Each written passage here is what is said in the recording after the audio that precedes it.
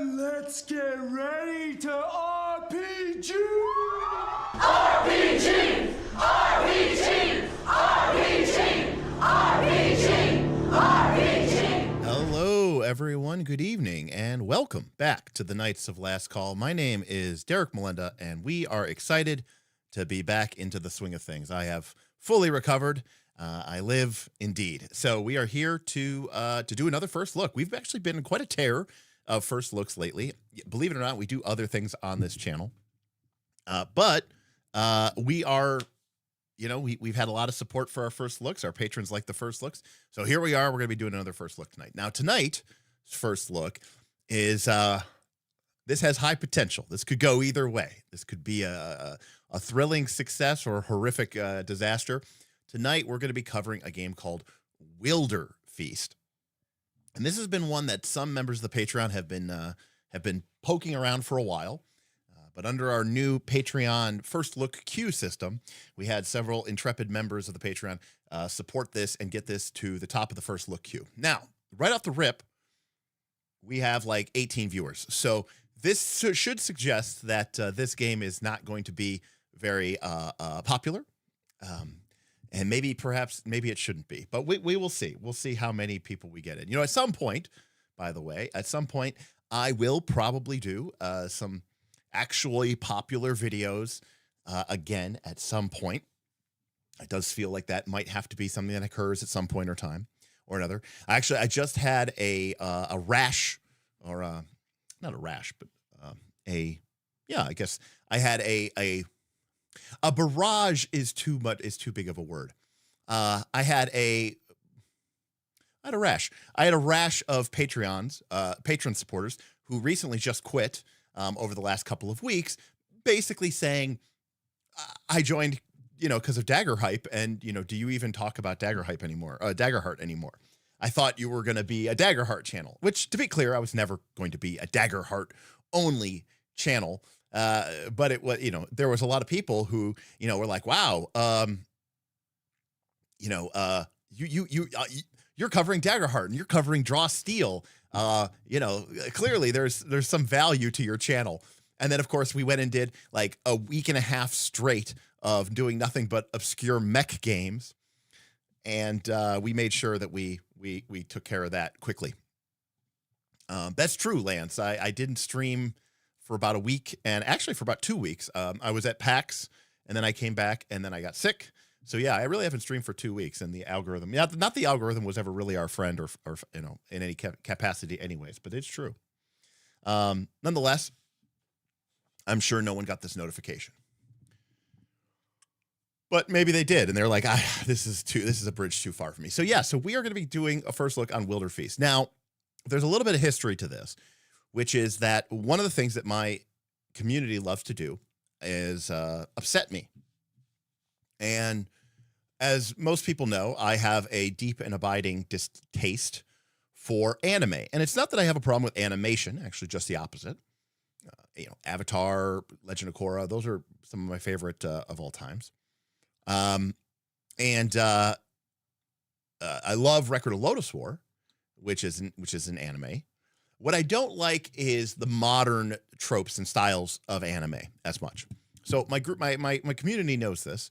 And so, I think last year there was a Patreon goal or stream goal or tip goal to basically force me to watch a anime called Delicious in Dungeon, or Dungeon Meshi, which is essentially about a D&D-like group of adventurers who go dungeon adventuring, except one of the main characters really has this like weird, almost fetish with eating monsters. And then they meet a character, a dwarf, I believe, who's really good at cooking monsters. And that is essentially what the anime is about. But apparently, this is a whole thing now. And I say thing, and I'm being very broad in its inclusion here.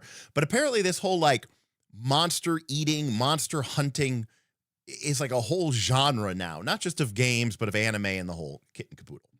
Anyways, that brings us. So obviously, we watched this, and I watched, I think, 2 episodes of it, and I was just like, oh my God, I can't stand this. So I stopped watching it. But Bob continued to watch some of the episodes with Tim, and I would poke my head in every once in a while, and I was like, oh my God, this is so stupid. So here is an RPG that, as far as I could tell, is exactly that. It is a game where you find and hunt monsters and eat them, and that's how you get stronger, and that's how you level up. So today we are going to be covering Wilderfeast. You are what you eat. And this is by the Horrible Guild. Now, this is the quick start rules. The PDF is available down in the link below of the full game, but it looked like we could pretty much get most of the full extent of the game's systems just through the quick start. But we'll obviously take a look at that. Now, first, I do want to say real quick before we go ahead and get started here that, shout out to all of my patron supporters. You guys are awesome and mean a lot to me. It's really great that, I can go to a convention, get sick, and not have to worry about my channel completely falling apart because I have this incredible source of support in the form of my Patreon. So thank you all, everyone, for that and for being super patient as I kind of am behind schedule. I actually made a list the other day, by the way. We're going straight to the White Monster. I think I have 57 items on my to-do list for KOLC, just for KOLC. So we got a lot to do. But as we move into December, normally I do a massive series of giveaways, a lot of money that I give away, but obviously now I don't have a job. So for this year, for December, for the patrons, what I'm going to be looking to do instead is we have a pretty decent backlog of various prizes and prize support, some of which never got claimed or some of which never got handed out or delivered. A lot of it is donations from other patrons. And so I think for this year's December to remember, we're going to be using, and for our raffles for our Patreon, we're going to be going to doing some giveaways of some items and stuff like that, because that helped keep my costs down and hopefully have a way to do it. But I am hoping, again, now that I'm back in the saddle, to have a lot more streams as we move into this holiday season, and I look forward to giving away some prizes and hanging out with you all as we move through this holiday time period. So the snow is here. We're all in to go. All right, Papa Pyrite, take a look and let me know.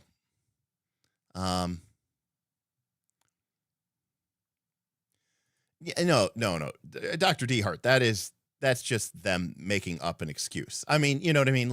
Yes, they are. I'm sure that they explained it, in some way, but let's call it what it is, Fantastic. Well, awesome. Yeah, we had a fun contest with a lot of all the different patrons to see who had watched the most videos. I have to go and look and see who won, but I do owe whoever won the most, whoever watched our show the most videos, I owe them a prize. All right. Well, the objective of a first look is for me to take a look at an RPG that I've never looked at before and basically give you my thoughts. Now, it's not a review. I haven't played the game, and there's a lot of times I'm a big believer that even running a one-shot is not enough to give a true sense or true review of the world of the game. In fact, I think the only YouTube content creator out there who is truly giving valid reviews is Quinn's from QuinnQuest, because he has the financial backing and the structure to do so. He can afford to take off several months to run a game numerous times with his group, really get a feel for the pattern and the play patterns that emerge from that game, and then sit down and write for what is for YouTube, a very long video, a comprehensive review of, say, 30, 40, 50, 60 minutes, and then publish that. And of course, he has an incredibly supportive Patreon that allows him to do that. Because, if it was just based off of views alone, he'd be fucked. Anyways, so when a lot of people say they're reviewing a game, I take it with a grain of salt, because I think that usually means that they opened the book, they read it, maybe, and that's a big stretch. They ran a one shot, and I don't necessarily know that that is a comprehensive enough experience, especially with games that are as nuanced and complicated as role-playing games, for us to say that we're giving it a review. So this is not a review. It's a first look. It's my impression of the game just based off of my initial reaction to it. The only things that I'm really looking for are, does the game present itself in a unique, interesting way? Does this game try to be something? We have a lot of RPGs out there. So the first question we should be asking ourselves is, is this game trying to do something that actually makes it stand out? Secondly, does the game have mechanics that support that? And then lastly, does the game reward us if we do those things? So in other words, does it create a complete play cycle? So those are the main things that we're going to be looking at. But of course, we're also going to be looking at the art and the general vibes and feels of the game as well. Quinn's actually owned those channels, Jackalbane. Obviously, yes, Quinn's had a very successful board game channel for a very long time before he decided to start making role-playing game channels. I'm not disputing that he has a very advantageous position. I'm just simply saying that, he is able to do what I think, a lot of people would, like myself, would love to be able to do. All right, so this is a quick start version. It is a streamlined set of rules. So again, we're not maybe going to be again, it's a first look. We're not going to be covering every single element of the game anyways. So I think that's important to note. So we are going to go through this quick start here, which looks like it is about 40 pages of the quick start. And again, if there's some, if there's some extra things that we need to really dig into to make this thing make more sense, we can dig into it.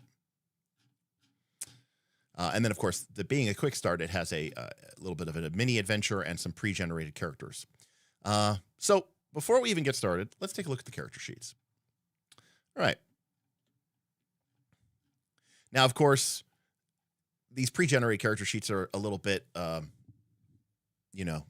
misleading, because no person I've ever known has ever had, this kind of handwriting and used this kind of style. But all right, so we've got a basic character sheet with a name, pronouns. We've got 4 styles and 4 skills. So it looks like we might have a approach plus skill-based system, which I am a fan of. I think that's really, really neat. I'm a big fan of approach-based systems. Legend of the Five Rings, Fate Accelerated. Okay.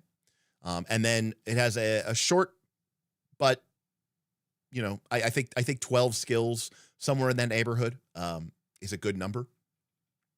12 to 16 skills, I think, is, if you're going to use skills, I think that's a reasonably good number to have.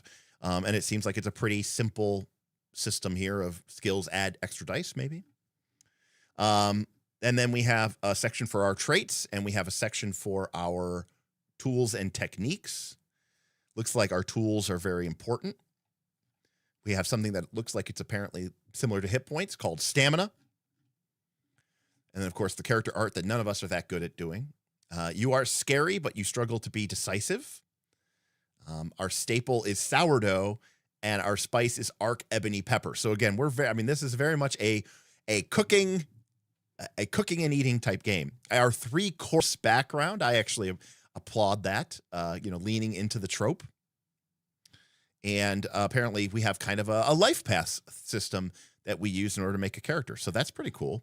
And it looks like the questions that what is the meal that defines your childhood? What is the meal that made you a wilder? What is the meal that you want to eat the most? And apparently this question or answer is going to help decide what, skills that you have available to you, which is cool, which is neat.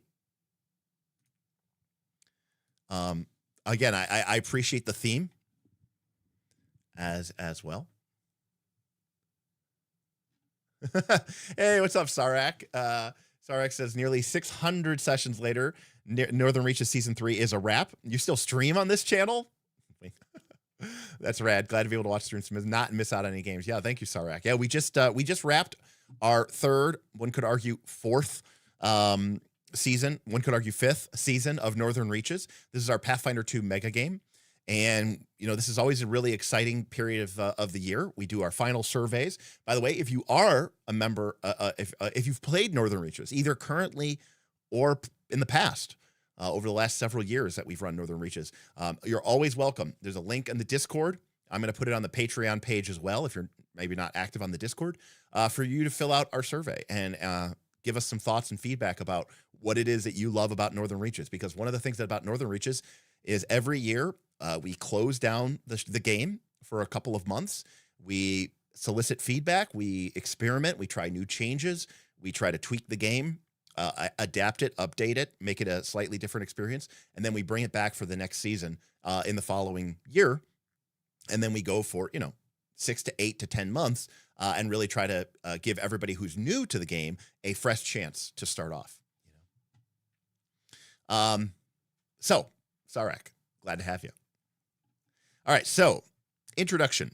Monsters roam the one land. So it is a land of monsters, okay? They are beautiful, brutal, terrifying, ravenous. Each is unique. Monsters dressed in finery rule the one land. Councils partition the horizon with cold eyes, abacuses clicking, silk-robed merchants pay the starving and desperate to poach the last members of a species, and every season trains haul away hundreds of prisoners for giants to eat. All right, so we have this idea that monsters are, what we traditionally think of monsters, weird creatures, but monsters are also, people, right? That the worst enemy is man, right? Like that, the classic trope, right? Where the real monster is human beings, right? And so, you don't have to be a slithering, scaled beast to be a monster, right? You could be a cold-hearted bureaucrat. You could be a silk-robed merchant. And lastly, monsters, freakish and grotesque, protect the one land. As the curse virus called the Frenzy spreads, the mutated rangers called Wilders, that would be, I'm assuming, our player characters, fight to maintain harmony between humanity and nature. They kill what they must, they nurture what they can, and they consume the ones they fail to save. In doing so, Wilders transform into half-human chimeras, for like all monsters, they derive their power from the one law of the one land: you are what you eat. Now, this is silly, and I like that they're trying to take it seriously, but I appreciate how much they are leaning into this trope. For starters, there's a couple of things here. Number one, I tend to like games that make the PCs special, that they're not just another person. So already off the bat, Earth Dawn does this with their adepts, right? So I like the idea that we are some sort of cursed, magical cursed or biologically cursed creature, right? That we are sort of stuck between being man and monster. Because number one, I think that's interesting and it gives us a reason for why we have all these cool special abilities and other people don't. And number two, it sets us up for this really cool, almost burning wheel, torch bearer, mouse guard-esque, right? Man versus monster kind of dichotomy, which I think is really cool. And I also like, of course, the apologetic excuses, right? Because look, if we're playing this game, of course we want to kill monsters, and of course we want to eat the monsters. And so, they kind of make us feel better about it. It's almost like this game's version of alignment. See, for everyone who bemoans alignment from D&D, the reason alignment existed in D&D was so that you didn't have to feel bad about slaughtering orcs. Look, the game understood that when you sit down to play a video game, you never once think, oh, I shouldn't kill these monsters. No, you sit down, you play your video game, you kill monsters by the trillions, right? And D&D wanted to have the same thing. Look, orcs are bad, they're evil. Goblins are bad, they're evil. And so that way now you can go kill them. And it was just an excuse. So here we have now that, yes, sometimes, unfortunately, you have to kill some of these monsters, I mean, obviously there's some good ones. But hey, look, if you fail to save one, you can always eat it, right? And you sort of preserve, don't waste any of the buffalo, right? All right.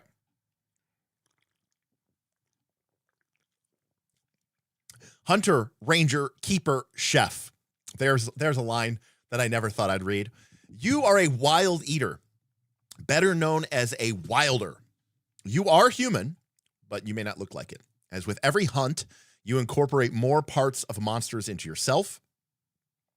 The first among your kind dedicated their lives to containing the frenzy, this incurable curse which amplifies hunger, pain, and rage. But now it circulates with virulent speed. Wilders travel in packs. How convenient. But they are not a formal order. No central authority governs them, and each is free to decide what harmony with nature means and how they hope to achieve it. Some wilders live like cave-dwelling beasts. Others act like wandering knights. So we're the same, but we're not centrally organized, right? We're not like part of literally the same guild. And just because you're a wilder doesn't mean that you're all exactly the same, right? You can have wilders that are more like wild animals, and you could have wilders that are more like civilized, chivalrous knights, right? We come from every background, and their travels take us all around the land. All right. We decide what paths to walk, but all wilders still perform the same duties. Now, right off the rip, I'm going to say, regardless of how I feel about the game, I'm already respecting it, because the first thing that I ask is this game unapologetic? And this is true for every RPG. Is this game unapologetic about trying to be something? Fabula Ultima is so great because it comes out and says, look, you're going to make your own world as part of the campaign process. In fact, making your own world collaboratively isn't just like a fun thing to do. It is part of the game. But it also is very clear and explicit. Your game of Fabula Ultima must have these elements. Otherwise, you're not playing my game, right? They call them the pillars. And so this idea here is that as a wilder, you are going to do the following things. You are going to hunt monsters, you are going to cook monsters, and you are going to feed monsters. And if your game isn't doing that, then it's you're not really playing the game correctly,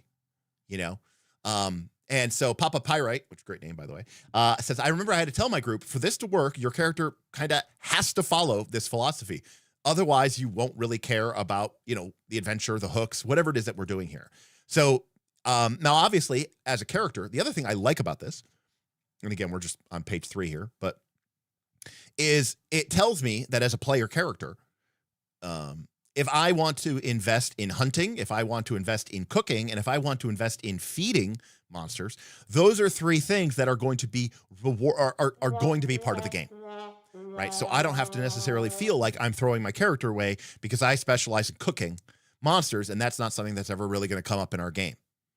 No, this game is about these things of case. So we hunt monsters. We have oversized arc steel weapons that others can even lift their trademark arms, which is very anime coded, of course. With such a tool in your hand, you track down monsters whose frenzy advances too far to manage, and you put them down. Many wilders wish gentler forms of euthanasia were an option, but these berserk titans never follow quietly. So, big, epic shadow of the cloud. I'm imagining very, big, massive, cloud buster sword level weapons, over the top, big Shadow of the Colossus style monsters that we're fighting and hunting. Next is we cook monsters. Hey, we got a couple super chats coming in. Sarek says, Earth Dawn mentioned might start a community game soon in the NR off season. Hell yeah. Strong. Sarek, I love Earth Dawn. I think that would be awesome. I think there's a ton of people who would absolutely get a huge kick out of playing it. It also goes without saying, Sarek, I think Earth Dawn would make an excellent mega game, of course. Again, Earth Dawn, I love it for its diegetic tie-in, and I absolutely love it. It's so good. I'd love to see if you do it. Let me know if you need any support or help. I would be happy to help you, but thank you so much for that. Clobster, thank you for the super chat. The Encounters book from MCDM is exactly the kind of thing I want in Daggerheart, or probably most games at GM. Clobster, I don't know if you missed our conversation earlier on the Discord, but Vin and I were both saying this is great. That an Encounter book is awesome, but especially for games like Draw Steel, where you have a more advanced, tactical, complex type game. And I do think almost every game could benefit from them greatly. So I'm right there with you. I'm hesitant to support it because I already have so much that I have in my backlog, but it is, I think, a really good thing. The other thing too, Clobster Roll, is especially when you're a game like MCDM and you have this other type of encounter, right? You have social encounters. If you're talking about Daggerheart, you might have montage encounters. I think a lot of people are pretty okay at creating combats. So when you give people examples of encounters that are more than just combats, I think that's really, really, really, really, really, really helpful. So I'm right there with you. Thank you, Clobster. Occasionally, Force. We agree on things occasionally. All right, Isaiah. Well, we'll look forward to having you back here later with the VOD. Commence long gazing out the window. Ken says Earthdawn is great. Zen, by the way, yes, I do think you did have the highest. So I'll have to double check, but that I think no one beat you, I think, in terms of the quantity. So we cook monster. So we are the frenzy. That's this magical curse, spreads from fallen corpses, but we know the techniques to prepare the meat and make it safe. Eating your hunts is what gives you your powers, and while all creatures in the land take a measure of supernatural strength for meals, only wilders undergo permanent dramatic transformations. We are its most skilled chefs. Lastly, we feed monsters. Healing the world takes more than just killing. You also care for injured and orphaned monsters. Your beliefs dictate when it is right to interfere with the so-called callus of reality, but you refuse. But if you refuse to act at all, then it won't be long before they disappear entirely, right? And so this is it's kind of a side tangent here, but I eat meat. But for a long time, I really had this thought process of, now I'm not saying I literally need to kill every single thing that I eat, but I thought to myself, if I can't kill an animal, should I be allowed to eat it?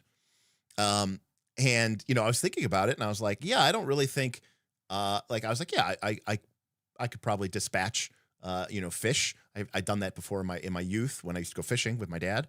I could probably dispatch a chicken. I don't know that I could dispatch a cow or a pig. And so I don't really eat that much beef or pork anymore. It's not like a super strict philosophy, but there's this idea, right, that of what does it mean to be a part of nature, and what does it mean to be but also distinct from it. And so this game, I think, is already kind of getting into some really interesting topics for sure. All right, so this is a role-playing game about monster hunting and campfire cuisine, right? So again, love it that this is a game that is not trying to be, this could be anything. This could be Call of Cthulhu. This could be good for your Curse of Strahd game, right? No, this is a game about monster hunting and campfire cuisine, which is great. We call our GM the Guide, which is a great name for sort of a wilderness ranger-esque game. And the rest of us are wilders. Those are what we call our player characters. They are the protagonist of a story about finding harmony between humanity and nature. Games like this often say, play to find out what happens next. All right. They're flirting with me, right? They're saying the sexy words. But we'll second that. But we'd like to add, play to become a part of this world. Seek the connections, cherish the details, and care fearlessly, even if apathy is easier. You know what? Respect. I think I have become a bit apathetic at times, and so I respect that they are trying to champion that, for sure. So that's a really nice addition, for sure. So I'm going to say that I like that a lot. All right, we got D6s, D8. A bunch of D6s, one D8, and one 20-sided die. Interesting. And we get a character sheet. And if you get hungry, bring snacks. Love it. All right. Our world is vast, wild, and old. It is populated entirely by monsters. They are creatures who take inspiration from paleontology, cryptozoology, and straight up Godzilla and Monster Hunter. Now, I have not played the Monster Hunter games, but my knowledge of them is somewhat useful enough. Monsters celebrate and exaggerate the methods of life. So again, all of your favorite weird monsters over the top. And I think a lot of people do enjoy themselves an over the top monster. Speaking of humans, we're around. We're all types, all sorts, sexes, shapes, and sizes. This is a post-apocalyptic technology that seems anachronistic to us, combining futuristic magical salvage with tools made from stone and bone.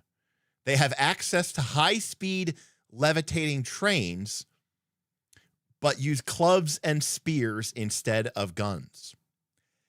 Okay, so we've kind of got a Dying Earth, Numenera type vibe here. That's an interesting choice. Food is no exception. People eat pottage from iron kettles. Others have cheeseburgers and fries. Very, very, Cinnabos says super anime coding. I agree. Especially the fact that we're eating, you can imagine somebody eating like a shepherd's pie, and then you also make, I don't know, troll cheeseburgers, right? And lastly, the One Land is vulnerable. A global trading conglomerate named the Charter expands out from the center of the supercontinent, spreading the frenzy through the use of scavenge technology. Because of this frenzy, people live in fear of monsters, and because of this fear, they ask the Charter to defend them, and because of the Charter, the frenzy spreads further, right? So, very big corpo is evil. They're taking advantage of nature. They're living out of sync with nature. They're trying to take advantage of nature. And in doing so, these wonderfully wondrous monsters, right, have become dangerous, and they've become corrupted, and they both need protected from, and they need protecting. And I think that's lovely. I think that's a wonderful situation. And more than that, I think that is ripe for not just cool adventures. I mean, look, I'm not going to lie. Who doesn't love a good monster hunt? Of course we love it. But it's also ripe for some really dramatic, interesting storytelling. And, one of the things I always talk about from Burning Wheel and Mouse Guard is, and Torchbearer, which I really love, is they have this statement. It's the motto of the Mouse Guard, which is, it matters not what you fight, but what you fight for. And I think that is something that is far more interesting than what you fight, but what you fight for. And so putting your character into this world where you are both trying to protect nature from humanity, but you're also trying to protect humanity from nature, is a really, really great, put them on the torture chamber a little bit, squeeze them a little bit. I think that's really cool. So we'll see here how we go from this. And of course,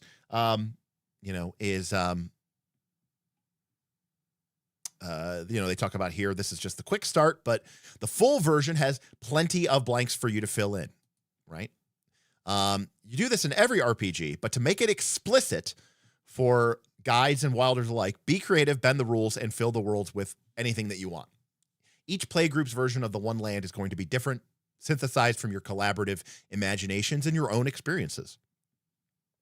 One thing to keep in mind as you explore your take of this world is that it's both serious and silly. Now, I respect this for one main reason. Because, number one, I understand that this is also very common in anime tropes, right? Where, they're saving the world, but they're also, really worried about the zit that they have on their face or whatever. But traditionally, what I have seen in most RPGs that are made is they try to be one or the other. They try to be super serious, or they try to be kind of deliberately zany and stupid and, whatever. And my experience has been that for most of the time, most RPG groups end up with something in between. And as much as I hate to admit it, most RPG groups end up playing their games a lot like an episode or a series of anime, where, you know, you alternate back and forth between, you know, apocalyptic battles against God in order to save the universe and, you know, the school dance or the beach episode. It just seems to be that is sort of a natural pacing for most TTRPGs. So it does hurt to say. It was painful to say. There's a reason. I know I am an outlier. There is a reason there is a strong Venn diagram overlap between, you know, people who really like anime and I think people who like TTRPGs. You know, and Force says, think about any good session of a TTRPG you played and tell me it wasn't both serious and silly. And Force, you know, I tend to agree with you. You know, if I have, now I've had some really great experiences running with my home group that I've run with for the past, you know, 25 plus years. And we've run some serious campaigns that were surprisingly good, but that's not to say that we would never be unserious in the game. But, you know, there is a concern I have when I run a serious game like Legend of the Five Rings or The One Ring is, look, I think RPGs just sort of naturally end up being kind of both serious and silly. So, but yeah, so anyways, it's talking about how, you know, natures can be majestic and then also, you know, it's licking its butt. As wilders, PCs, you grapple with the deterioration of the natural world and the human systems responsible for that decline, right? Very big, heady stuff. But at the end of the day, you're also wielding oversized cooking utensils to turn kaiju into dinner. And yeah, you know, that's just the way it is. And I think that this line here, I think, speaks to a lot of TTRPGers, right? Grappling with the deterioration of the natural world and the human systems responsible for that decline. But also you're wielding oversized cooking tools to turn kaiju into dinner. So, yeah. Anyways, we talked about the X card and the basics. Okay, gameplay in Wilderfeast cycles through phases, each representing a major aspect of adventure. I'm already getting Blades in the Dark style feelings here. While every phase has its own rules, they build off of the same foundation. Look at this. All right, so we've got ourselves a procedure, and I love a good procedure. Let me hold a sec here.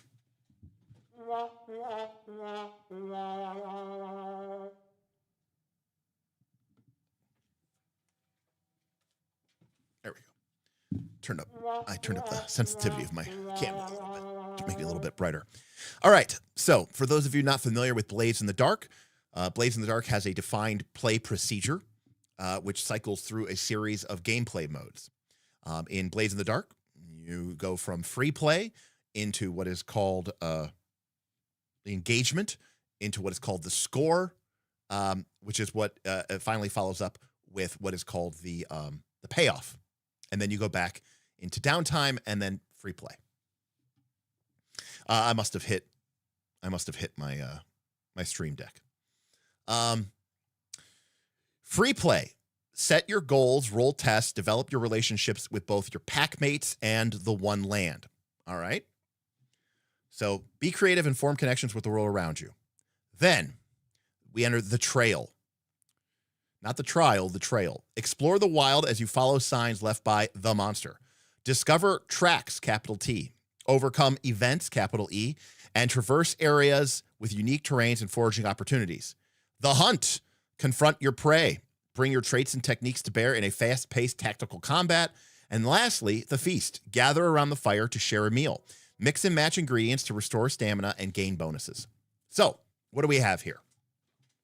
We basically have, you know, when you're basically downtime / you're not on adventure, where your characters are connecting with the world, with each other, you know, quote unquote role-playing, even though I think the entire game is called role-playing, but what most people would call role-playing. But, you know, you're basically, quote unquote, back in town. Then you enter into a monster. You're tracking down the monster, right? This is kind of an overland exploration montage scenes where we're trying to find its tracks. There might be certain challenges. Sounds like, but they're not combats. They're just like, overcoming potentially problematic events or traversing through difficult areas, right? So it might be like climbing a cliff, going through an ancient trackless dungeon, a frozen wasteland, right? And then we get to what essentially is the fight, right? You get into a fast-paced tactical combat, right? Each trail ends in a monster, the hunt.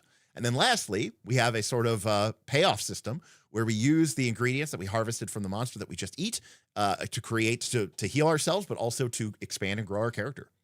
And rinse, repeat for as long as you're having fun with that. I think that's awesome. I'm also going to say, now this is a quick start, so I don't know exactly what the game looks like, but I love the font. I love the iconography. I love the layout. It's a very, very pretty game. I like the kind of the colored pencil style drawing. The iconography is really solid. This is great.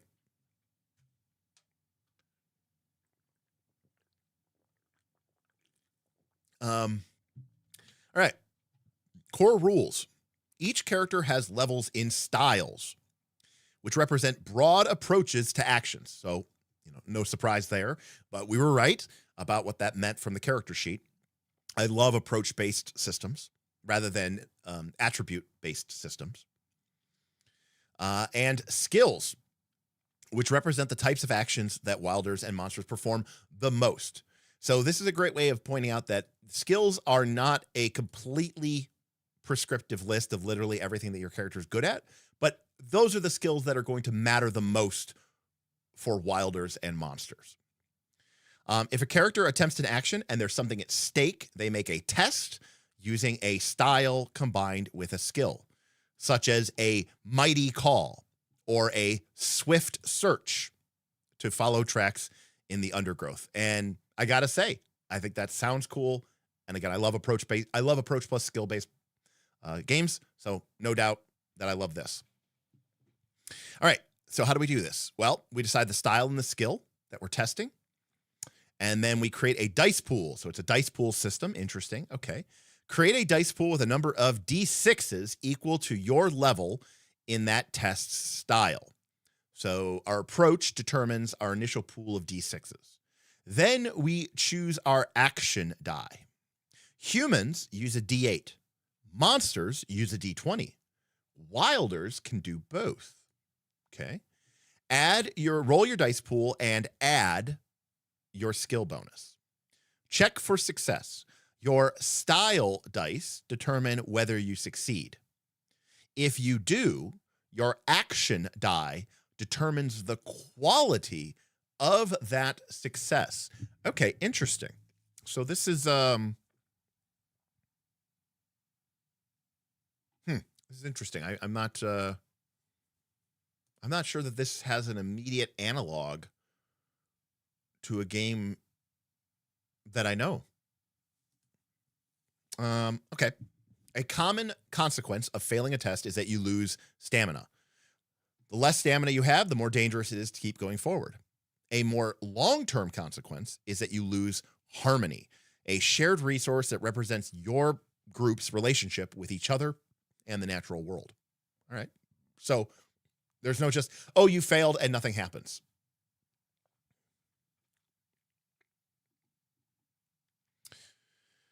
The bulk of Wilderfeast occurs during journeys with a capital J, where you will explore a wild place and hunt frenzied monsters. If you're trying to reach a destination, use the rules for the trail. If you're trying to fight a monster, roll the hunt. And if you're trying to cook a meal, use the feast. Like taking a hike or cooking a meal, context makes each experience unique within the framework.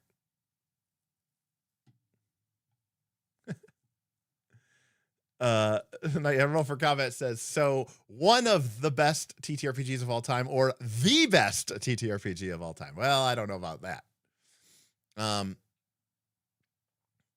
Carol Pago says, I got here pretty late, but here's an opinion on the game. Too mechanized for a narrative-driven game. You guys will see when it gets to the game's gameplay journey part. You know, it's funny that you say that, Care, because I have a very different opinion of what it means to be a narrative-driven game, and I actually like highly mechanical systems because I think it forces me and my party members to go into new directions. In other words, I like highly procedural games for storytelling.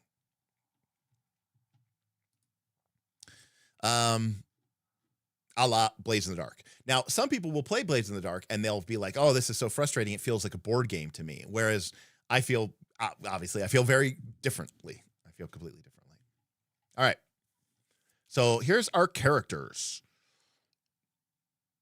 Styles range from 0 to 5 for monsters, 1 to 5 for wilders. And this is how many D6s you'll get when you roll it. It's interesting that it's rated as plus. I guess it's like plus that many D6 to your dice pool. Mighty. It's precise, swift, tricky. Yeah, that seems like that's a very good list of approaches. Yeah.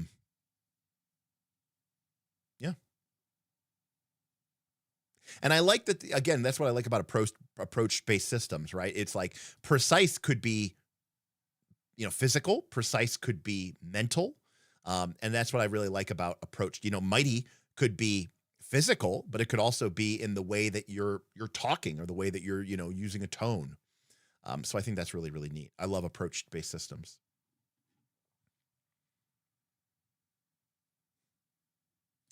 Knights of the Last Call. Would you consider Genesis / Star Wars Edge of the Empire to be a narrative system considering how it uses dice pools? Well, realize that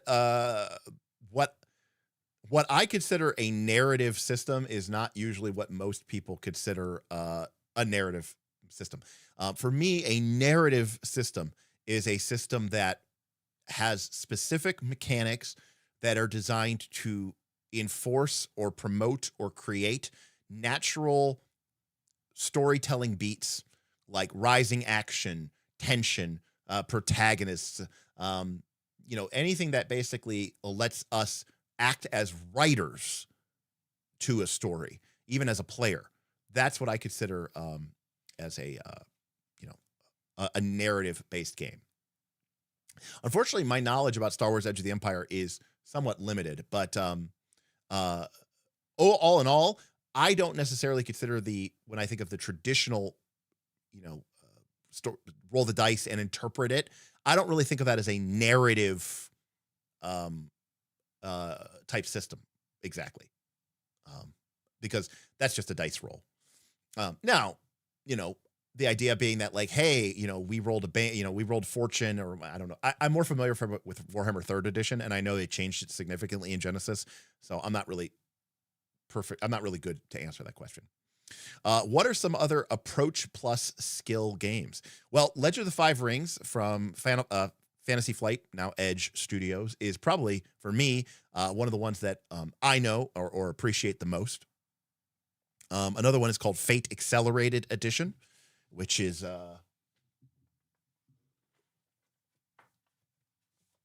this chonker of a game right here. So Fate Accelerated is one that I've often talked about. I think it's a great introduction to role-playing games in general.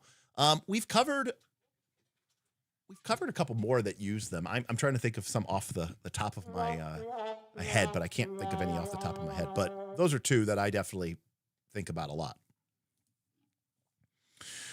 Skills. For each level in a skill, you increase your result by 1. So basically, this is your style determines how many D6 you roll, and your skill adds a bonus of 1 to 3. So style matters a lot more than your skill. And they give some great examples here, like Mighty Assurance might be pinning down a monster until it calms down. A Swift Assurance might be to boost a packmate's confidence with your boisterous demeanor. So again, these skills are very much rooted in, it's not hey, we need a skill for every single thing that could ever exist in the game. It's skills that are relevant to the game's proposal, which is to hunt monsters, to cook monsters, and to feed monsters, right? So all of the games, the skills here are related back to connected to that core assumption. From shooting and striking to crafting and curing to grabbing and traversing. So pretty good there. All right. We have a sidebar here. Again, this is the Quick Mart. I don't know what. Oh, I know what's happening. Okay, I know what's happening. All right. Somebody mentioned the sad trombone. Okay, my soundboard was underneath my monitor, and so whenever I would move, the monitor was bouncing up and down on my soundboard, and that was triggering the sad trombone. So that's why that was happening all live. So thank you for pointing that out to me. Yeah, outgunned is approach plus skill as well. One more. Okay.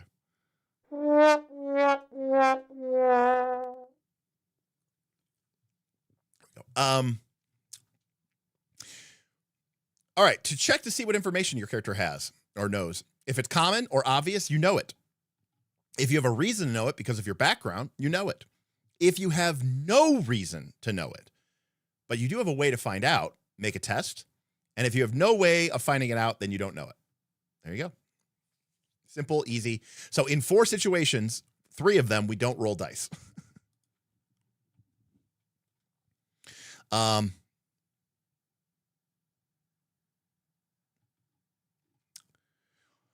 Traits are the qualities that make every creature special, like flying or venom. Some traits can be upgraded in case you acquire them multiple times. Each trait has an explicit mechanical effect, but feasibly, your traits could help in any situation as long as you're able to describe how. By default, every creature has grit. That's a trait representing life's quintessential will to survive. And every human has insight, a trait representing your intelligence and ability to read situation. These are already written on your pre-generated character sheets, and we'll talk about them a little bit later. In addition, each pre-generated character has 2 starting traits representing their most dramatic mutations. So traits are the way that this game operates. And it sounds like as our character becomes more monstrous, or as we encounter monstrous creatures, they will have traits like flying or venom and the like. Now, again, every creature has grit, and humans also have insight. So those are default traits that everybody has. So other things about our characters. We'll have a name and 2 prompts for our personality. We will have a tool, an oversized cooking utensil made from a regenerating mystical metal called arc steel. Your tool serves as your weapon in combat. It also gives you a starting technique, which is a special type of trait that is exclusive to the tool that you are wielding. So you get your big, cool weapon/cooking utensil. You have a 3-course background, which frames your life through food, which I thought was very clever. Each background also has a connection, a detail linking your story to another's. A hometown staple and a hometown spice, the fundamental ingredients that define your cooking. And a monstrous acquaintance, a monster NPC who will give you concrete relationships with the natural world. In the quick start, everybody has the same monstrous acquaintance. The full version gets into details about these. Thank you, James. Appreciate it. Yes, it was definitely it was kind of a combo wombo. It got cold and the air was super dry, and again, I got the crud from PAX, and I was just run down and feeling bleh. So, but I am feeling a lot better, so I appreciate you. Thank you, James, so much for that. Glad to hear you catching up on the VOD. Maybe you can even get caught up with us by the end. But thank you, James. I really appreciate you. Finally, each character sheet has fields for attributes that change frequently over the course of the game, like your stamina, your tool's durability, and your conditions. Oh, by the way, this is classic KLC. I have a tip goal. It's out there, and that'll be up there until we hit it. It's an old school KLC thing. I want to buy new lights because I'm planning on having people into the studio. And my old lights were huge. They just took up a lot of room, huge footprint. So I bought some new lights that are smaller, and I thought they were going to work. But the problem is their minimum power is still way too bright. So I need to return them, which means I need to get a better light. I need a light that can go down to a lower minimum power. This might actually sound surprising, but more expensive lights can become dimmer. Cheaper lights, tend to have a higher brightness as their lowest setting. Like they can't get that dim. It's actually tricky to get lights to get really dim without them starting to flicker. So it actually usually requires a little bit more technology. And Amaran, I think this year, released a new series of lights that are aimed at content creators called their Verge line. And they have a big panel light called a Verge Max. And I really want to get one. So that is what the tip goal is for, by the way, just to let you know. Jackal, sorry to hear it. I did not have the flu or COVID, but I definitely just had a really nasty cold, but flu is no good. Take care of yourself. Make sure you seek medical attention if you need it. Flu's no joke.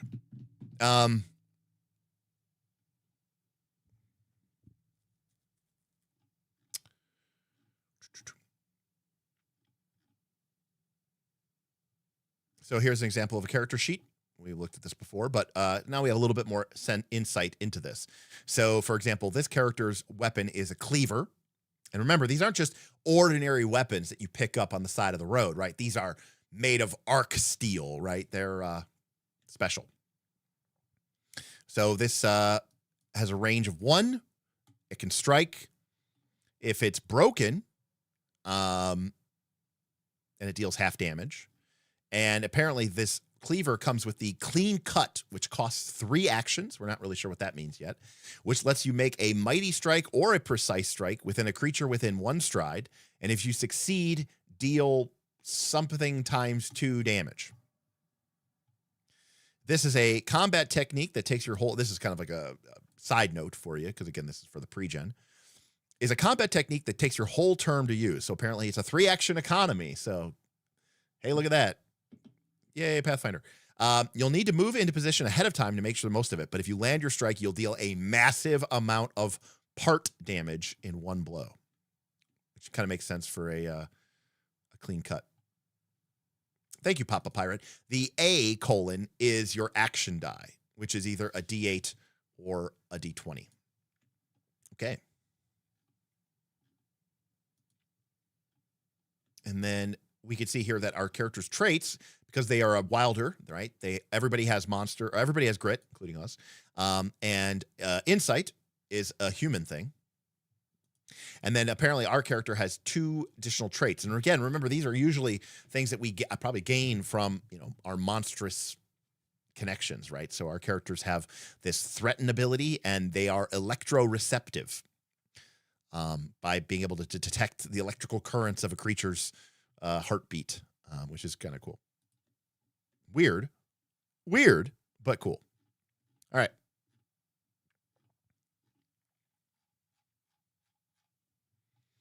Go forth in hunger, Wilder. The trail awaits you.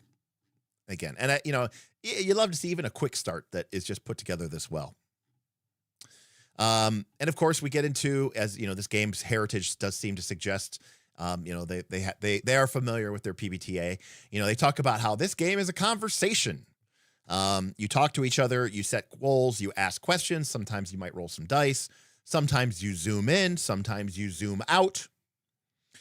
And as the conversation begins to unfold, questions will arrive. Will you succeed or will you not? What happens next? And while many of times you can answer these with consensus, no, we all agree that's impossible, or I think it makes total sense that this should just happen, often in these situations, we will turn to the dice. And that leads us to questions of uncertainty, which the game calls tests. We go over a couple of simple ways that you might adjust tests.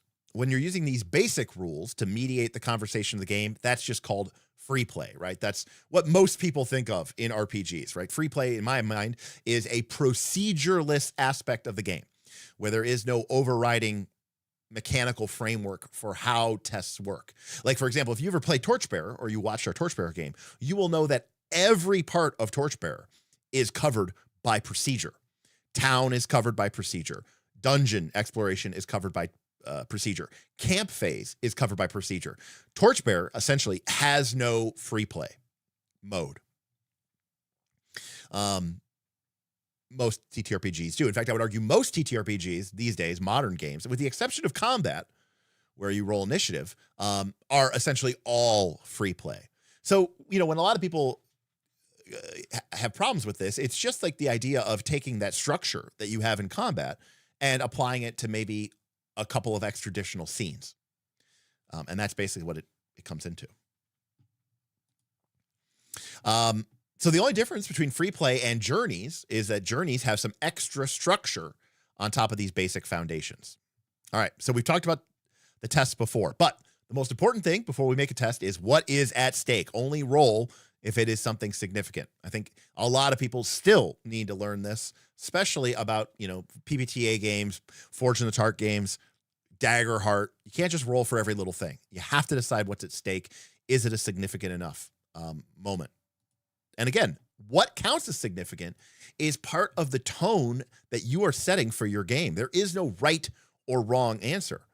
That is a decision. That's a big thing that you as a game master are really setting the tone for your games in these. What you decide is if this is a big enough stake that it requires a dice roll, you're saying something about your game.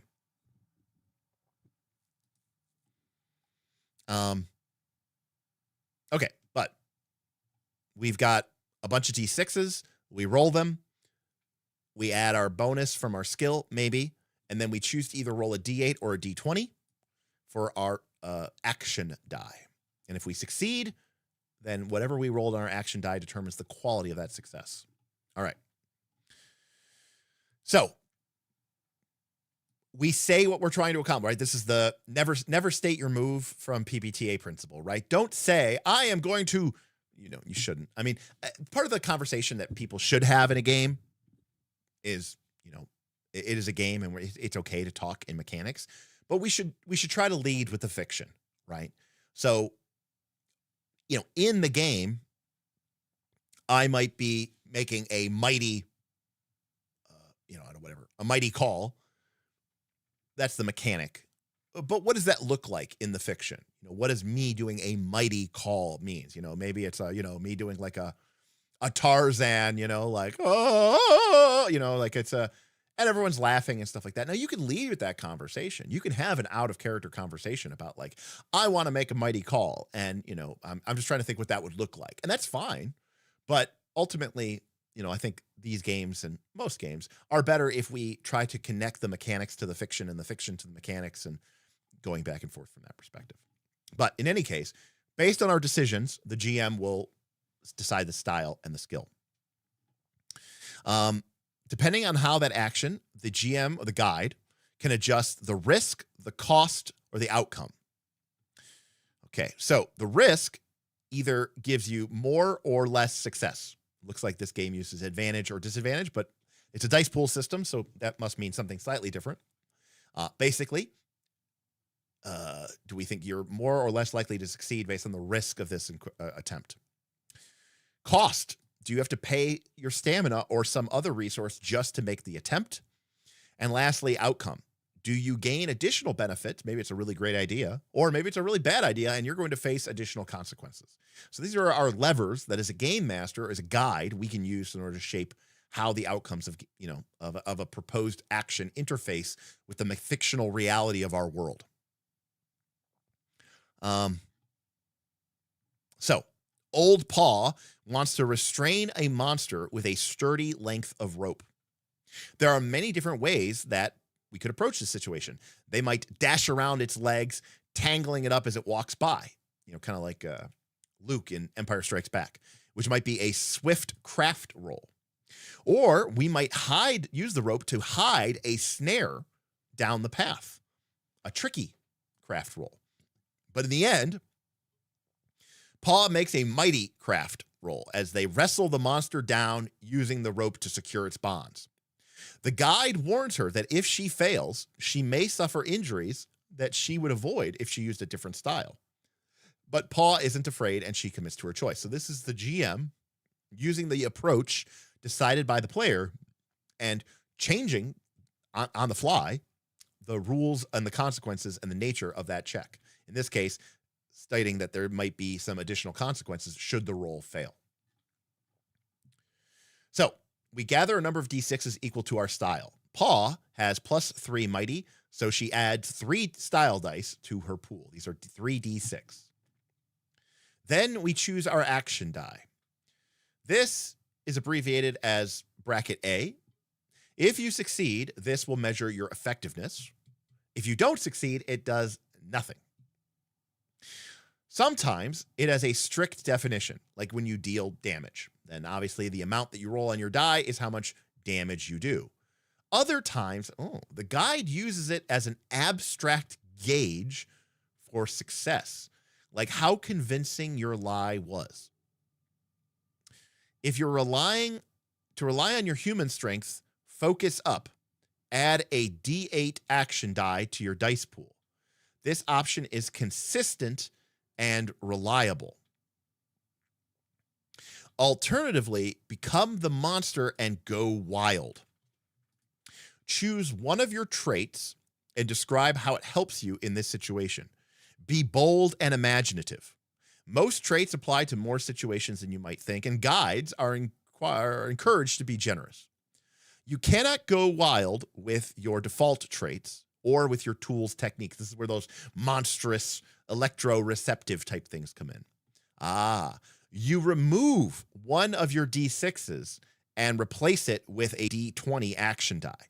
So when you go monstrous, you have a less chance of success, but instead of rolling a D8 for how effective you are, you roll a D20 for how effective you are. Big change.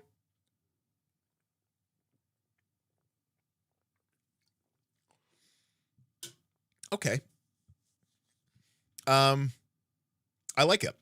This is a very simple, direct, meaningful, tactile replacement. I like that if you're human, you don't have to really make any description for it. You just add D8. So there's kind of a default, right? You get all your dice, you roll a D8. If you want to go wild, you have to lean into one of your traits.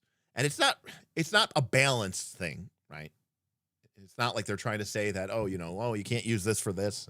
It's more of one of those, look, you got to put forth a little bit of effort. You have to kind of describe how your trait works up, right? It's one of those forcing you to role play type things. But you lose a die and you gain a D20 instead. That's a very, very easy to understand, direct change up. And I think that's great. So Paw, this is us trying to wrestle the monster to the ground and hog tie it with a rope. She decides to play it safe and focuses instead, and it just adds a D8. Roll your dice pool. After rolling, you can add 1 to a dice result for each level you have in a test skill. You can apply this bonus to 1 die or multiple dice and even split it unevenly. And you can even raise a die beyond its maximum. Like you could raise a D8 to a 9. Typically, you want to prioritize getting at least a 5 or higher on a style die. Then you can apply your remaining skill bonus to the action die, or you can even manipulate the style dice to get more results of 5+. Focus up or go wild. And they have a little sidebar here about, the mechanics of it.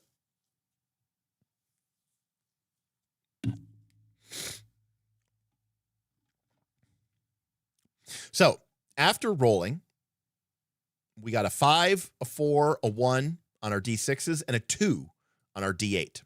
Now our craft skill is 3. So we can apply a +1 to our 4 and raise it to a 5. So again, it looks like successes are 5 or more on our D6s. And then we apply the remaining +2 to our action die result, which was a 2, and make it into a 4. For each 5 or more on a style die, that is to say every D6, that is a success. If you have no successes, you fail. Guides, GMs, remember that failing is never just nothing happens, try again. The situation changes, the opportunity is lost, or the opposing forces get the initiative. Always, the consequences of failure produce interesting results. If you fail after going wild, that's where you unleash the beast, your pack also loses one harmony, and this is in addition to the other consequences. Harmony represents your relationship with the natural world, and when you're not in sync with your monstrous side, you begin to strain that relationship. If you manage to get at least a single success, you accomplish what you set out to do. But there may be complications, what PBTA would call a partial success, right? You succeed, but there are additional consequences. The guide will then check the results of your action value to determine what happens next. If you get between a 1 to a 4, this is our partial success. You're not as effective as you planned, or you suffer a setback. If you get between a 5 to a 7, you get normal success. You got what you set out to get. And if you get 8 or more, you get a critical success where you're extremely effective or you gain a ton of momentum. So we can see that if we just roll our standard D8, that 50% of the time it is going to be a partial success. And that only like, 12, 13% of the time are we going to get a critical success. Now, obviously, if we go monstrous, our chances of rolling an 8 or higher are significantly higher. So when you go monstrous, you have an absolute opportunity to get a lot of critical success. But of course, you're taking away one of those D6s from your pool. Now, we're rolling a bunch of D6s. We only need to get 1, 5, or more on any of our D6s. If we do manage to get multiple successes, we can spend the extra on our traits, which cost successes. So rolling multiple successes allows us to activate certain abilities from our character. You can use multiple traits, or you can use a single trait multiple times. You cannot spend your only success. In other words, the first success goes into actually doing the thing that you were trying to do. Interesting. Now, remember, all creatures have the grit trait, which at the cost of 1 success, you can increase your action value die by 1. So right off the bat, every living creature in the game, if you roll extra successes, you can tick up your action die value by a little bit. So cool. Humans have an insight trait. Now, this is a narrative mechanic. Insight, cost 1 success. Establish a detail about the situation. So this is a classic declaring a narrative truth type situation. If a human, which all of our wilders count as humans and monsters, so they will have this insight trait. If they roll multiple successes, they can choose to spend those successes to activate additional traits. They could choose it to increase the value of their action die so that they can get a critical success or something. But they can also spend one of those successes to establish extra successes, I should say, to establish a new detail about a situation, right? And this is a narrative mechanic. This is classic declare a narrative truth is what we would call it from Fate. For example, this is where people, start to get uncomfortable sometimes. Insight is trickier.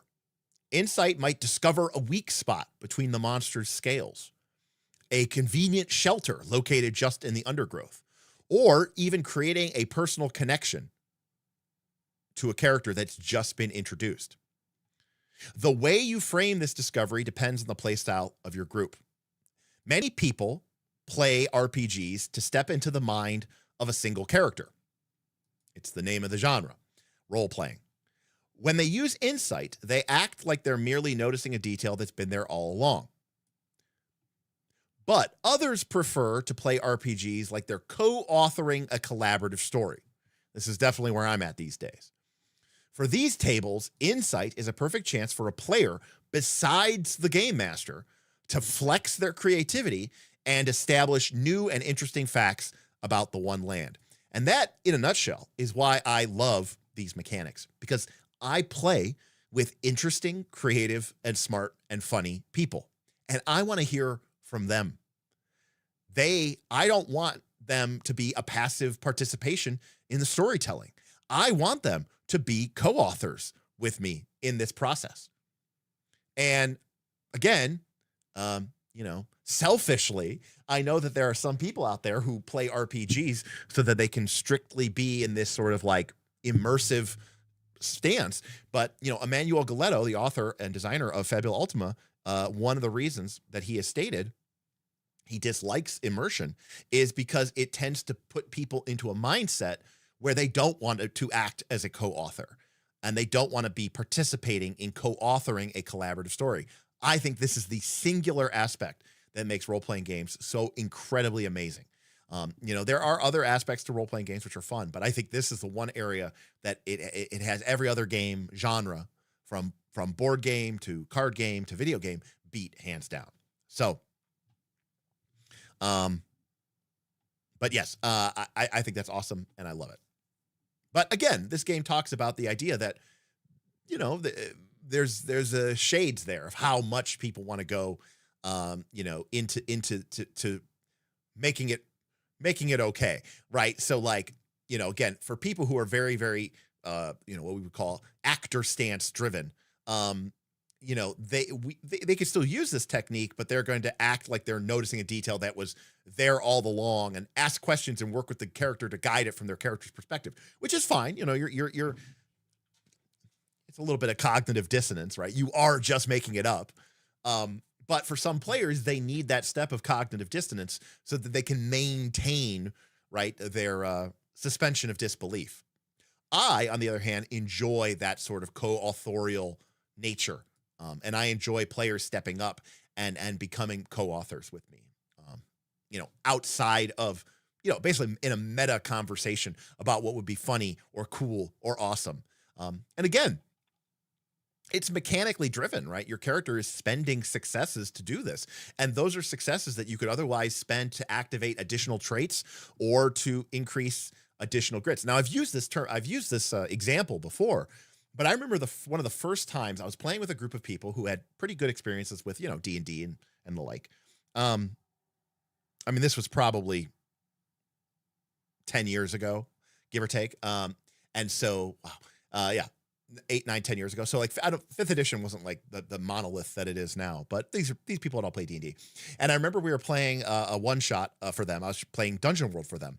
And this kind of Shelob-esque monster, big giant spider, approached them, and a character wanted to spout lore. And I've always used spout lore a little differently in Dungeon World. I kind of use it as a check to see if you could declare a narrative truth. And the player, said, like, oh, what do I know about this creature? And he rolled his spout lore check and he succeeded and he got a partial success. And he said, he goes, oh yes, of course. You've studied the legends of this creature. What do you know about this creature? And the player was like stunned for a moment. He was like, that it has a massive ruby embedded in its, chest. And I went, he's like, that's worth a lot of money. And I said, yes.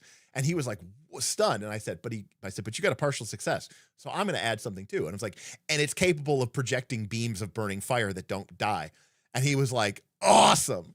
And he described it after the session as saying it was his favorite moment of a role-playing game ever. Because, he was being kind of cheeky, obviously being like, oh yeah, the giant spider has a giant gem embedded in it. He was kind of being a little bit of a shit stirrer, trying to be like, yeah, and we'll get all this money from it. He goes, but he's like, but the way we worked together on the spot to create this whole new thing, and it ended up being very impactful to the whole session. And he said, I've never experienced anything like that in any game, role playing or otherwise, that I've ever played. And I remember him saying it was like, he almost talked about it like it was a life altering moment. So anyways, A+ to the way that they are establishing this. So I'm a big fan of this. Yeah, exactly, Thaddeus. It's a great way to put it too. This is just built in. Every human creature gets this. And by the way, I like this a little bit of an element. I don't know exactly how this works from like a guide versus player perspective, but remember that monsters don't get insight, right? So I don't know that they ever would or could, or the GM would need to, but basically if the GM is rolling as a monster, the monster doesn't have access to this insight ability. That is something unique to humans, which I think is interesting. And Thaddeus, I mean, that is kind of how I would expect, I would like opportunities to work as well. The difference, Thaddeus, is in Legend of the Five Rings, I like the idea that the opportunities are shaded by what ring you were in, right? And I think that's where, the kind of insights that you could add from being in fire stance would look very different than the kind of insights that you would be able to add, say, if you were in air stance or earth stance or void stance or whatever. And I think that's where Legend of the Five Rings is a little bit more tricky, a little bit more, a touch more complicated, but I think it's really awesome from that perspective. Anyways, I love this whole system. So that's great. Amazing graphic. Look at that. This is great.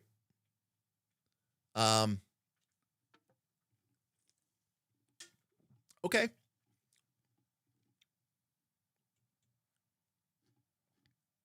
Math rules. Math does rule, but also always round up. 0 is the minimum. Add multiplying and dividing effects together. So if you double, it is triple.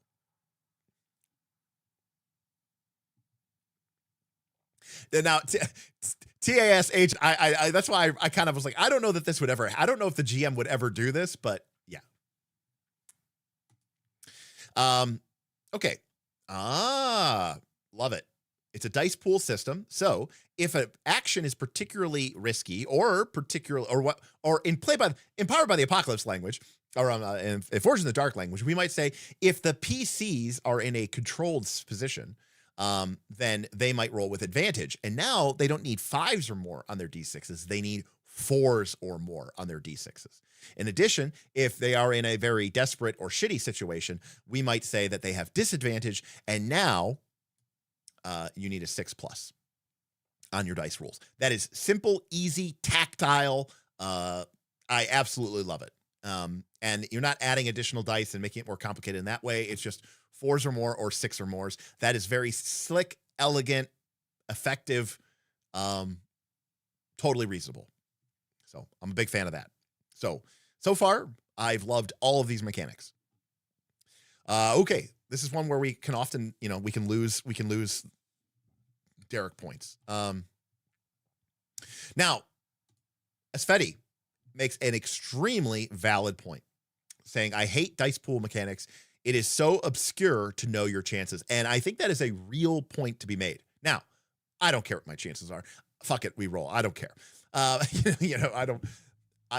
If I was playing a game like where I was trying to beat the game, I'm trying to win it, like I'm playing in a tournament, I'm playing Axis and Allies in a tournament, or I'm playing Warhammer in a tournament, then I would care. But in role-playing games, I don't actually care. Unless I'm playing a role-playing game where the presumption is that we're trying to win. But you are right, which is, number one, they're hard to know. And number two, people are very, very bad at doing the math for what they actually, like somebody might, like a classic example of this is, in year 0, you roll D6s and you need to get at least 1 6. That's it. If one die is a 6, then you succeed. And people will roll 6 dice and they'll basically be like, oh, this is basically guaranteed. And I'm like, no, not even close. Rolling 6 dice is far and away not, is not close to what I would call a guaranteed success by any stretch of the imagination. In fact, it is,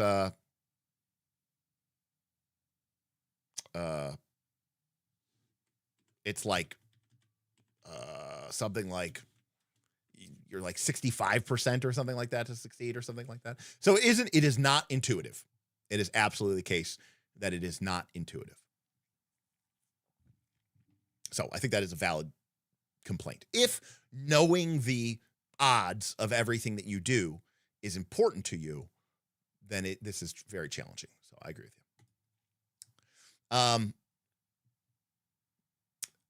Correct. Well, it's 1 minus 5 to the 6th raised to the 6th. Because 5 to the 6th raised to the 6th is your chance of not rolling a 6 on 6 dice, and then you have to take that from 1. So 1 minus that. But yeah, same difference. This is true. The aforementioned, like if we look at like a game like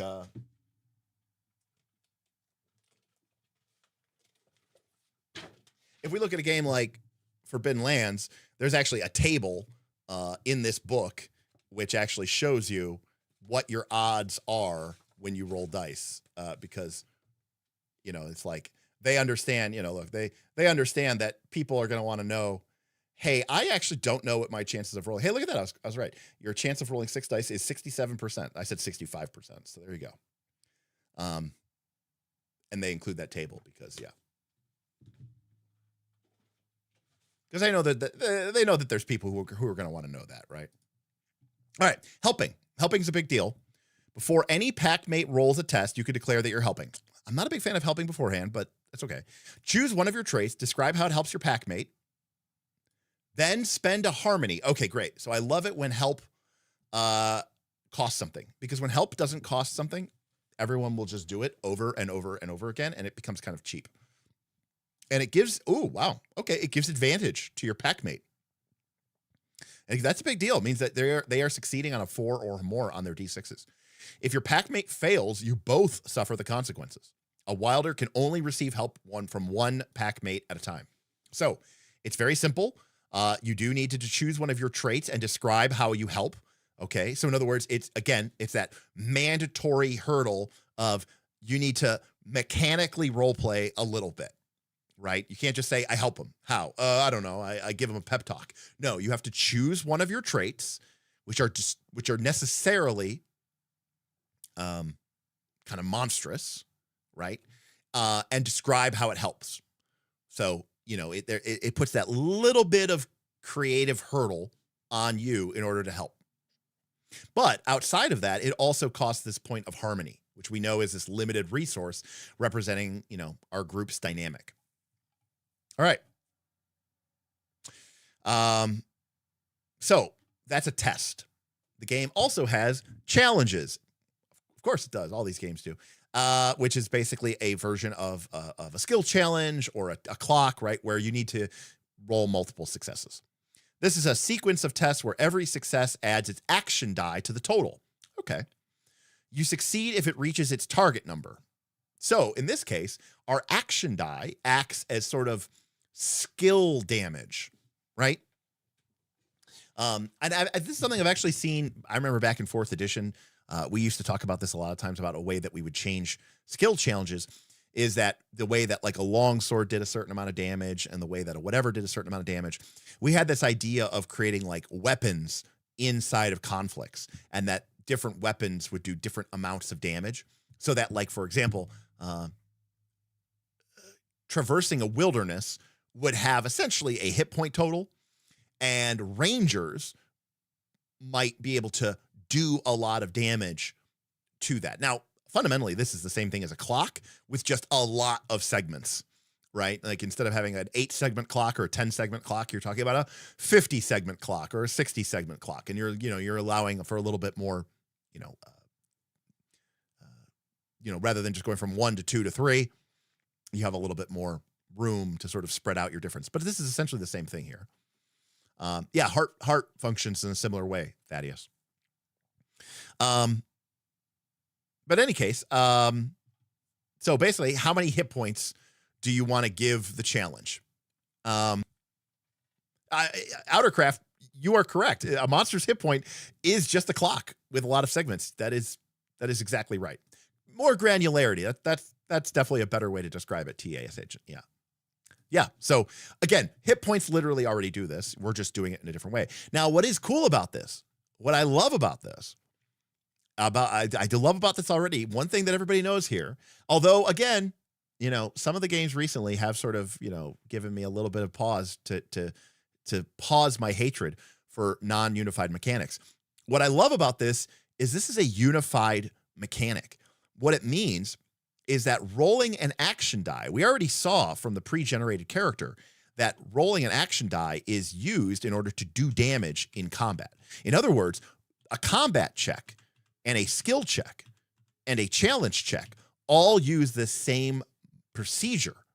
And rolling high on our action die is good, whether we're attacking, whether we're making a skill test, or if we are participating in a skill challenge, because rolling high on our D20 or our D8 is going to mean that we're, quote, doing more damage to the challenge. And I'm a big fan of that. The number of tests you can make and when you can make them depend on the challenge. If time, you know what? How about I raise your hit point total with a clock? If time or resources are limited, set a timer. Draw a circle, divide it into segments, and fill a segment or ticket at regular intervals, such as at the start of every session, at the start of a journey, or every day in a game. You can also tick the timer when a condition is met, such as every time a wilder makes a test. A timer's prefix indicates how many segments it has. A 4 timer, aka a 4 clock, you just call it a clock, ticks 4 times before it's done. Timers typically are between 4 to 12, just like Blades in the Dark. If the timer finishes and the challenge isn't complete, then you have failed the challenge and you suffer consequences. Multiple creatures can participate in a single challenge and don't necessarily have to use the same styles and skills. My guess is that failing a roll does not add anything to the challenge. That is, would be my guess.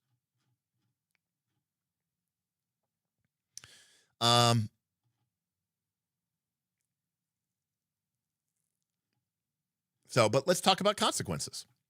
When it comes to consequences, the fiction leads the way. Unless it's obvious what might happen if you fail to soothe the monster or climb the cliff. Usually it is obvious what happens if you fail to soothe the monster or climb the cliff or find the tracks.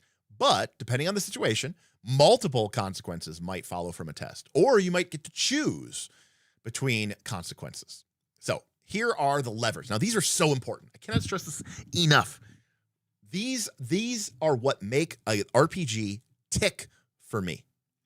This is the reason why I find it so easy to GM a game like Root or a game like Blades in the Dark, and why I sometimes find it very challenging to GM a game like Pathfinder 2 or Dungeons & Dragons 5th edition, is because the game doesn't give me the kind of it doesn't give me enough levers and knobs to adjust and change in a way that is understood in a mechanical framework. So, broadly, what could be the consequences? Your attempt costs time, supplies, or influence. You might lose ingredients with a capital I. You might lose access to your tool. Or you could tick a challenge's timer. Opportunity. The current approach no longer becomes viable. You cannot use the same style or skill to get through this situation again. That's a cool one. Impact, aka, I wish Darth Gorlock was here, because we have debated, and I'm not even joking when I say this, thousands of messages over years about whether or not reduced impact is a valid criteria for partial success in Blades in the Dark. You're not as effective as you hoped. This consequence always happens if the exact value of the action matters, such as when you're completing a challenge. Control. You end up in a risky position. You have disadvantage on your next test or series of tests, or the consequences of future tests and failures become even greater. I mean, this is Forged in the Dark 101. Collateral. Someone else gets hurt. And lastly, health. You get hurt. You suffer a condition. You might lose stamina, or your pack loses harmony. These are a lot of tools and levers that a GM can use to right size the situation mechanically to what is occurring inside the fiction. And that is what is so important to my style of GMing, is being able to express what is happening in the fiction, both good and bad, with a mechanical analog. Again, I've talked about this before, but Mike Underwood, one of the co-leads on Daggerheart, talked about this wonderfully on his live stream, where he talked about Daggerheart being a game where you have, it's like sewing. He used the sewing metaphor, and you have one piece of cloth is the fiction, and another piece of cloth is the mechanic, and the play of the game is the needle and the thread passing back and forth between fiction and mechanics, fiction and mechanics, fiction and mechanics. And so I think that's really, really my style. A common, and I think this is so important, a common generic consequence for a failure or partial success is you just lose 2 stamina. Which is great. It's great to have that fail state. Hey, thank you, Edward. Edward tipped $15. I'm going to have to catch up on this one soon. Here's some money because you've been missed. I'm glad you're feeling better. Thanks for covering the wide gamut of TTRPGs that are available.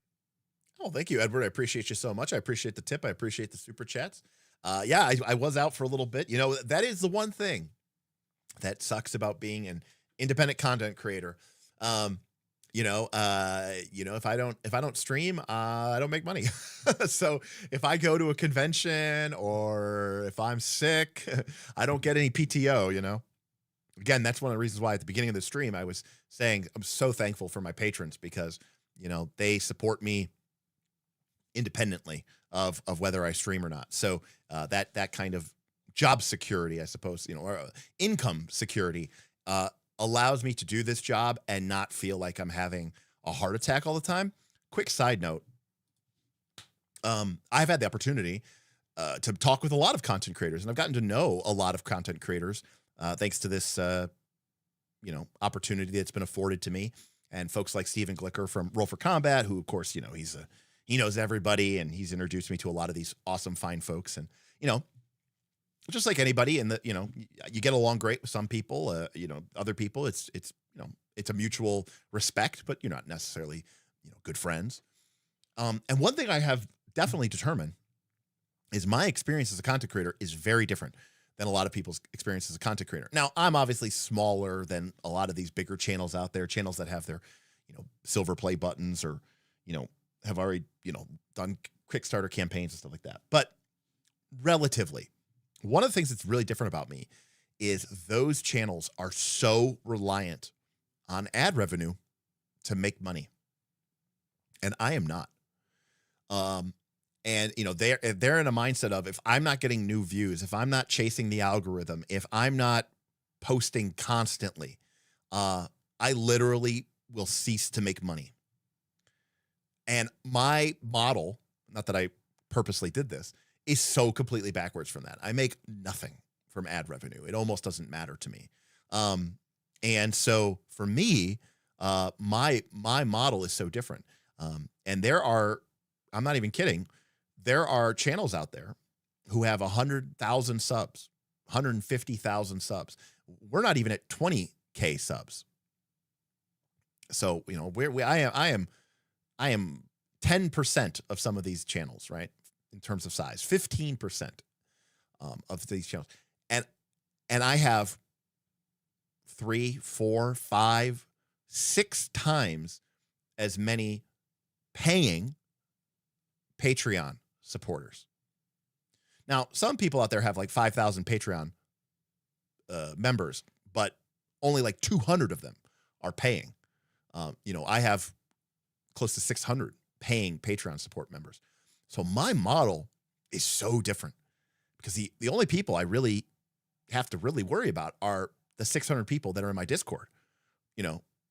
Not everybody's in my Discord that's a member, but basically my 600 closest personal fans who I talk with often, and they talk to me often. So I'm very much in touch with, in theory, what it is they're interested in and what we're talking about. So it's a very different model. And one thing that I didn't appreciate before, I've been doing this for 5 years. One thing I didn't appreciate for the first 4.5 years, because I was working at that time when I was doing this channel.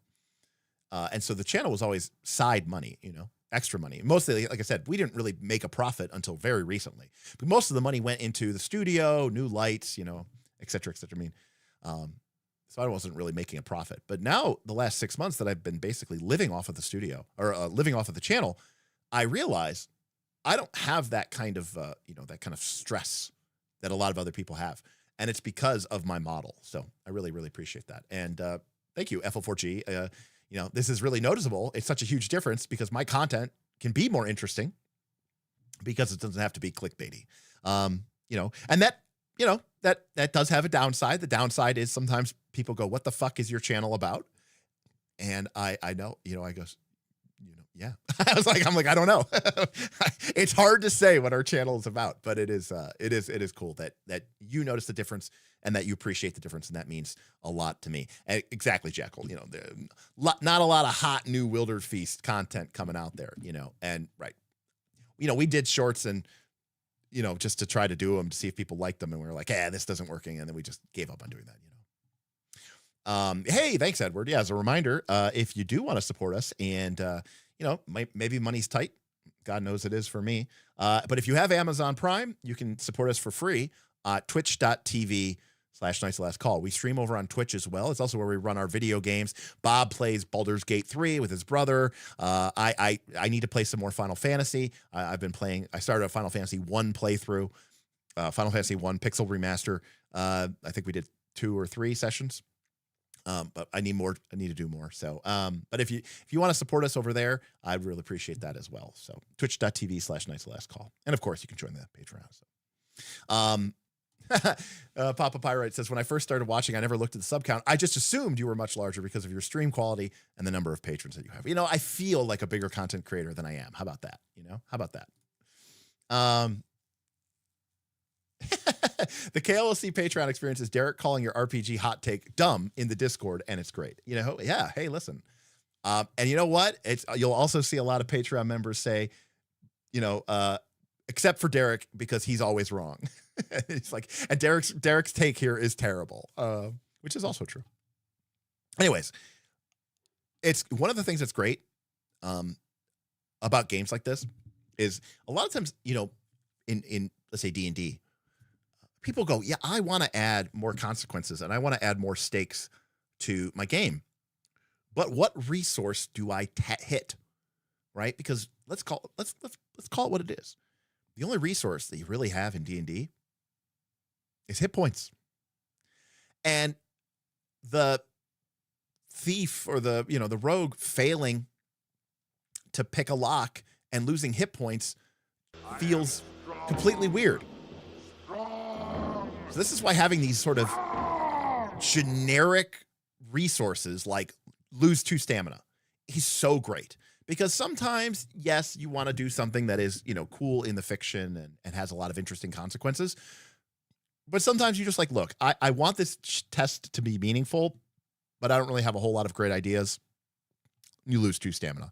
And that having that kind of bottom level failure state, I think is super important. Thank you, Mr. Damian Williams, coming in with a 41-month resub on the adventure. I completely disagree with Derek. Completely. That's not true, Dave. We do agree. We agree on more than we disagree, I would say, over the course of the years. Not always. Sometimes with superheroes, we can disagree. But I think for the most part, we agree. This is also true. This is why fear is a very cool mechanic in Daggerheart as well, Thaddeus. I hate chocolate. So there's that. All right. Guides. If you're ever not sure what consequence to inflict, easily fall back on these guidelines. While these consequences may seem simple, they are versatile prompts to describe how the world responds to the Wilder's actions. What caused the Wilder to lose stamina? Why has the opportunity been lost? Answering these 2 questions alone can dramatically change the situation. And I think that's awesome. So we know from the character sheet that we have this list of conditions. Being fatigued as you march through a howling blizzard, hidden as you fade into foliage, frightened as a monster makes a display. These are all conditions. Most conditions are negative, but some can be positive. If something inflicts a condition while you already have it, the condition increases. If you're wounded and you become wounded again, you are wounded too. Okay. Typically, you only remove conditions when you camp or if you eat meals with counterbalancing effects. In the full version of Wilderfeast, you also remove conditions during downtime, the period of rest and recuperation between journeys. Oh, okay. So this game in the full version goes full Forged in the Dark and actually literally has downtime, which is fantastic. For a list of conditions included in the quick start, take a look at the appendix. So the game does have conditions. I like that the conditions stack, by the way. Tundalus did this in Trespasser, where his conditions were all just numerical values that added to one another. And I got to say something, I like that condition. And I do think Trespasser has a little bit too many conditions, but I thought his system was really easy and made sense. And I'm kind of a fan of it. There's elements of Pathfinder 2 that obviously do this. Wounded 1, Wounded 2, right? Doomed 1, Doomed 2. Frightened 1, Frightened 2. Sickened 1, Sickened 2, Sickened 3. I like that. So I'm a fan of that. I also like, this is the torchbearer in me, that you remove conditions when you camp or if you specifically eat a counterbalanced meal, which is really, really, really nice. Because it means that it's not just a temporary annoyance, right? It's something that's going to stick with you for a while as well, which I like. Healing surges were a great resource that I liked to use a lot as well in 4th edition. So that's actually a really good point as well. There's too. Stamina is your health and as well as your energy, right? And I like it kind of filling double duty there. Many techniques cost stamina. If you spend more stamina than you have, you become wounded, and then your stamina resets. You then pay the remaining stamina. Interesting. Okay, so stamina isn't like a discrete amount of resource. It's more of a tracker, and once it reaches 0, you just get wounded and it resets, which is interesting. Dr. D Hard, 8 months resubbing on the adventure. Thank you so much for that. KLC has helped me to explore a plethora of games and helps me to find the diamonds in the rough. Even get to play some of them. Hopefully this one soon. I got to admit, I'm liking what I've seen so far. I'm not going to lie. I'm liking what I've seen so far. Yeah, so right, like Lancer hit points, Thaddeus. Wait, well, in some ways, kind of too like which mech game was it that had like the ablative layers of hit points? Was that Tenra Bancho or was it Battle Century G? One of them had this ablative layer of hit points, which I really liked. Okay, yeah, it was Battle Century G.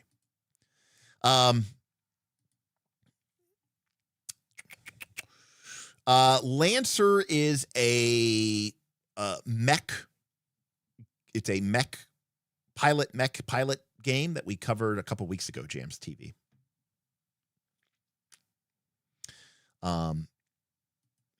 Prize has 3 stamina left, and they use their cleaver technique, the Inevitable Blade, which costs 10 whopping stamina. So basically, they would lose 3, their stamina would reset, and then they would pay the remaining 7, putting them to 13. Stamina is also eaten up by damage. Damage could be pain, damage could be exhaustion, damage could be stress, damage could be doubt, right? So it's very clear here that damage is not necessarily meat and bones and blood, and stamina is not, how much meat is on your bones, right? Anything that as it builds makes you more likely to make mistakes and get hurt. So stamina is a very clearly a catch-all mechanic, and I like that description. It also means that, again, as a GM, it's super easy to now use this resource. It's stupid. It is stupid. But this small change in what stamina means opens this up to way more use as a game master. Because deducting hit points in D&D doesn't necessarily feel right because we're expected that D&D hit points basically means that you got hit for damage. So, losing hit points because of stress doesn't feel quote unquote right in D&D. In any case, if your stamina reaches 0, you become wounded and your stamina resets. However, if you do get crushed to 0, you do get to ignore the damage. So that's nice. You're not like super punished. Wounded is so wounded is obviously going to be a very important condition here. Wounded is listed with the other conditions in the appendix, but because it's so relevant, we are going to include its effects. Wounded. You show signs of weakness. It has no other effects, but it can interact with other mechanics and can change the behavior of monsters. Ooh, consider me interested. One thing that I always liked about 4th edition was that Bloodied, by and of itself, didn't really do anything. By the way, Bloodied in 4th edition is when you were at 50% hit points or lower. But there were some monsters, and one of the ones that I always remember really well were gnolls, which, are hyenas, right? They're these, predatory, vulture-like predators that prey on the weak, the injured, right, the hurt. Gnolls, as monsters in 4th edition, got bonuses to attacks and damage against bloodied targets. And so this meant that mechanically, as a game master who was trying to win the game, right, and in a tactical-based RPG, I think this is just my take. I think as a game master, I should be trying to win the game. That's kind of the point of the tactics. But it meant that as a game master who was trying to beat the PCs, I was incentivized to have my gnolls attack bloodied targets because I would be getting more bang for my buck and doing more damage and hitting more often. But what this meant is that the gameplay was such that when someone got hurt, the gnolls would flock to that hurt character and start tearing them apart. And that felt very fiction first, right? That felt very diegetic. It was driven by the mechanics, but it led to a really satisfying fiction element. So anyways, I'm interested how this changes the behavior of monsters. Now, if you get to Wounded 2, you can no longer spend stamina.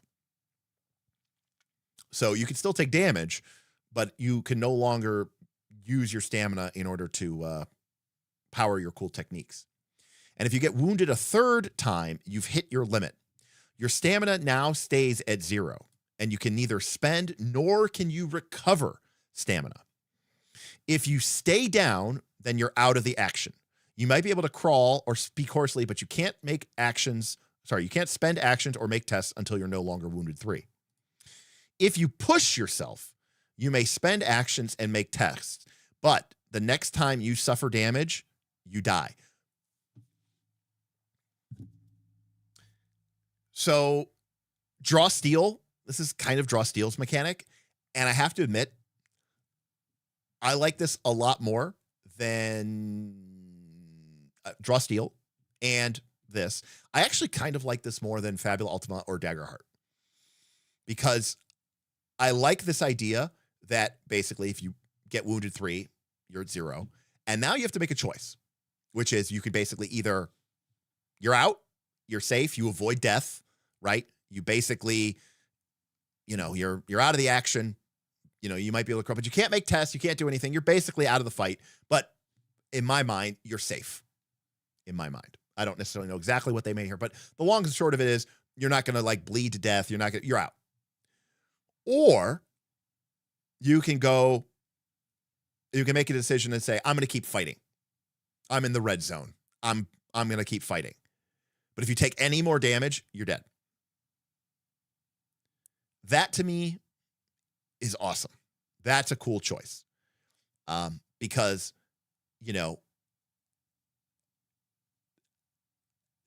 if it's something that you really care about and you want to fight for, then you're going to push for it and you're going to push through it. But more important than that, the player gets to keep playing, which I think is really, really important. They get to keep making dice rolls. They get to keep doing stuff. And I think that is very satisfying.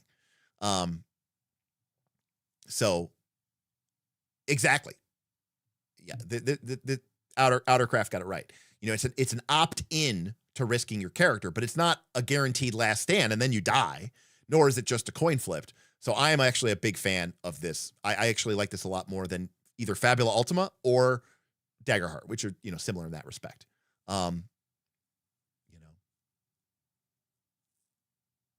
So all in all, I think this is way better. So big fan. Risking death becomes the player's choice. If you're wounded 3 but staying down, then there's always a chance out.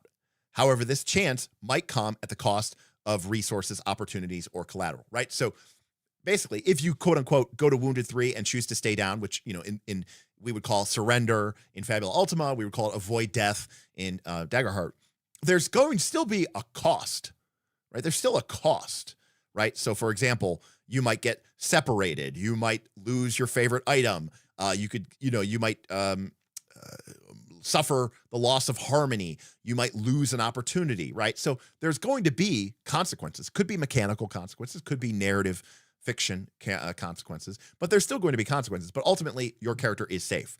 But if you opt into the risk, then it's not you go do something awesome and then die, nor is it a coin flip and then you die.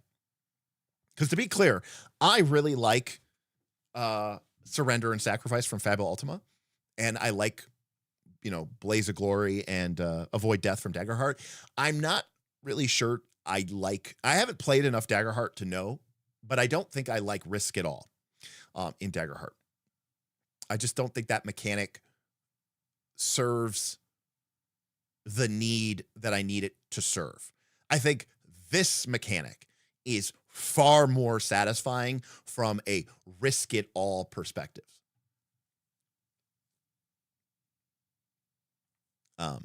Well, to be clear, Monk Tor, yes, this is giving you more protection, right? Because just because you're down but not fighting, you know, it's in Draw Steel you could still get killed. Yeah, so I agree. I do think Draw Steel is a little bit more, you know, it's less protective in that way. Yeah, Jams, I kind of agree with you actually, in some ways. All right. Harmony. So this is this important like meta resource that represents it's a group resource, right? Like fellowship is from the One Ring. This is your relationship with the natural world, including your pack mates, who are after all part of the natural world. In the quick start, it starts at a maximum of 3, but in a full version, it fluctuates depending on the choices that you make over the course of journey. The pack loses every time you go wild and fail. This type of failure represents a rift between your human side and your monstrous side. Perhaps you ignored your monstrous instincts, or maybe you gave into them too much without thinking. The more these failures accumulate, the more you, a human animal with inhuman mutations, begin to feel like a stranger within your own body. And again, as someone who loves Mouse Guard, who loves Torchbearer, who loves Burning Wheels, you know, this distinction of your nature. And of course, you know, we talk about in Torchbearer all the time, you know, is your character an elf or is your character an adventurer? And what does it mean to be between the two of them? And, you know, Torchbearer mechanicizes this with the nature mechanic. I think it's a wonderful bit of kit. If harmony decreases while it's at 0, it stays at 0. And instead, the wilder who caused harmony to decrease becomes discordant. This is another condition. Your thoughts and instincts are now in conflict. You have disadvantage on all tests. It ends if harmony gets above 0.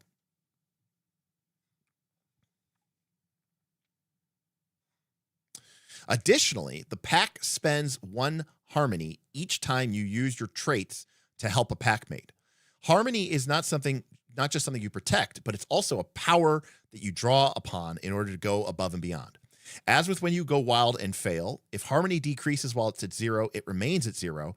And instead, the wilder who caused harmony to decrease, in this case, it is the helper, not the one being helped, becomes discordant.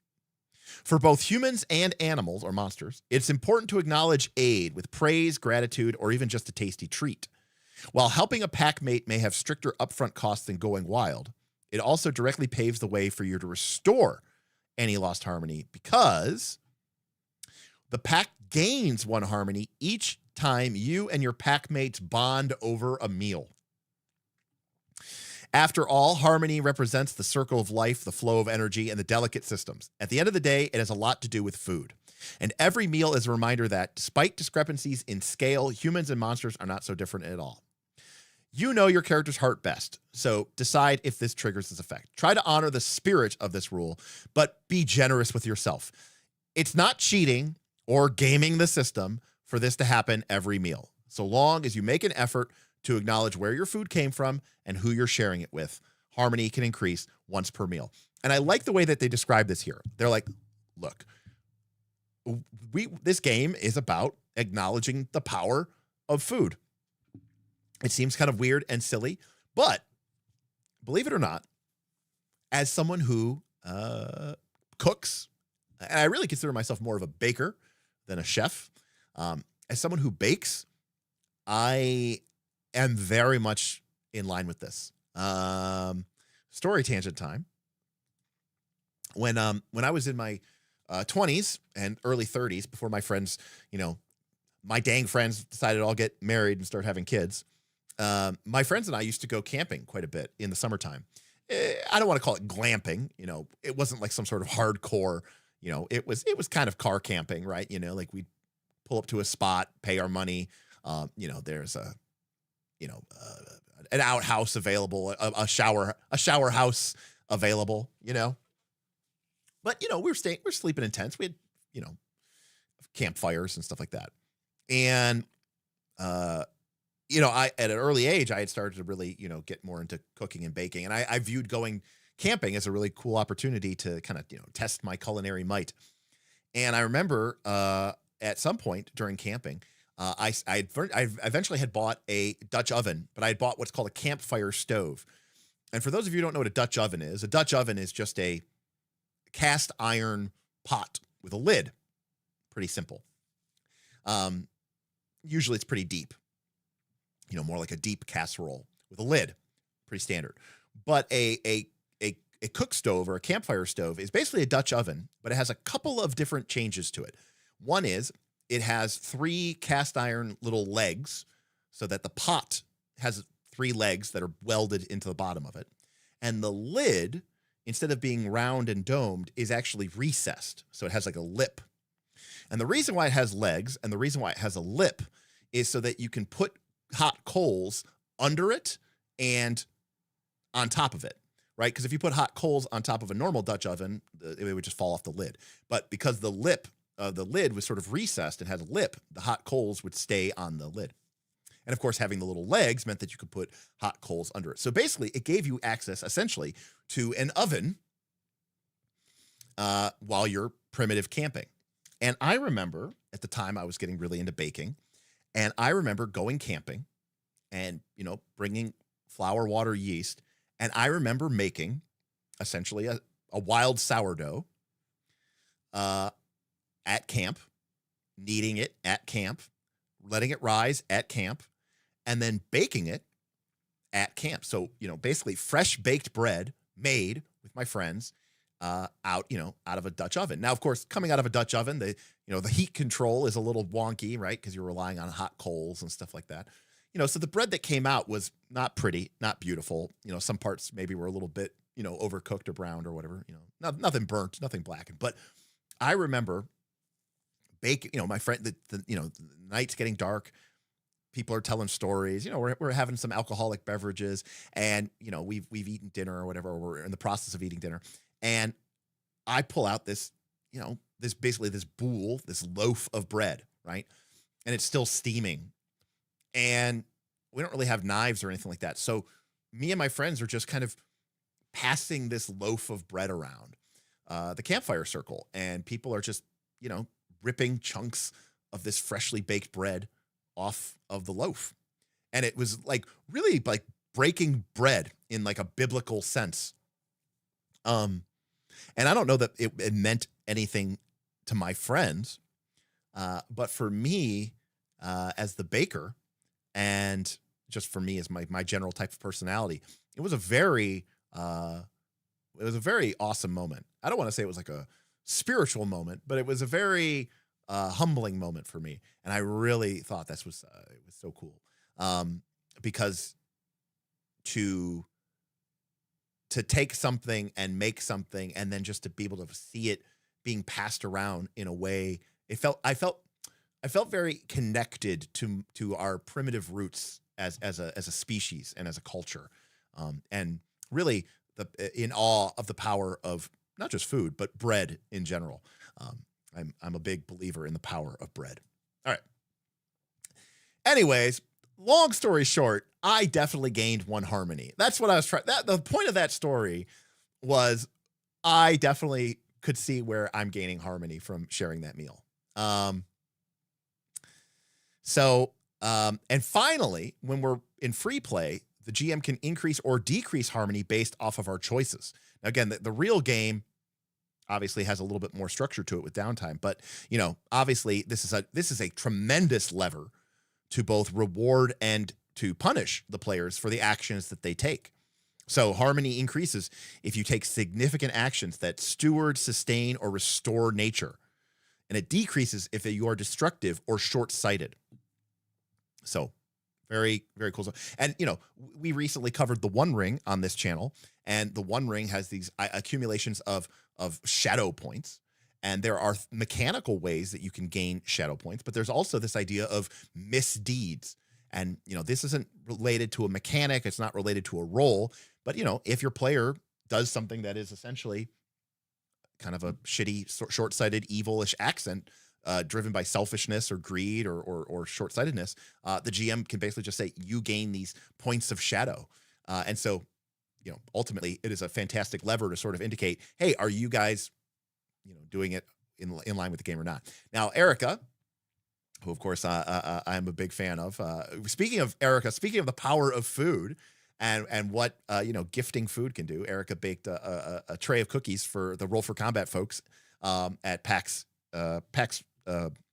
Unplugged. She brought over a big container of cookies for us, which is really nice. So she says, the Wilderness review so far, plus this story equals finish watching Dungeon Meshi already. But it's so anime. All right. Hello. My Zeus doggy came up and is laying down next to me.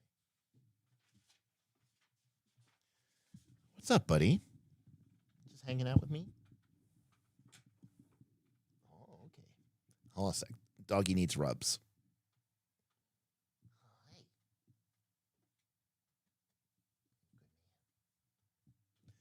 Okay.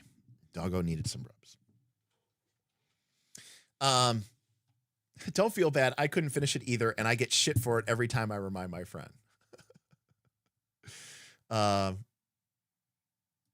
Exactly. Puppies are very important. Gain harmony. All right. So the next 3 chapters cover the phases of a journey. And in, Blades of the Dark, we would call this basically the score, right? A journey is a score. And in a score, you have, the engagement roll, then you have the main body of the score itself, and then you have the fallout / the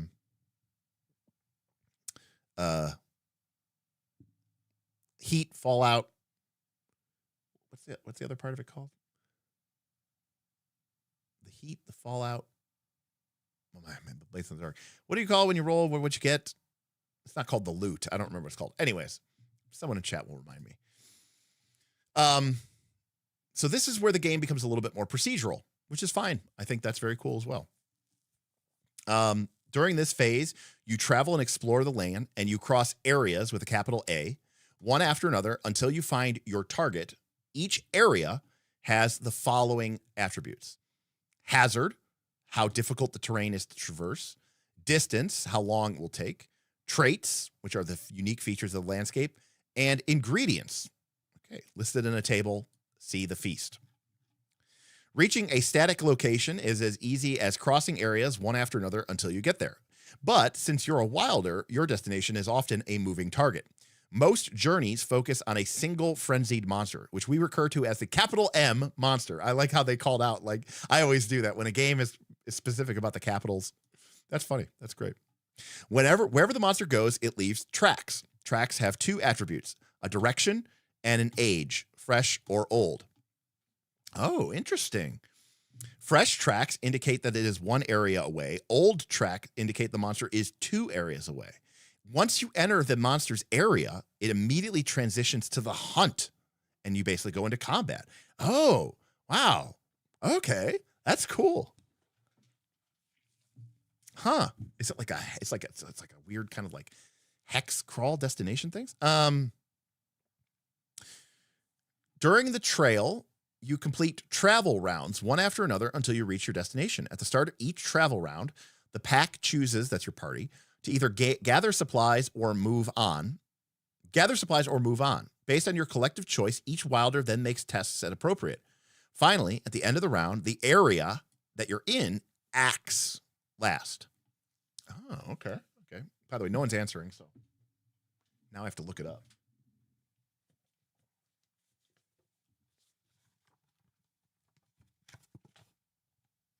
Payoff. That was what I was looking for.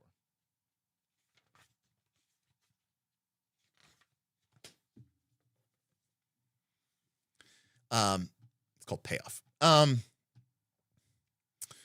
you get complications, heat, and payoff, and then you go into downtime. Okay, so we can gather or move.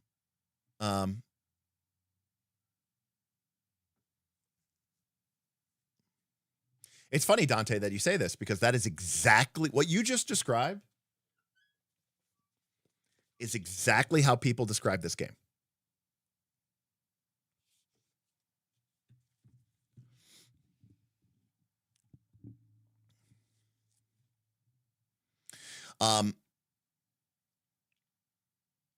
If you gather supplies, you slow down, you gather food from the wilderness, and you recover your strength, but you won't make any progress. But it's dangerous to strain yourself without pause. To gather supplies, follow these steps. 1, forage. Every ingredient in the area requires a certain different style to collect. Tubers, for example, might require that you be mighty, etc., etc. Camp. First, each wilder ends all conditions except discordant and wounded. Then the pack collectively cooks one meal. So you forage and then cook. So basically, if while you're on the journey, if you're getting too beat down, you might have to stop to gather ingredients, camp, recover some of your strength, recover your conditions, and cook a meal. If you decide to move on, you leave the area you're in and go to the next one. You always move to the next area, but your tests will determine what it costs you. You also lose the opportunity to cook or rest, but you can eat a snack. If you have resources to spare, this is a way to keep your strength up on the go. So again, there's a little bit of a resource management game here. Start the challenge. Start a challenge with a TN equal to the area's distance times the number of wilders. Okay. This challenge represents the time and energy it takes to cross the area. Very gamist here. Heads up. These travel mechanics are a bit different than the core book, precisely the traversal rules. Okay, interesting to know. I won't focus on them too much then. But it looks like we've got some kind of, Gear Zero engine-esque type things where, right, somebody is the navigator, they make a check. If they succeed, you cross a certain amount of distance, argue blah, blah, blah. Everybody else makes a different challenge to try to help out, etc., etc. And then if you fail the challenge, everybody will take some damage to their stamina, depending on how much further you have to cross and how dangerous the area is. Basically, a terrain or an area could potentially cost you conditions or stamina. If you complete the challenge, each wilder loses stamina equal to the area's hazard. Strain is unavoidable while traveling. So basically, if you roll well enough, you'll only take damage equal to its hazard. If you roll poorly, you're going to take damage equal to the remaining distance plus its hazard. Either way, you proceed to an adjacent area. Guides, take a moment now to set the scene and describe the pack's new environment. And if you just entered the area where the monster is, we go to the hunt. So it's basically a very simple procedural game. Now, for people who say that this feels like a board game, that is exactly correct. But the idea is that this is a mechanically expressed way in order to promote and create story moments. It is not simulationist. It is not narrativist. It is a gamist procedure. But just because it's mechanics doesn't mean that you're not using those mechanics to tell a story. And, again, if you've ever played Blades in the Dark, if you've ever played Torchbearer, if you've ever played Mouse Guard, et cetera, then you understand that can be a very powerful thing. Now, Dante says, no matter what kind of world or story you build at the table, you're always dragged into a loop of forage, cook, room to room, hunt, eat, level, whichever way you try to go. And Dante, I think you're absolutely correct. And the reason I think you are correct is because I think you're doing a very good job here of quoting the game here, because this game, regardless of what you do, you will hunt monsters, you will cook monsters, and you will feed monsters. This game is unapologetic that is the loop of the game. So, now granted, there's free play, right? Where you're, doing whatever you want and making up stuff and making checks. But once you enter into the journey, which is trail, hunt, feast, you are definitely doing this loop of forage, cook, hunt, eat level. So I agree with you. And I would say that if that play loop doesn't sound interesting to you, I would stay away from this game, because that is certainly what a journey is, right? And this game even says the bulk of gameplay occurs during journeys, right? So now there is free play. The game is very explicit about that, but you don't really need mechanics from free play. All right. Sorry, we skipped down there.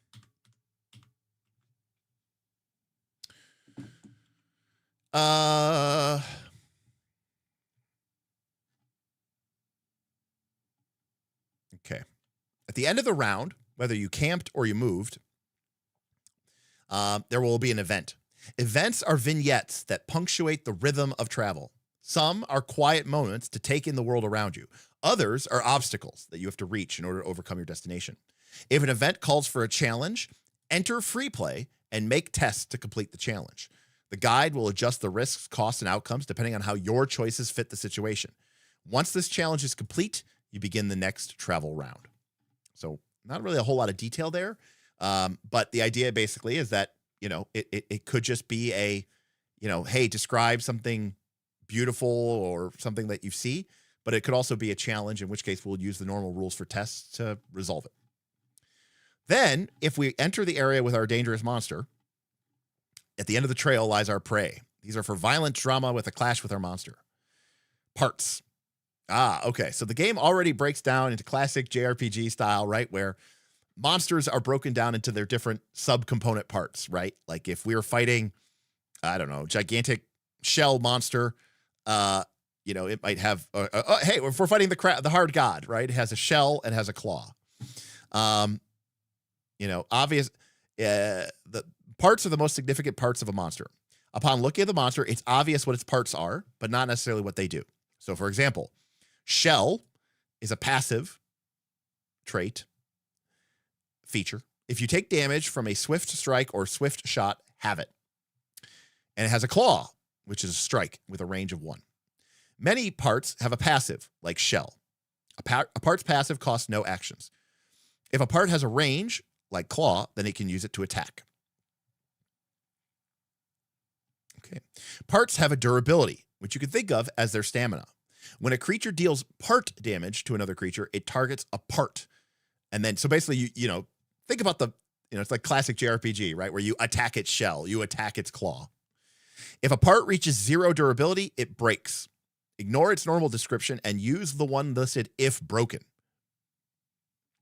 For example, let's say a monster has this part: fin, range 2, strike, passive. You have advantage on tests while swimming. If broken, the range becomes 1, it deals half damage, and you can't swim.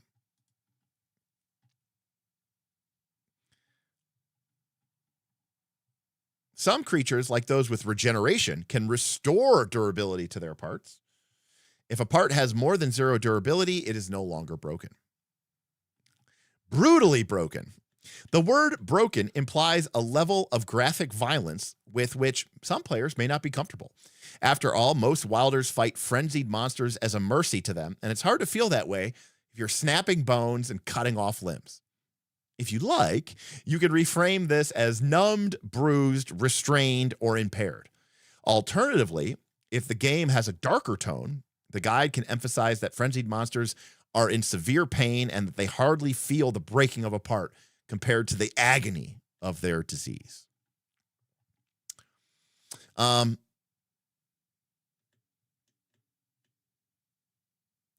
So then tools, these are our big weapons. Unlike styles, skills, or traits, we can't gain parts from eating monsters. We can certainly mutate our own shells, claws, or fins, but you're just not big enough for these parts to be parts. Instead, you have tool. Tools are a special type of part, and they follow the same rules regarding damage. The difference is that, we just have a big axe or something like that. To represent the strain of holding onto your tool, the physical and mental effort of using a tool, or simply the fact that your tool got hit at the same time. So, when your tool takes part damage and loses durability, you lose an equal amount of stamina. All right. Distance is measured in strides. This isn't a set length, but generally they're closer to a monster's strides than your stride. The number represents the distance you're maintaining, not your static. Okay, so it's a relative distance scale. So, like, if you think about it, it's like a Kingdom Death monster, right? Where, like, the monster is always static in the center of a series of rings, and your distance from the monster represents, like, relative distance, not absolute position, right?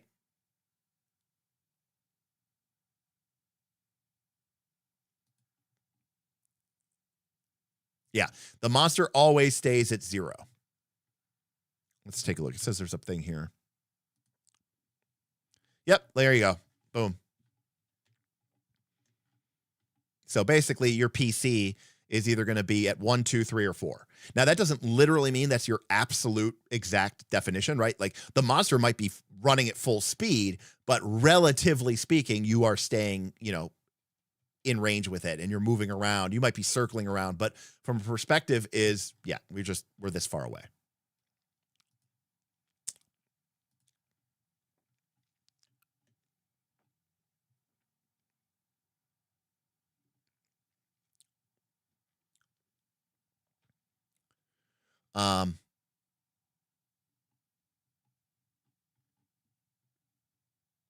During a combat round, when initiative passes to the pack, any wilder who hasn't acted can take their turn. The order in which wilders take turns can change from round to round. Optionally, you could use a fixed initiative, since people have a real hard time with choose your own initiative. So in the first round, the guide will establish everyone's starting distance. This is more art than science. Then the guide declares who has the initiative. As a rule of thumb, if the pack entered the monster's area, they have the initiative. And if the monster entered their area, it has the initiative. If the pack has the initiative, every wilder gets 1 turn during the first round. At the start of their turn, they gain 1 action, and the monster doesn't go at all. If the monster has the initiative, it gets 1 turn. Oh, it chooses its target, and then it gets 3 actions. The pack doesn't get to go. Then we go into normal combat. At the start of each round, the monster chooses its target. Then initiative goes between sides. Each wilder takes 1 turn per round, while the monster always takes 1 turn after each wilder. The monster gets 2 types of turns: short turns, where it gets 1 action, and full turns, where it gets 3 action. Once per round, the guide can declare that the monster is taking its full turn. So it could be at any point during the round as long as it hasn't done it. Otherwise, all of its turns are short turns. So if you have 4 PCs, they're each going to get their turn. The monster is going to get 4 turns. 3 of those turns, it's going to get 1 action. And 1 of those turns, it's going to get 3 actions. So basically, the players will get 12 actions, assuming it's not the first round. And the monster will get 6. And again, the game seems predicated on the idea that you're fighting a party versus 1 monster at all times. So here's what we can do. We can attack. And depending on how we attack, it could be a mighty attack. It could be a precise attack. These cost more actions. Swift attack, tricky attack. If you attack multiple times in a turn, you have to choose a different style each time. So you can't just spam your best attack. You can brace, and until the start of your next turn, you half any damage you take. You can move. You can prepare. You basically burn an action to gain an extra action on your next turn. You can only do that once. And you can taunt. If you're within 1 of the monster, you become the monster's next target. The monster cannot taunt. You can eat a snack for 1 action. You can help for 1 harmony. And you can use a trait. These are like your special abilities that you get from being part monster. If it costs actions, spend them. If it costs success, spend them after you roll your test. If it costs stamina, spend your stamina and use it. And if it costs nothing, use it whenever you can. Monsters are powerful, but they are predictable, which makes sense because the players are out-actioning them. At the start of each round, the guide announces the monster's target. The monster's target is the only creature it can attack, although it can still use its traits on other creatures. The monster can only have 1 target at a time. If the monster's target becomes wounded 3 and stays down, the monster chooses a new target. Follow these orders to determine target. If a creature is exposed, it becomes the monster's target. If a creature meets the monster's special criteria, it becomes the monster's target. For example, if there is a monster that hunts based on motion, it might choose the last creature who moved as its new target. And finally, if none of those is true, the creature nearest to the monster becomes the monster's target. If multiple creatures tie in priority, it uses the next priority down as the next criteria as a tiebreaker. Each monster also has patterns of behaviors, like the way it pairs its styles and parts together to attack or the timing of its full turn. Guides understand that monsters aren't automatons, but make them follow their instincts whenever it makes sense. Finally, when a frenzied monster becomes wounded 3, it always pushes itself. Once the monster dies, begin the feast. Lastly, the rules for cooking, big and small. So let's talk about the combat rules really quick. This is a very procedural combat, and it reminds me more of like a torchbearer combat, which again, some people absolutely hate because torchbearer combat is not a grid-based tactical movement. It is a pseudo mini game, mini, not like miniature, but like mini, or like mini as not in like a plastic miniature, but like a little sub game with a very mechanical overstructure that we use just as a fun little doodad in order to get to the part of the game that we actually care about, which is the consequences of the fight and what happens next. And this strikes me as being very similar to that. In some ways, it kind of reminds me of Fabula Ultima's combat, where we don't have movement. A monster is either flying or not flying. There's no such thing as being in range or out of range. The combat in Fabula Ultima, while it can be strategic and tactical, ultimately isn't this big, huge, mega simulationist 5-foot grid type thing. And in some ways, it's designed to be quick and procedural so that we can get back to storytelling. We're not interested in the combat itself. We're interested in what does the combat mean and what do the consequences of the combat mean for our characters. In other words, it doesn't matter what we fight. It matters what we fight for. So it's kind of, for me, bringing up those elements of games like Mouse Guard. But unlike in these other games, when we kill a monster, we cook it. The iconic meals of Wilders combining the roughness of a campfire cooking with the ceremony of a holiday festival. This is a celebration and a mourning all wrapped in one. During this phase, you clean, prepare, and cook the monster where it fell, turning it into a meal that honors its legacy. Now, this is so dungeon meshy, it's not even funny. Play out the scene. How are you cooking the monster? What are you doing to prepare the meal? What else are you serving at the Wilderfeast? Ding, ding, ding. It said the name. You don't need to use ingredients for these side dishes, but you can certainly use them as inspiration with what's available. In death, as in light, you can surround the monster with the foods of its home. How is this meal connected to your past? The next time you eat this meal, what will you remember? You can answer the same question multiple times, so long as you're providing a different answer each time.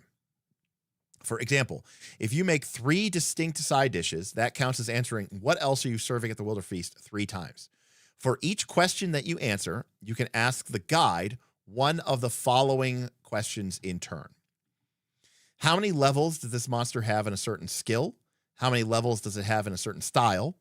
What is one of the monster's traits?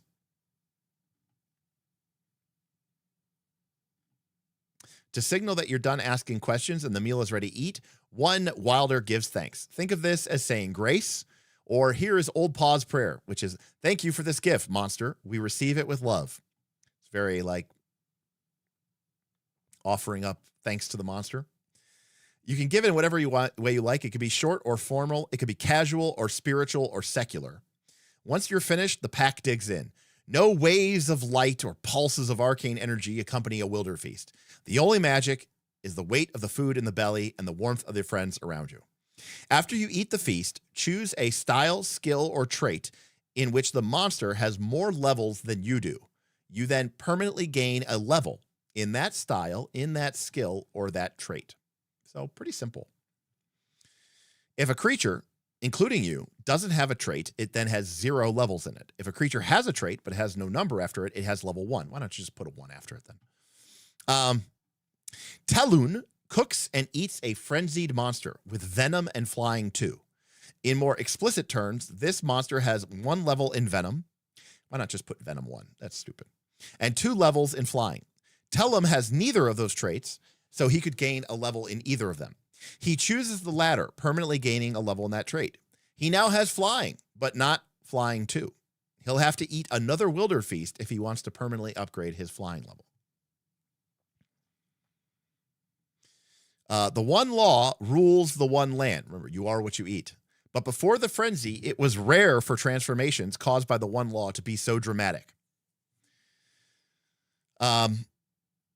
Before setting out on the road, a merchant eats a meal full of hearty greens to give them endurance for a day's travel. A guard chews on raptor jerky to sharpen their eyesight. These stories about Wilders often focus on the grand Wilderfeast, but there are also day-to-day meals that are just as important. They lend you a different kind of strength. This section covers the other types of day-to-day cooking, particularly the type of meals that you'll make during food play and while out on the trail. In the full version of Wilderfeast, this type of cooking also features heavily during downtime. So basically, as you gather different ingredients, you can use them basically to gain. Now, your Wilderfeast meals are like permanent leveling up. You're going to increase your traits, increase your stats, increase your skills. But these small snacks are basically ways to almost act like a potion, like a temporary buff. So, for example, you might gain a temporary level of a trait. You might gain temporary bonus to a skill or a style, but it's not the permanent bonus. You might also be able to remove certain conditions or even heal durability to some of your weapons or parts. Cool. Cook. You, the player, do not have to be an expert chef or survivalist to have fun. Many players get intimidated when it's time to cook. For example, a lot of people don't know how to preserve meat without refrigeration. That's okay. Say you've got a portable arc steel freezer in which you keep your perishables and move on. To cook, select your ingredients, determine how much stamina the meal restores, determine its effects, and either serve it fresh or save it for later. You can serve a fresh meal to as many creatures as you like, including yourself. They each restore an amount of stamina you calculated earlier and gain the meal's effect.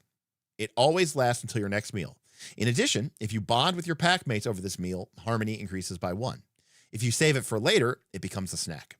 If you do this, you get a number of portions equal to your harmony. Later, in any situation where there's no time to cook, a creature can eat 1 portion of a stack to restore stamina and gain its effect. Typically, harmony doesn't increase after you eat a snack, unless it's a particularly significant snack.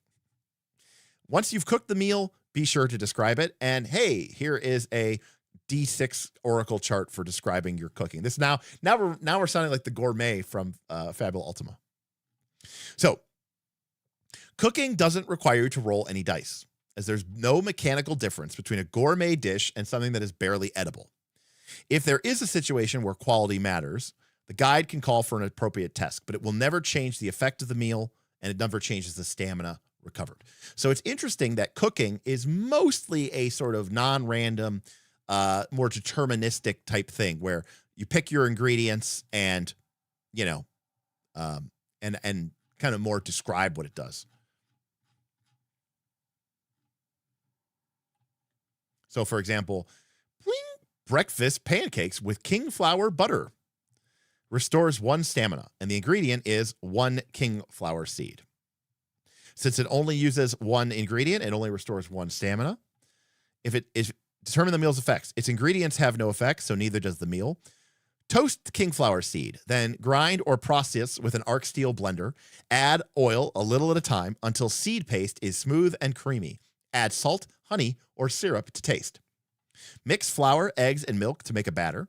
Scoop batter onto a griddle, flipping with once brown on both sides. Spread with the king flower butter. Serve potions. Each wilder restores 1 stamina. It's more the camaraderie of the meal that heals them than the seed's nutritional value. And this again, I only watched 2 or 3 episodes of Dungeon Meshi, but this is very similar. How they would actually they would give you the imaginary recipe for this made up fake monster food. And I have to imagine that this is 100% what they were trying to go for here. Whereas if you eat wingfish dumplings, you get 5 stamina, and until the next time you eat, everybody gets flying 1. And again, because this uses 4 king flower seeds and 1 wingfish, it has 5 ingredients, so it uses 5 or heals 5 stamina, and the wingfish ingredient gives you flying. I will say I do enjoy dumplings, and I enjoy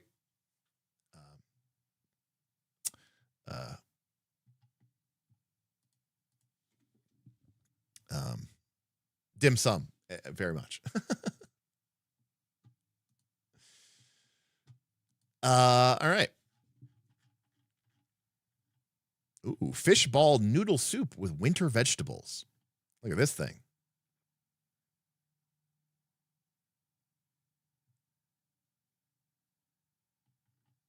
Now that's a hearty meal.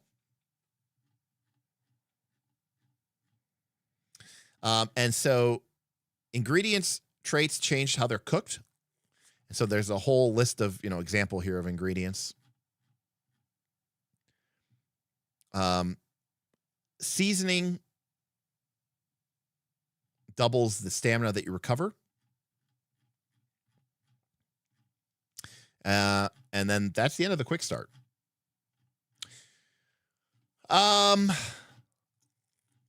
Okay. Now, I'm sure that obviously there's more to the game. There's a 260-page rule book that you can go buy. But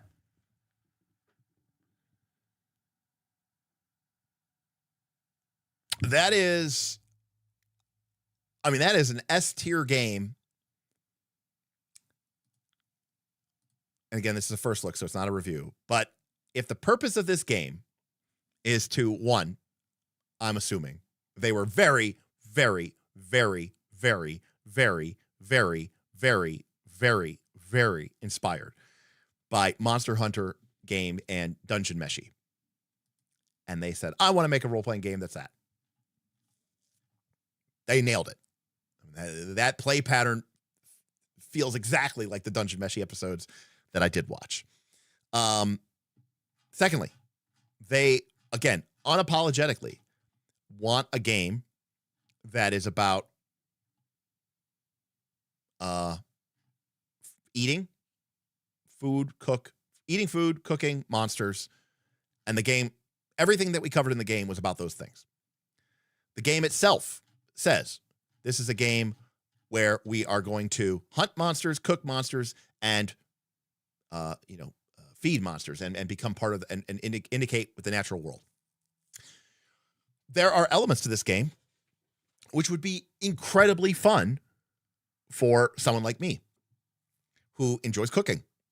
So for me, I think, because that is something that I'm interested in, I think, coming up with the, recipe for, coming up with the recipe and describing the cooking instructions for fishball noodle soup with winter vegetables is really interesting because I like cooking. Now, that being said, Is this a serious premise? No. Is it very, very, very much like the Dungeon Meshi anime? Of course. Now, the premise of Dungeon Meshi is silly and stupid. This game tries to make it a little bit more reasonable because you're not just some person who happens to eat monsters. You're literally infected with this like techno or this what's it called, the feral curse or something like that. So your character quite literally is becoming chimeric, right? Like you eating monsters, and like it's part of like the literal physics, the biology of this world, right? Is you are what you eat. So it's really taking it to the next level. In Dungeon Meshi, as far as I could tell, again, I only watched a couple episodes of it. They just think it's delicious and they just like eating monsters. This game kind of takes it to another level and actually makes it a little bit more reasonable. Again, your characters are very unique because they are kind of part monster and part human. You are a wilder. And so not everybody who eats, raptor jerky is going to become a velociraptor and gain big, huge talons. Your character might, because you're this kind of weird, infected, cursed, protector / ranger of the lands.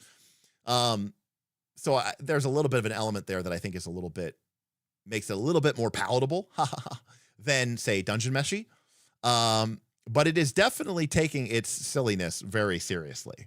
But I also think fundamentally you have to have an interest in cooking. I can't imagine somebody who doesn't like food or cooking to be really particularly interested in this game. In fact, I'm surprised at how many people like Dungeon Meshi who maybe weren't interested in cooking. Because again, it's funny because it's completely silly given the context of it. Now, of course, the other problem about that I have with Dungeon Meshi is in theory, the whole premise, again, I only watched the first 2 episodes, but in theory, the premise is like, oh my God, my sister got killed because I was distracted because I was hungry and I was thinking about monster food. And we only have so long to resurrect her or something before she gets completely digested by the dragon. And we have to basically go back through the dungeon and get to her. So they have this really serious quest, right? To save my sister who got killed in the opening scene of the dungeon of the anime. And then he's like still getting really excited about like eating, gelatinous cube cupcakes. And that's where anime loses me sometimes, not because of the animation, but because of the weird tonal whiplash. This game isn't like that. The whole point of this game is that these monsters need to be both protected and also killed, right? It's conservation, Not that I'm not a conservationist, I'm not an ecologist, but I think about how around here where I live, it is often the case that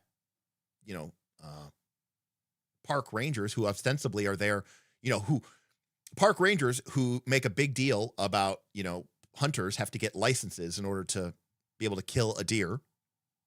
And if you kill a deer and you don't have a license, or if you kill too many deer, they will fine you very heavily. And yet there are some years where the rangers have to go and kill deer and call them because there's too many of them. And if they don't call the deer, it could cause starvation. It could cause destruction of other habitats and plants and all this other stuff, right? Ecology is a really crazy, weird thing. And it's weird because as humans, we're like part of nature, but we're also apart from nature, right? So we're a part of it, but we're also apart from it. And it's weird figuring that out. And so this game does try to get more serious about that role of ecology in a way that I don't know that Dungeon Meshi did. Now, Erica says there's a whole component about dungeon ecology in Dungeon Meshi too, and she's watched it. I haven't, so I will agree with her there. But again, I think that this game is even more directly about it than say Dungeon Meshi was. Incentivas says, I guess I didn't even think that my joy of cooking would endear me to this game. Sometimes I am dense. Danobra says, my wife loves it, though, because she likes cooking. She isn't into D&D, and she doesn't really like anime. Yeah, and I could see that. And if you don't like cooking, I think you would have a hard time with this game. So Thaddeus says, it is unabashedly itself. It ticks all three of the big questions in my book. And Thaddeus, I think it is, this might be the most ticking of all things. Number one, what is this game about? What makes this game unique? What is this game purporting to be? This game unabashedly is about hunting monsters and cooking them and eating them. Two, do the game's mechanics support that? Yes. Everything from the skill list to the way that you choose between your human die to your monster die to the fact that your group's kind of interconnectedness with nature and each other is called harmony. The game lives, breathes, and eats and sleeps those core ideas of hunting, killing, eating. Hunting, killing, cooking, eating. And the mechanics are all, now again, I don't have the full rules, but everything that we've seen here is, all gas, no brakes, right? No filler. Every mechanic that we've seen ties directly into that. And then lastly, what is the reward mechanism of this game? It is quite literally diegetically tied into the killing, cooking, and eating of your monster. Quite literally, your character will progress based on the type of monsters that you are consuming. Not only as your level up mechanic, but as a treasure/reward mechanic in the form of, impromptu snacks, day-to-day meals, snacks, and the like. That hits those three questions more directly and more synergistically than almost any game we've ever seen on this channel. Now, because of that, if that angle doesn't precisely hit you, this game is going to miss you hard, right? Because maybe you love cooking, but maybe you hate the idea of hunting and killing animals. Even if you cook with meat, doesn't necessarily mean that you want to go be a butcher, right? I know plenty of people who are very comfortable cooking, but they would never go and slaughter a pig or slaughter a chicken, right? They're fine buying, their chicken breasts, at the store.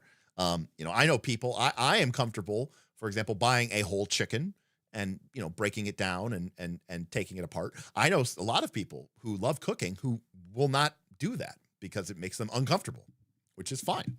But in this game, you're asked to be, a hunter. You're asked to be a butcher. You're asked to be a chef. And yes, you're asked to be sort of an ecologist. And if those three things don't hit you, it's kind of hard to imagine you enjoying this game.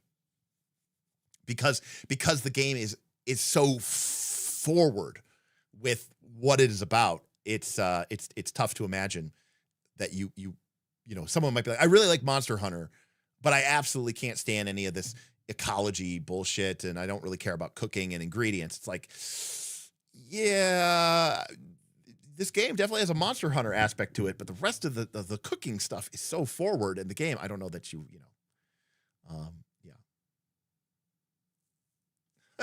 Level 2 Janitor says, I think the guy still being excited about his hobbies in terrible situations feels super believable. That's something I do. I mean, it's one thing to be super excited about your hobby, but it's another thing to be like, my sister has like literally days to potentially be resurrected, and I'm like still thinking about monster jellies.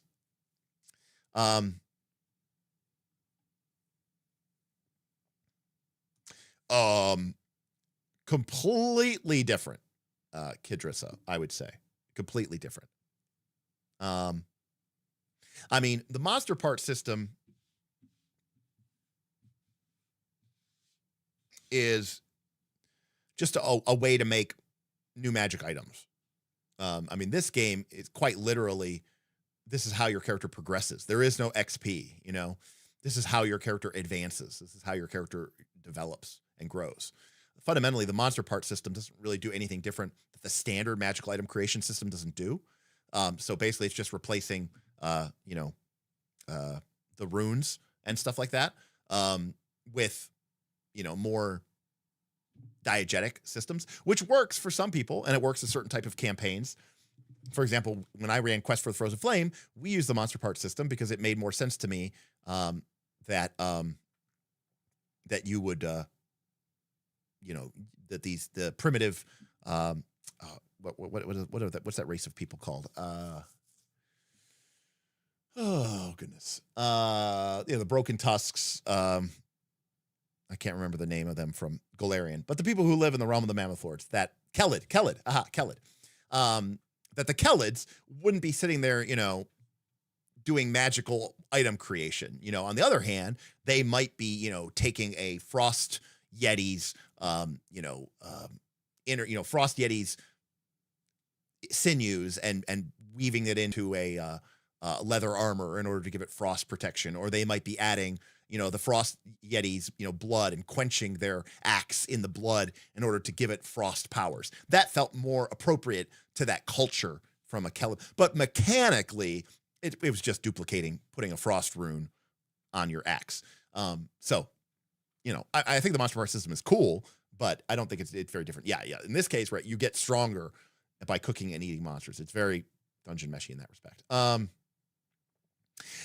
They're clearly, again, apparently this is a whole genre, because apparently there is more to just dungeon meshy than dungeon meshy. This whole thing of find monsters, hunt them, eat them is I guess a thing. I guess there are a number of intellectual properties that follow this pattern. Yeah. So it does seem to be a big, important thing. Now, it's almost 10 o'clock. We did get up to 65 people. So we have to add a new question. Now, Jared Sorensen, who is a classic RPG designer, indie designer, designed Inspectors, wrote Free Market, right, a contemporary of Luke Crane and the such. Jared Sorensen's big three is what I base my criteria off of, right? What is the game about? How do the mechanics support that? How does the game reward you for engaging with the mechanics and the theme? But we have to add a fourth question. Okay, to our new first. I think it is required that we add a fourth question to our first look now, because it's become a meme at this point. But I think it is valid as a meme, and it must be questions, which is, of course, where is my poll? Tip jar, wait list, flow actions, graphical poll.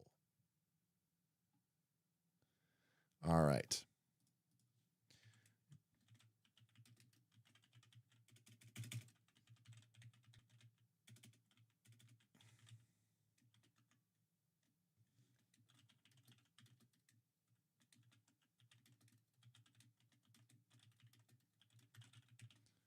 All right.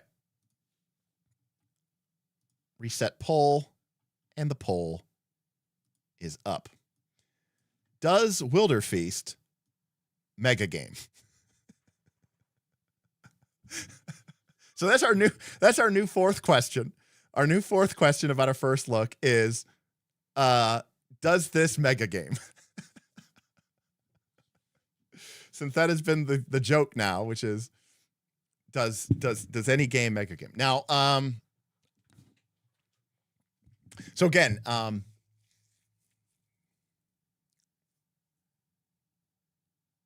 going to let you guys vote before I give you my thoughts.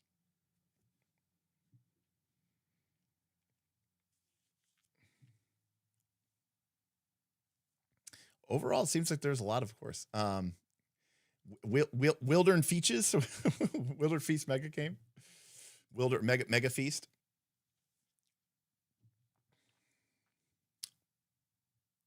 Oh, Mark, please, that is not the criteria.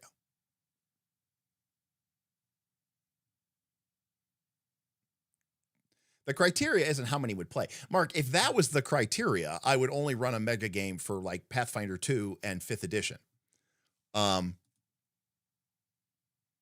We ran a mega game for Dragonbane, for God's sake. So,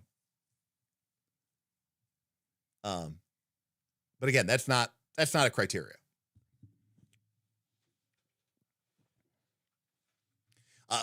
We're trying to put together one for Lancer Reaches. There's even a joke thread, which is called Reaches, which is a mega game composed of any number of games.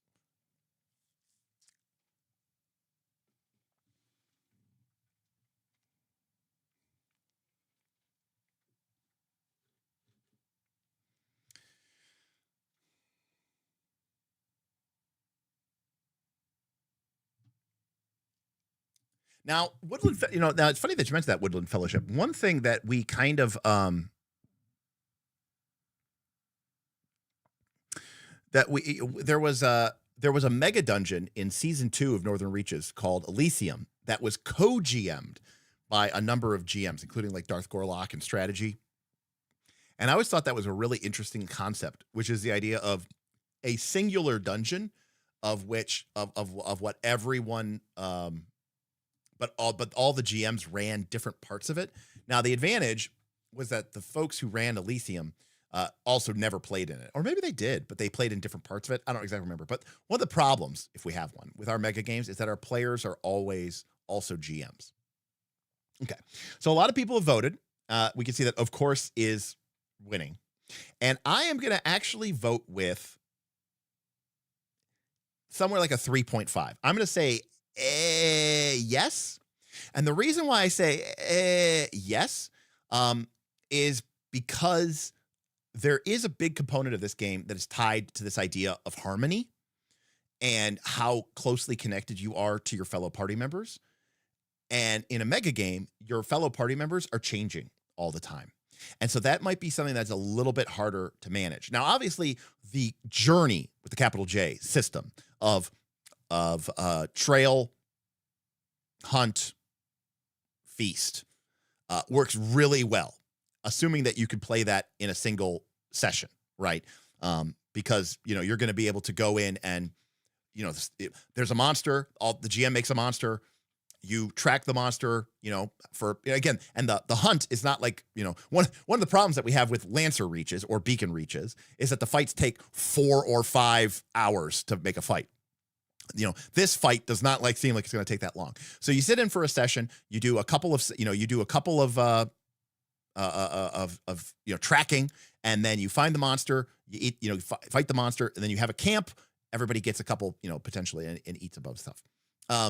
And that would work really well. And that would probably work really well, I imagine, for a, 2, 3, 4 hour session for sure. The harder part is stuff like the free play and the non-journey mechanics, and then the idea of the harmony and how do you structure that within the context of a mega game. That's a little bit trickier because harmony is supposed to be a group resource. So what does that mean in the context of a mega game?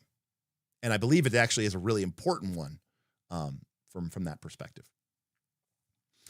So I do agree that the journey loop lends itself well to mega game, but right, you do the loop, you do in one session, and then you go back to whatever, the city, the camp, the whatever, so clearly the answer is opposed player factions. Now, Jackal, that is what I would say. But of course, that only works if you have enough people to actually make it work, because, in order for player factions to work, you have to have a large number of factions. And I would love for that, but we also know that player factions inevitably destroy every single game that they're a part of. So yes, but I would normally agree with you, for sure. Yes. Now the game does talk about a downtime system, and we of course have embraced the idea of a town game, and so yes, that could generate a certain school for punts and stuff like that. Now, Forsyth says you could potentially trail outside of the session. No, I would say no, Forsyth, because who's GMing that? Nobody, right? Remember, in a mega game, it's not like there's one GM. It's anybody, it's everybody. It would be kind of confusing. Also, when you're trailing the monster, you're potentially gaining conditions and losing stamina, and potentially even gaining wounded. And if you're outside of the session, it's a little awkward and weird for that to be tracking that. So no, I don't think it would work that particularly well. But assuming we could solve for that, I do think that it would probably be pretty good as a mega game. So like I said, I gave it a 3.5 because I don't know how to necessarily solve the harmony issue. And I do think that's an important part of the game, because you could have it. But here's the thing, Zen Bullet, you can have it start at 3, quick start style every session, but then you're not making the decisions that you made during that session have any weight. Part of the idea of this game is that if the party does things in a meaningful way, they are going to gain harmony. And if they do things in a meaningful way, they are going to lose harmony. And that's going to carry with you, right? Conditions reset once you eat a good meal. Stamina resets once you eat a good meal. Harmony doesn't, right? And so it's more of a precious resource. So you would just have people burning out their harmony real quick because it doesn't matter, and it's just going to restart. That doesn't feel right. And I feel like that's a big part of what this game is trying to do. So I could be wrong. Some people might look at this game and think it's all about the hunt and, the tracking the monster down and eating it. But I actually kind of think that the harmony part of the game is actually secretly like the beating heart of it. And that's why I gave it a 3.5 on our poll instead of a 5. So I will say that the core game loop is very conducive to make a game. So I will agree with that.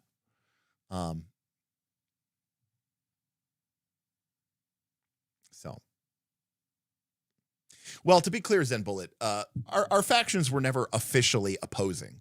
They were just not on the same team. And that was enough to create problems. Like, they were never in direct competition with one another. They were just, pursuing different goals. And that alone was enough to create enough discord to kind of destroy things at times. Yeah, possibly jams, but that's a little bit, again, it's a difficult thing, because again, the whole idea of harmony is supposed to be based off of your relationship with these other people. And so that's where it becomes a little bit tricky. And I'm not quite sure what the solution is for that, but the core gameplay loop does seem like it would be really, really good. So what's up, Dan Kaz? Good to see you, buddy. So yeah. A singing mini game. What does that mean? We are fingers crossed. We are going to be doing a pre-session 0 this Friday. We have decided, in order to make it maximally convenient for our very, very beleaguered and busy players, that we are going to be doing our Friday night personal home game.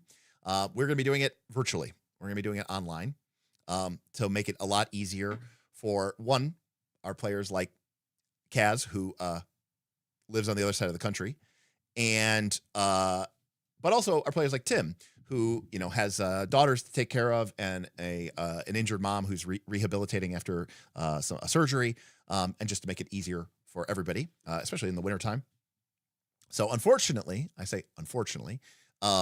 we are going to be playing online, which of course I would much rather play in person. But a good game with good people is much preferable to what we've been going through. Ben says, good luck. A multi-session 0 is the only way to live. Here's how crazy it is, Ben. It wasn't close, but it wasn't actually, but we had a 13th Age campaign that lasted 10 sessions. And I'm not even kidding you when I say I think session 0 took like 6 sessions. So we spent like 6 sessions making the world, making the characters, integrating everything, and then we played the actual campaign for 10 sessions. So it was almost a 2-to-1 ratio. It was actually worse than a 2-to-1 ratio of session 0s to actual sessions.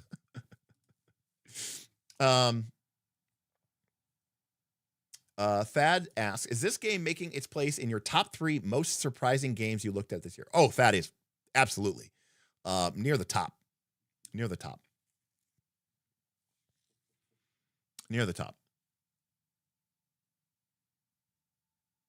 I had no idea what to expect. I mean, number one, I think the mechanic is actually pretty good. I mean, I like approaches, a simple D6 dice pool system, the effect die thing, and making that interesting decision between going monstrous or going human, I think is thematic, but it's also an interesting game decision. So I think it's fun and interesting. Gambling with a D20 versus a D8 that is a nice upgrade, especially when an 8 or higher is a critical effect. That is a very meaningful tactile decision, and I really like that. Yeah, I think there's a lot to enjoy about this. So I think I'm a big fan for sure. Again, do I necessarily want to play a cooking-based monster hunting game? No, but remember, I'm not here to tell you obviously I have my own personal opinions, but I'm here to say, do I think that the game delivers on its premise, and does it do it in a way that I think is interesting, clever, fun? Yeah, I think it does. Tor or Dagger. So I have expressed that there are obviously games that I am more interested in than others. The One Ring is one of them. The Daggerheart is another one of them. There's some others as well. So I'm sure that will be one of the things that come up. But there are also downsides, Cinnabos, to those games. So, for example, one of the downsides of the One Ring is, in full disclosure, the One Ring is a little bit more of a serious game. Now, my group can do serious. We did Legend of the Five Rings. It was really good.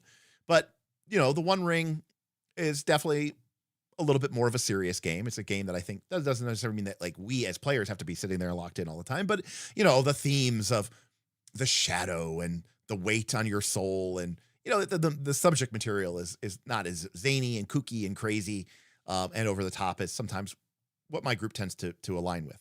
Also, I am going to be playing the One Ring via my Moria solo game. So in some ways, I'm going to be playing the One Ring, albeit a different variant playing with chat through my Moria solo game. So I'm kind of already going to be playing. And then, Cinnabos, we don't know yet. That's what I'm sorry. I'm answering your question. We don't know yet. Now, Daggerheart, obviously, I really want to play it. But I will freely admit that my passion to play Daggerheart is really rooted in playing in person, where the cards and the tokens are very, very, very physical. Doc Flamingo, thank you. Thank you for 20 months on the adventure. Appreciate you, Doc Flamingo. Haven't caught one of these in a long time. Yeah, Doc, it's been a while since you've been in here, but it's good to see you, buddy. Love to see it. So while I really want to play some Daggerheart, I am 100% admittedly a little saddened at the idea of playing Daggerheart on a virtual frame. And I really wanted to play it in person in the studio. Now, obviously, Smith has gotten really busy and is taking care of, his family and his job. There's still a discussion to be had of, are Bob and I just going to play with Tim? And we're going to do kind of a Dunkin' Egg. That's a new show coming out, but for, it's basically buddy cop kind of, or hero and sidekick type story, where we do a 2-person Daggerheart game. So I definitely want to play Daggerheart. So, selfishly, I did list that as one of the games I want to play, but my interest in playing Daggerheart without the cards and the little, handing out hope and having my fear pool becomes much less. I will freely admit that. Foundryborn is really cool. Obviously we in fact one of the designers of Foundryborn came up to me from the Foundryborn team, I should say, came up to me at PAX and was like, "Hey, thank you for highlighting our release, and we got a lot of downloads, and thank you for your feedback. We've incorporated a lot of this stuff." But it's really beautiful, but it's still virtual and it's still on Foundry, which doesn't really support cards in a cool way. And I like the cards. I know I'm being very pedantic about this. So that's my problem, quote unquote, with Daggerheart. And then there's Fabula Ultima as well, which is a game that I actually think I almost love the idea of playing it on Foundry. I mean, I'd love to play it in person too, but Foundry is so great for, for me using, pixel art graphical assets and, setting up the screen to look like a TTRPG. My problem with Fabula Ultima is there are a lot of rules in Fabula Ultima that I kind of want to change. And I don't know that I want to be like trying to. I mean, I could just play it straight up as it is, but you know, every time I play Fabula Ultima, I get more and more like, oh, I want to change this. I want to change this. I want to change this. Oh, it fundamentally restructures the entire way that the game is made. And I mean, I've talked about it at length in our Fabula Ultima channel on the Discord. So, right. Ben says that he's running a 2-player game of Righteous Blood, based on the Cadfell Mysteries. I don't know the Cadfell Mysteries, but set in China. Righteous Blood is the kind of the Japanese. Is it? It's not PBTA, is it? But yeah, it's like a samurai game. Heroic Fantasy can work with 2 players, but you need a really, really good hook. I agree with you, Ben. It can't just be we're adventuring and we're adventuring party. You know what I mean? For sure. So I love Fabula Ultima, but again, there are rules and stuff that I would change. And Ben, you took it in a very extreme direction. Although to be clear, I actually like the direction that you took it in.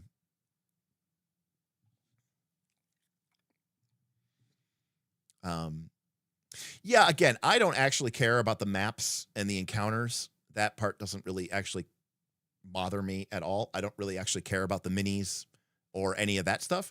It's actually the physical props that is a big deal to me.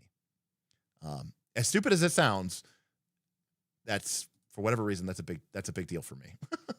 Which is not to say that it's a non-starter. So again, the One Ring, Daggerheart, Fabula Ultima, those could all be potential contenders. We'll see what Bob and the like also have to say.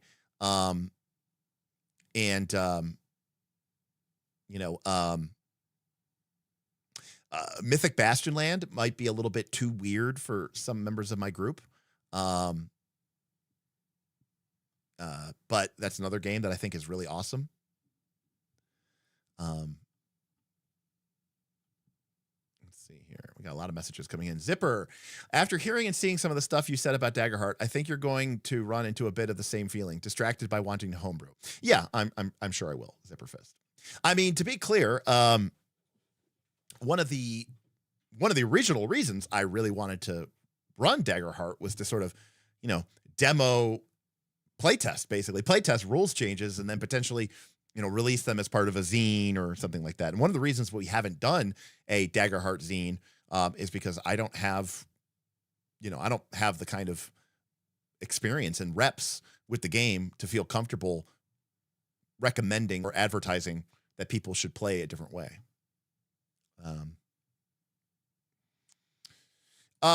Yeah, but TS agent, like my house rules are like, I want to get rid of attack rolls and I want to eliminate all of the skills that just give you a +1 to hit. And those are pretty substantial. There are rules I want to change. Which game is this not true for Derek? Well, actually, that you mentioned that, Mythic Bastionland and the One Ring, to my knowledge, have almost no changes that I would make to them, which actually makes them kind of appealing because it means that I'm not going to be sitting there going like, oh, how do I change this? And unfortunately, one of the other reasons that I don't like playing online as much is because when I play online and I use a VTT, it makes it harder for me to do the kind of house ruling. And again, when I say house ruling, I don't necessarily mean like I make up a ruling on the fly. I mean like a substantial change to the game because the core rules don't create the kind of play experience that I want. Now, I'm not presumptuous enough to say this like, in public, but a lot of times I'm like, oh, I know better than the designer, and their intended effect here is not working. So I would never say that in public though, but privately I would. Am I the only person who prefers his game raw outside of quality of life house rules? Well, what is a change if not a quality of life rule, house rule?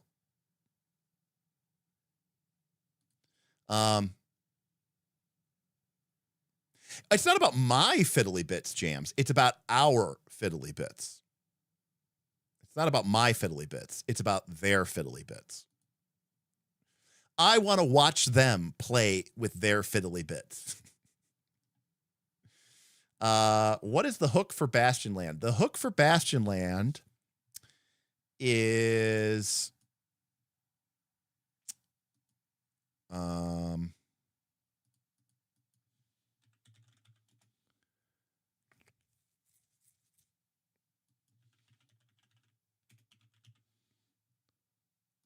Nope, that's Electric Bastion Land. Do I not have Mythic Bastion Land on this character? Huh. I definitely should have Mythic Bastion Land on this computer. Oh, well, all I have is the character sheet. The hook is that you are a knight. It's a very simple system. You roam a mythological, it's kind of like an Arthurian realm, and you are a knight seeking glory. And it's kind of like a weird, dark fantasy with like strange myths and strange monsters and, old women laying in ponds, distributing swords, that kind of thing. Strange women laying in ponds, distributing swords.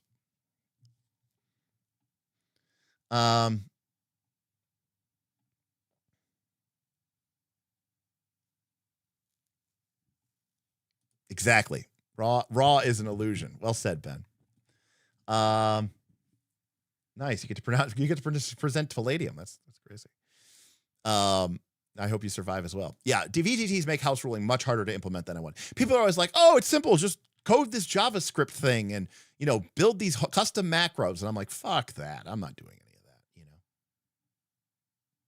that."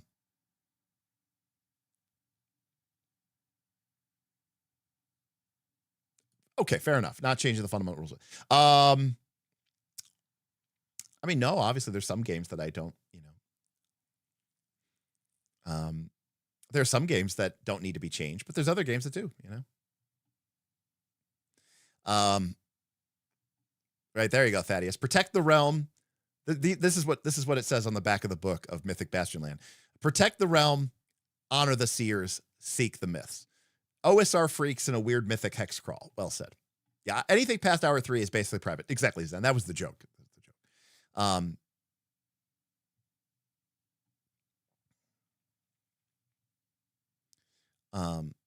My only hang up on Mythic Bastion Land is the knight thing. What's wrong with being knights?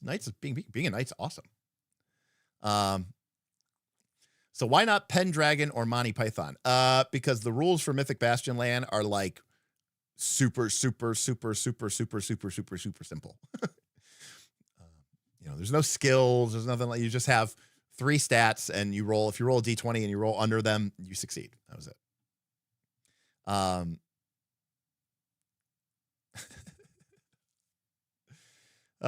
It's so good.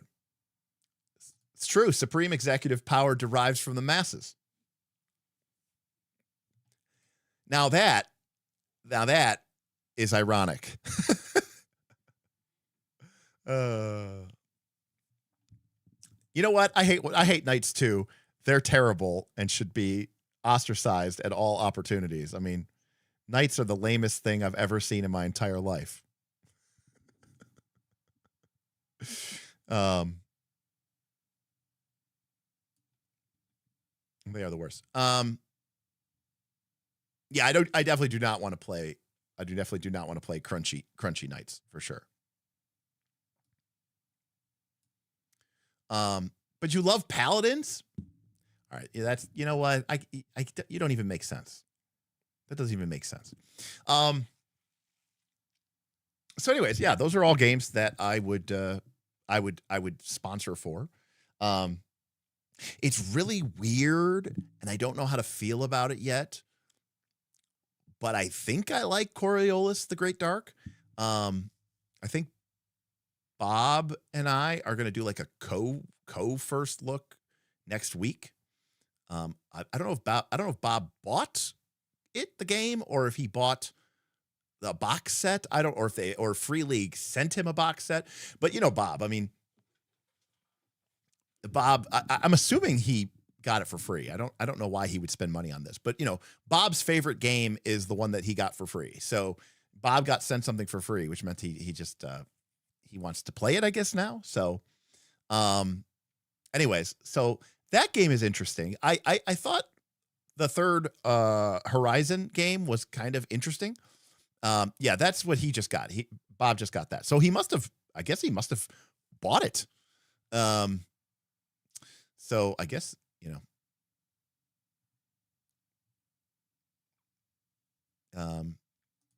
Yeah, I mean, Karn is okay, but I mean, if I was going to play Karn, I would just play Into the Odd. If I was going to play the Into the Odd, I would just play Mythic Bastionland.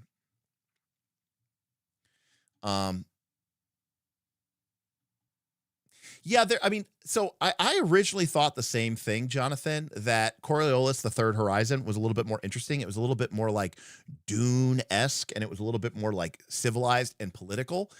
The new Coriolis feels a lot more like a free league game. It feels a lot more like Forbidden Lands in space, which wasn't originally what I thought I would be interested in. But I don't know. There's something about it I think that's kind of interesting. But yeah. Anyways, I don't know. But anyways, so yeah, I mean that's definitely on my list. I don't know. We'll see what games that, we'll see. Kaz is going to be there. Bob is going to be there. Tim is going to be there. So, they're going to have their preferences as well. I mean, I'm assuming that Fabula Ultima is going to get highly represented and pushed. And again, I don't think Fabula Ultima is a bad game by any stretch of the imagination. In fact, just the opposite. I think the game is incredible. But the more times I've played it, and the more times I've talked with people who have played it, and every time I've run it, I kind of find myself becoming more and more like, like I said, I want to remove the attack roll, and I don't like the idea of the skill ups that are just +1 to hit, and there's a couple of things there that I just don't find as, there's already house rules that I've implemented, which in some cases are too powerful, but that's okay because I think it's still more satisfying than the alternative, like the rerolls. I don't like rerolls.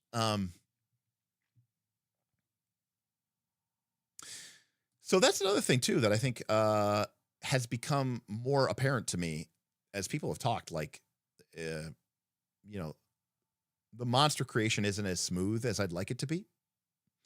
For sure. So, there is that. Now, the good news is, I think a lot of people have created a lot of monsters for the game already and all this other stuff. But I also think there are people that are potentially more interested in Fabula Ultima from an MMO raid perspective than I am. I don't really I do think the game has a little bit of an identity crisis that I think has sort of been I don't know if this was the intention, but I think it's been extra focused on. Originally the game felt like this super duper loosey goosey, low prep, zero prep, just play it as it goes. But as the game sort of developed, and even Emmanuel sort of kind of maybe was responding to the community, it felt like the game became more and more and more about creating these super insane, super advanced, super complicated, multi-phase boss fights, which felt very, very, very counter-purposed to everything the game purported to be about. And so I find it in this really kind of weird space where I feel like some of the intention of the game has been sort of diverted by people, I don't know, doing what a lot of people do, right? Which is let's make the game about MMO video game style boss fights. And I don't necessarily know that that's what kind of was intention to do, even though that element of the game was kind of there because it's part of JRPGs. I think that Fabula Ultima has an identity crisis in that way, where it's hey, it's this low prep, no prep indie narrative RPG, but it also has bosses that have 3 separate phases and 4-page layouts. It's which is it? Yeah, I mean, I think at the end of the day, it is low prep, no prep, but people just want to play F20 in their non-F20 games. And I agree. They want to add that. But I'm saying the game itself isn't doing itself any favors by publishing these really complicated boss fights. And so, in that way, it does kind of have the same crisis as Daggerheart, So it's kind of which is it? I'm not quite so sure. And this is even more the reason why I think having like the skill ups, like in sharpshooter and weapon master, that are just like +1 to hit, are very confusing to me, because those kind of soulless bonuses only make sense to me when the game is about, like, you know, winning, right, and getting good. And I sometimes feel like Emmanuel doesn't know if he wants his game to be like about narrative storytelling or about getting good. And it's interesting, you know. And I think Daggerheart is definitely in that spot right now. Except I think the creators of Daggerheart are all about, you know, this is our narrative story game. But the way that they design the game is like, people are like thinking that the game is all about, you know, getting good. And I think even in this case, the creators of the game are like, no, not really. But like, they also kind of need to keep their customers happy. So again, there's kind of this weird identity crisis that is creeping into the game for sure. Well, no, if it costs us taking a 5-hour or 4-hour combat, then no. I would say it definitely does not. I mean, I think Beacon has its own cool elements unto itself, but no. I mean, if in any game where the fight takes 4 hours and it's this like hyper tactical masterpiece, I think it exists in an entirely different realm than, say, Fabula Ultima.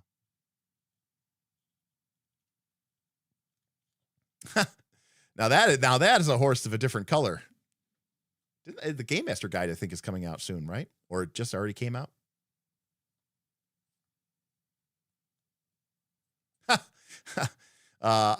You are quite correct about that. I don't think he knows what to say sometimes. Like, because he gets it, you know. I mean, I am full disclaimer here. Spencer has never said anything to me about this, but I get the distinct impression that like Spencer just wants to like scream at all these people and be like, you're playing it wrong. Like, we're not going to make adventures. Make it up. Also, it doesn't matter what this monster does or what this power does, because the whole game is just a fugazi, you know?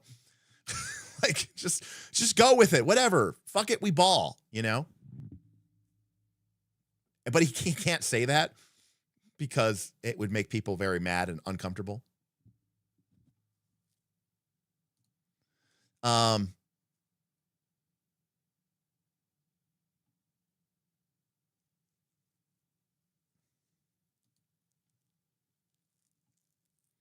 When you say running out of content, what do you mean? Like monsters in the book? Because like there weren't really that many monsters in the book, or how many fights you're having, I'm not quite sure. But you're right, James. I mean, Daggerheart kind of needs that fail state in order to be successful, and it's kind of, you know, a problem. I thought about having FU auto hit defense, magic defense becomes DR, and convert the weapon master sharpshooter +X to hit into damage. Other rules like the even number triggers could be the current round. Yeah, maybe. It's just more work than I'm willing to put in K-Tube. And more importantly, it doesn't really work well with any of the existing VTTs, which gets back to the whole, like, you know, house rules are hard to implement when you're playing on a VTT.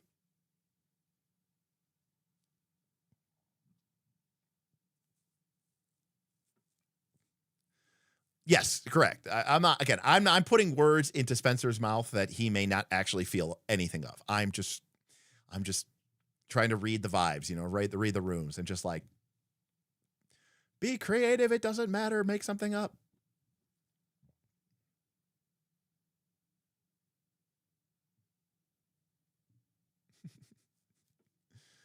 I approve of the use of Fugazi. It's a Fugazi. It's a Fugazi. It's a what's it? It's not on the elemental chart. It does not exist. It has not landed.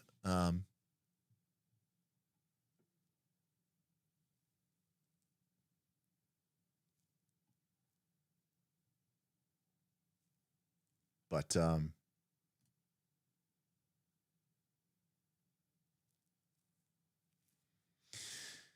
yeah, again, I mean, what is the role of a Daggerheart adversary? I mean, it's a paper doll. You know what I mean? It's just there to be an excuse for the characters to look cool. I firmly believe that there is little to no tactical element to Daggerheart. It may look like you're playing a tactical game. It may even feel like you're playing a tactical game. But at the end of the day, I firmly believe that you are not. And so I think anybody who's approaching the game with that mindset, mazel tov, good luck to you. But I think you're doing it wrong. But who am I to say that you're doing it wrong? But I am going to say it. I think you're doing it wrong. It's not what the game's about. It's just not. And the meta structures that surround the game themselves are again, if I wanted to make a controversial video, and I actually wanted people to watch it, I would make it like, a 15-minute video or 10-minute video. I would make a video, and it would say you're playing Daggerheart wrong, or it would just be like, you're doing it wrong. I'm sorry, you're doing it wrong. Number one, true. I mean, let's start with a pure baseline, like an absolute pure base down, right? Baseline, which is this: in a real tactical game, both sides have an equivalent chance to win, or relatively to it. I cannot think of a single competitive game that someone would play where you would sit down and they're like, okay, I'm playing Space Marines, you're playing Orcs and Goblins. We're gonna play a kill team mission. And you're like, cool. You're like, yeah, cool. You're like, I am going to win 99% of the time. And you're like, what is it? Yeah, but you got to make really important decisions, and the decisions I make are going to be really important. But didn't you just say you have a 99% chance of winning? It's like, what are we even doing here? So full stop. Like, if you're playing a game that is weighted that heavily in the player's favor, it's tactic. It is not the concept of tactical means making, in my opinion, remember what I say about player agencies? I always say the player agency. And by the way, this is why I say it emulates Pumpkin says it. Yeah, it emulates a tactical game. And this is important. Competitive does not equal tactical.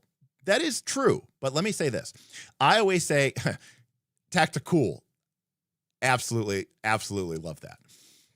I always talk about player agency. Player agency is that you have to give the players choices, and those choices have to matter. A lot of people mistakenly think that tactical means giving the players choices. I argue that giving the players choices, but then those choices don't really matter, isn't really tactical.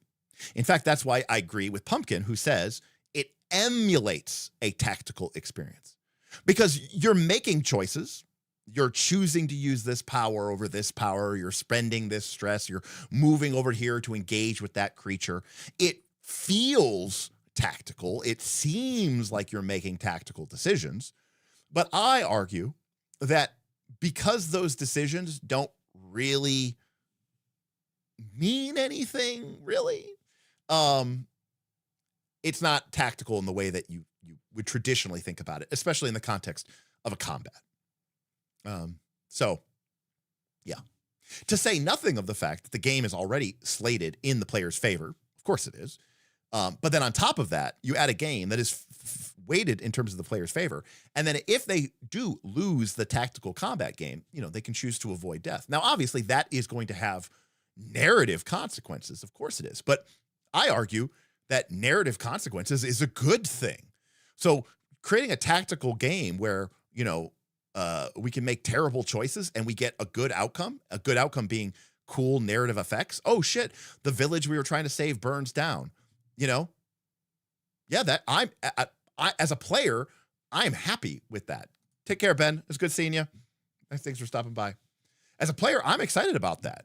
Like, maybe my player character isn't, but I don't give a shit about them. Like, I'm like, oh, cool. This story just got a lot more interesting.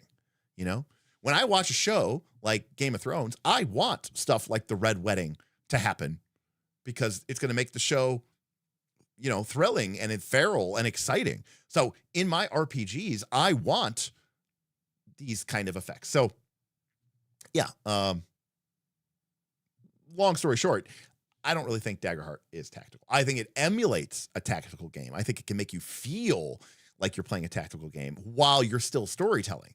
And I think that is a marvelous innovation, because PBTA games lack that by and large. PBTA games never get that feeling of tactical, cool mini play style. And sometimes I think we all play D&D, we all like our toys, we all like our little toy soldiers and toy figures, and we all want to be able to be like, oh, I use my cool power and I go Muso mode and I activate slash and dice, and sometimes it feels like you miss that in PBTA. And for me personally, it can feel a little bit boring. I'm like, man, I miss all the cool tactical elements, but I don't actually want to play a tactical game. I just want to feel like I'm playing a tactical game. Hence, emulation of tactical, which Pumpkin came up with months ago, and I think he's right on the money with that.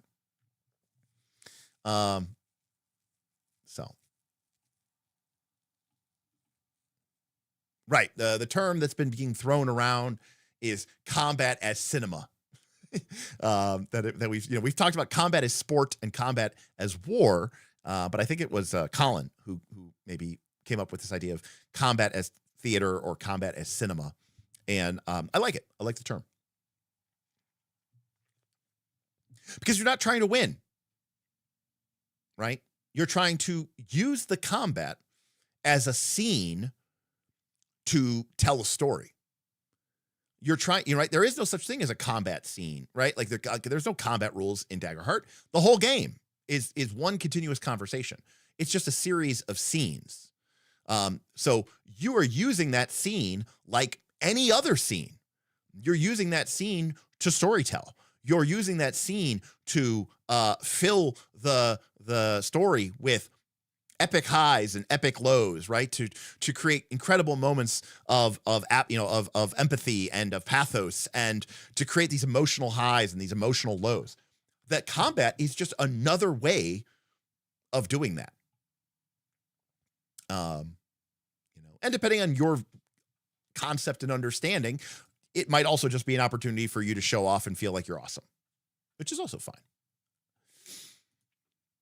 Thaddeus says, if a game doesn't even have facing rules, it's not tactical. Well, you know what game does have facing rules? Hackmaster. Yeah. Well, Johnny, that is a tough spot, In fact, John, honestly, a lot of people here in the Knights of Last Call community, struggle with what you're saying as well, because they get on the internet, they're being exposed to more games than just say D&D. Maybe they come to Knights of Last Call, they see all these really, really cool games, and they get really excited about them. But their players aren't going on the same journey that they are.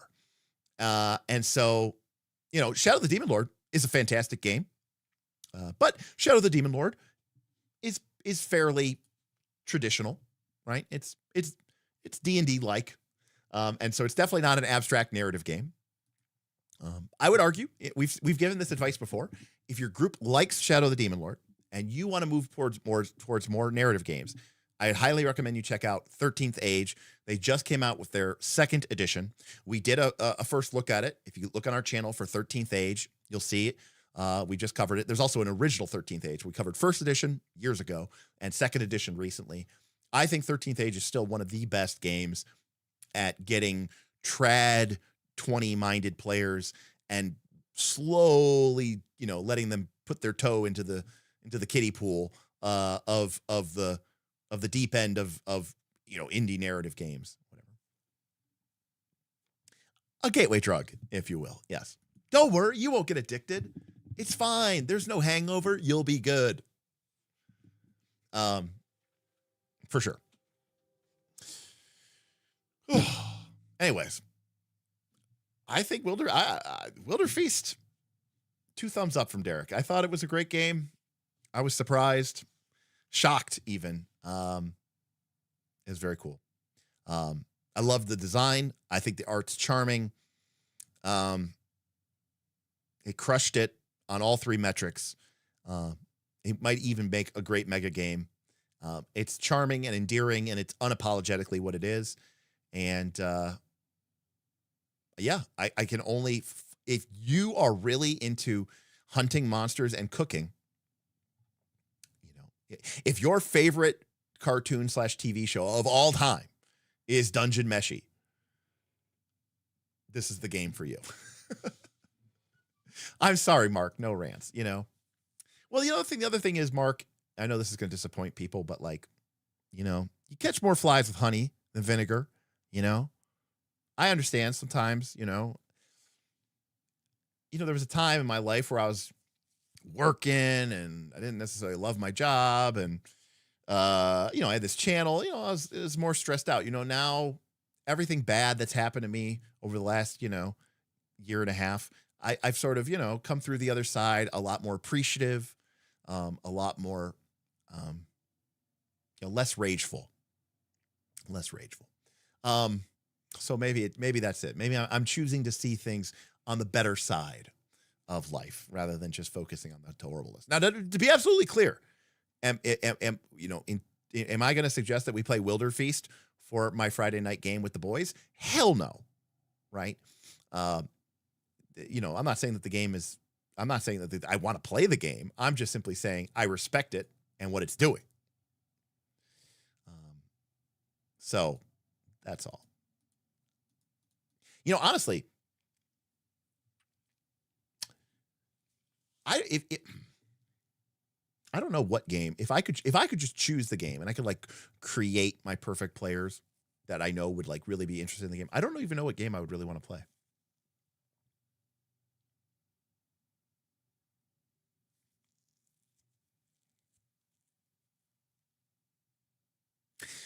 Daggerheart and Fabula Ultima are so high on my list, but they are both, you know, they're both cursed by my desire to improve them. I was even making notes of like updating my note with what changes I wanted to make for Daggerheart, and like some of them are just so stupid. But like, you know, little things, like I said, like I kind of want to change all the death moves and I want there to be 12 domains and I want them to be, you know, opposed. And I want the cards to have more gimmicks. You know, like my idea of the primal cards flipping, but I wanted to do more stuff with that. And, you know, some of them are very small, you know, hit points become wounds, that kind of thing. Change the reaction die. Change the way help works, probably change the way experiences work, giving the classes different level ups. You know, yeah, I mean, I kind of fundamentally basically want to recreate the entire game structurally. But like Fabula Ultima is the same way. Like by the time I start ripping apart Fabula Ultima, you know, once you start replacing, you know, the attack roll and you start hitting and it becomes more like a, you know, Final Fantasy game in that respect. And then you start changing the skills and the levels ups and all this other stuff, blah, blah, blah, blah. Suddenly you're like, you know, cause that is one thing I did love about Beacon. I loved the idea that you could like wear your job the way that, you know, you can wear a mech. And while that does seem very mechy, because it is, and it seems kind of weird in fantasy, that is the way the job system has worked historically in like Final Fantasy Tactics and Final Fantasy V, where you can buy certain abilities permanently with JP, but then when you put on your job role or your dress sphere, you get all of like the baseline abilities of that job, right? So yeah. When is the next Final Fantasy 1 stream? Maybe tonight after I finish. I do have to eat something, Pumpkin, but I'm kind of on that like post-sickness rebound. So I probably slept like 155,000 hours over the last 2 weeks. And I actually been really wanting to play Final Fantasy. So who knows? Maybe tonight. If not tonight, tomorrow. Tomorrow I'm going to be on Roll for Combat. I have no idea what the content is going to be, but we'll be back Thursday. Friday I'm gaming with the boys. But then I'll probably stream Sunday too. So we're going to try to do a couple streams because I know we haven't streamed a lot lately. So Final Fantasy 1 stream could be tonight, but it'll probably be tomorrow night. Yeah, exactly. Jams. It's crazy. It's crazy. Dr. Waits was trying to tell me something, and I always like listen. What did Dr. Waits says? That's true, Cinnabos. Tor is fantastic because I am a Tolkien nerd, huge Tolkien nerd. And there are minimal changes. That is a huge advantage for me.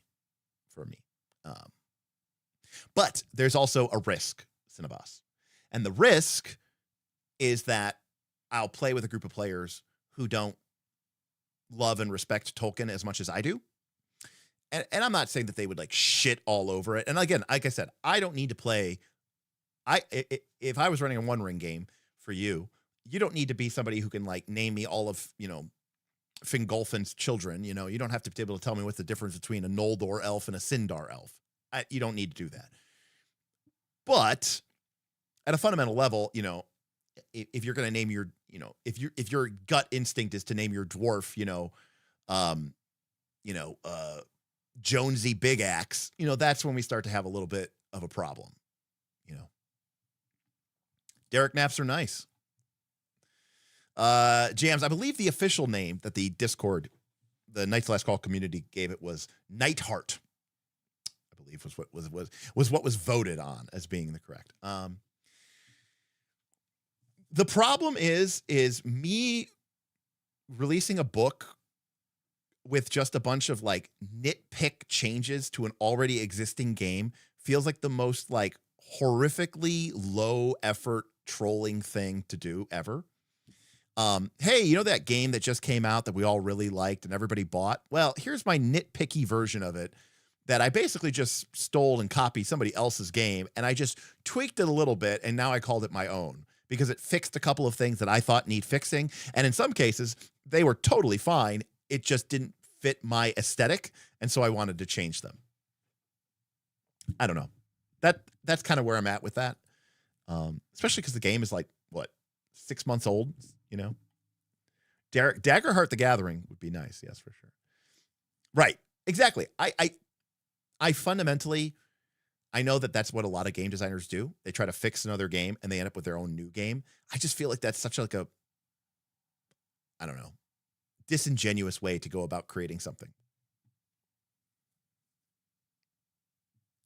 Yeah, just call it a framework. Yeah. Hey, here's a new framework. It completely rewrites the things to the game. Well, Dr. Waits, that's what Dungeon Time Extreme is. It takes 5e and it completely shits on it. That's the joke with Dungeon Time Extreme.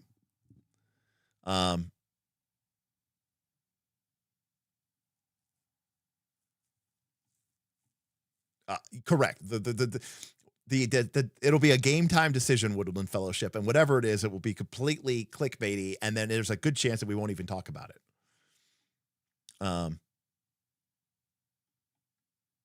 I know it's been a long time since we've had a new light on as one of our tip goals, and I'm disappointed. We only got $15 for new lights. Old Derek would have been so disappointed. Yeah, I am too. It's a really cool game. I mean, obviously, it's a free league game, so it's obviously completely gorgeous. But there's kind of like a deep rock galactic kind of No Man's Sky kind of vibe to this, and I kind of dig it. I'm curious to see this box set, this campaign box set that Bob got. No, I'm not specifically talking about you. I might be talking about you in general, but I'm not talking about you specifically. Correct. That's true. In this theoretical, hypothetical situation, I am custom creating my players. They would not do it. Then, yeah, I guess I would probably say Tor. Only because I don't have to change anything. Dildo swaggins. I might have to allow that.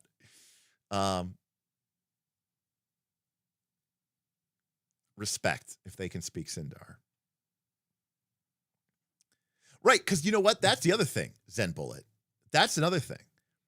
Why am I creating a fantasy heartbreaker? Sure, it's not a fantasy heartbreaker of D&D, but it's basically a fantasy heartbreaker of another game. That's terrible. That's true, but well, no. See, Beowulf, if I'm just fixing, quote unquote, if I'm just fixing another game, that's easy. I am infinitely more proficient at updating, critiquing,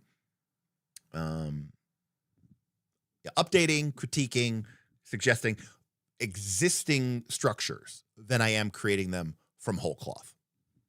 You know, sitting down and saying, I'm going to create a brand new game from scratch, I think that is incredibly difficult. I don't know how people like Mark and all that other stuff, Jess, the way they do it is frankly mind-boggling. $15. Coriolis TGD definitely leans into the dungeon diving for your lighting fund. Thank you, Thaddeus. Yes, thank you so much for that. The Amaran Vergemax applauds your efforts. Thank you so much. I'm hoping it's still time that I can return these lights, and then I can that'll help offset the cost, because I think I've spent about $70 on each of these lights. I bought 2 of them, so I spent $140. So if I can get those returned, then I only need another $150. But I kind of told myself I'm not going to buy lights out of pocket unless I can kind of get them paid for, because it's kind of unnecessary, but whatever.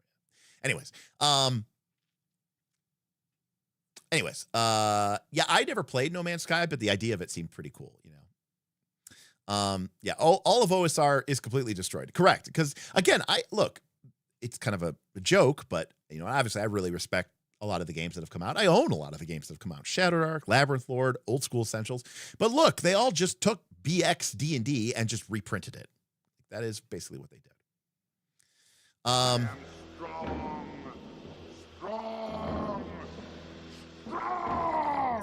C. Scott, thank you. Thank you, FL4G, for sending out that membership to C. Scott, who is now a member of the Knights of Last Call. Appreciate the gift, FL4G. C. Scott, enjoy your gifted membership. Thank you, FL4G. I appreciate you. I would also completely rebuild the entire structure of the way that Daggerheart cards and abilities work. So there's also that. So I'm right there with you. Not in a way, it would actually end up being a lot more like Fabula Ultima. I actually really like the way Fabula Ultima really categorizes their purely mechanical abilities and then leaves everything else open in this sort of loosey-goosey, relative, ritualistic way. So I really, really love that. I'm a big fan of that. I'm a big fan of that style of design in general. And and by the way, that's actually something where Smith and I disagree. Smith actually hates that. Smith prefers an almost Vancian style where even with rituals, 4th edition had rituals, but they, but they weren't like, you had a ritual book. You had if you wanted to water walk, right, you had to find and or acquire the water walk ritual and then put it into your ritual book, and now you have the ability to access that water walk. Now, Smith liked that method. He liked not that you had to remember to prepare water walk today or just have it on a scroll and throw it in your backpack and forget about it, neither of which is super satisfying. He liked that you didn't have to use up one of your quote unquote good slots to be able to water walk, but he didn't want you just to have this like the way that, say, Fabula Ultima works, where you have this sort of loosey-goosey elementalism as a ritual, and now you can cast elementalism style rituals. You sort of just make it up on the fly, give it a DC, throw an MP cost to it, and Bob's your uncle. Smith doesn't like that because he thinks that takes away from the strategic element of the game.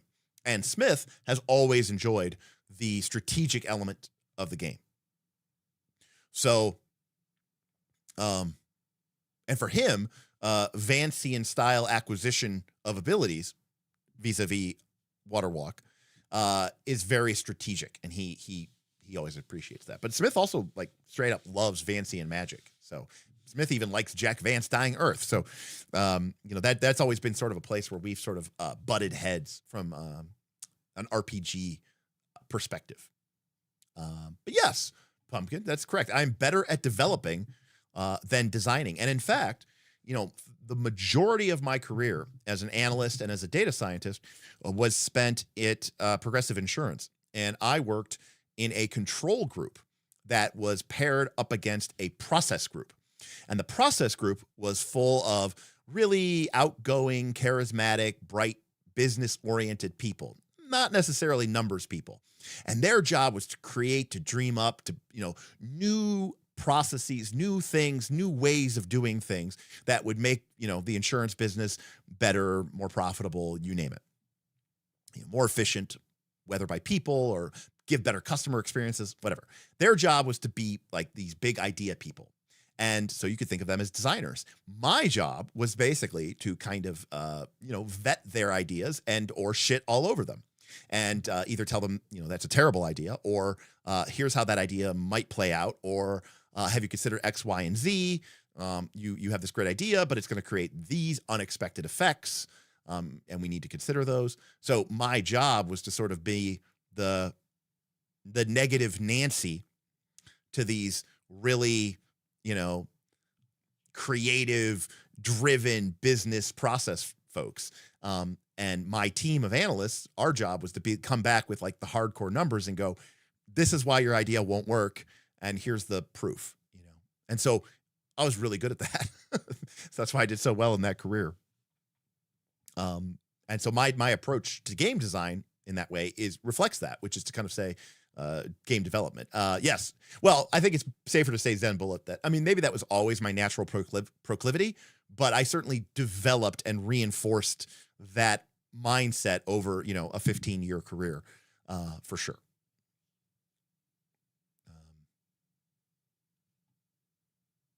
So that's another thing too. Like Woodland's talking about how like they begin their creative projects with a what if question, right? So Woodland Fellowship is talking about top-down design, right? Where you start with an idea, you start with a creative vision, and then you work from there towards mechanics. I am historically a very bottom-up player, or bottom-up designer. Like I start thinking about mechanical interactions, and then I start thinking about how do I layer a theme or idea on top of that. So. And neither one is right, by the way, because one of the critiques that is sometimes labeled at board games, you'll find a great board game and has really great, really cool mechanics with really fun, really interesting gameplay. But people will critique the game because they'll say the theme is pasted on, which basically means they're like, oh yeah, we have to make the game about something. It's about you're a spice trader in 15th century Venice. And they're like, what they really wanted to do was they wanted the mechanics of the game to be their own reward. But people don't buy abstract board games that much, generally ever. So you have to have like a theme and, art, something to put on the cover, and so, they stick to it. Like there is nothing about wingspan, that has to be birds. And the fact of the matter is you have fin span and worm span, right? But by making it birds, they've just stuck that theme on, and it just makes the game more palatable for some folks. But there's nothing inherently about the mechanics of wingspan that are actually tied in any way, in any meaningful way, to birds. And there's a lot of board games like that. In fact, some of my favorite board games, which are board games by Reiner Knizia, are very much theme pasted on. Like it has nothing, and in fact, Reiner Knizia does make some abstract board games, which in some cases are basically abstract versions of his games that just don't have a theme. And I enjoy them just as much. So, but yes, it very much honed my skills and I locked in.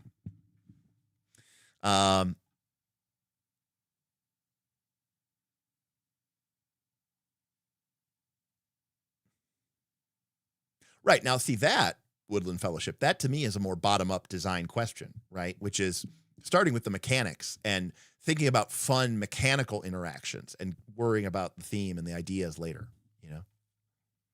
Knizia is the GOAT. I mean, he's probably my number one game designer of all time. I mean, I love Uwe Rosenberg as well. But historically, for my money, like Reiner Knizia is the bomb. I mean, obviously there's like, legendary standouts like Klaus Tuber. I mean, he created Settlers of Catan, like the guy, everyone owes him a million debts of gratitude. And Settlers was my first, designer game. It was my first Euro, from Catan into Carcassonne. And Ticket to Ride and all that other stuff. But have you seen that new edition of Ra? I have seen the new edition of Ra. There's an expansion for Ra. Not just a new edition, right? It's on Kickstarter, right? Yeah, it's called Ra Traders. Oh, maybe it's not on Kickstarter, but it's out, I guess. Yeah, it just released this year. It's called Ra Traders. Yeah, it expands what like the Nile tiles can do. Anyways, I don't know. I love Ra. Ra's one of my favorite games. It's my favorite bidding game. Although, actually, I was like, Ra's my favorite bidding game. And I was like, actually, I really like Modern Art. And then I was like, oh yeah, Modern Art's by Reiner Knizia too. So they're all by Reiner Knizia. Guy's just a machine. Man, Modern Art came out in 1992. Jesus Christ. Anyways, for those of you wondering at home, my favorite Reiner Knizia game is Tigris and Euphrates. I also really love his co-op Lord of the Rings game, which is really fun. I haven't played like any of his new games though. I need to. It's been. I kind of stopped buying board games because I didn't have money, and also I don't see people in person anymore. So there's that. It does need a reprint. It has been out of print for about forever. Yeah, that's awesome. I have not looked into Assassin's Creed TTRPG, although generally speaking, Dante, I absolutely abhor CMON games in general. I just don't like the company and I don't like what they do. But that doesn't mean that the game isn't awesome. I mean, congrats to MCDM. I mean, they're already up 1 million.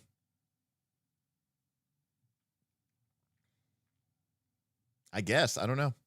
Maybe.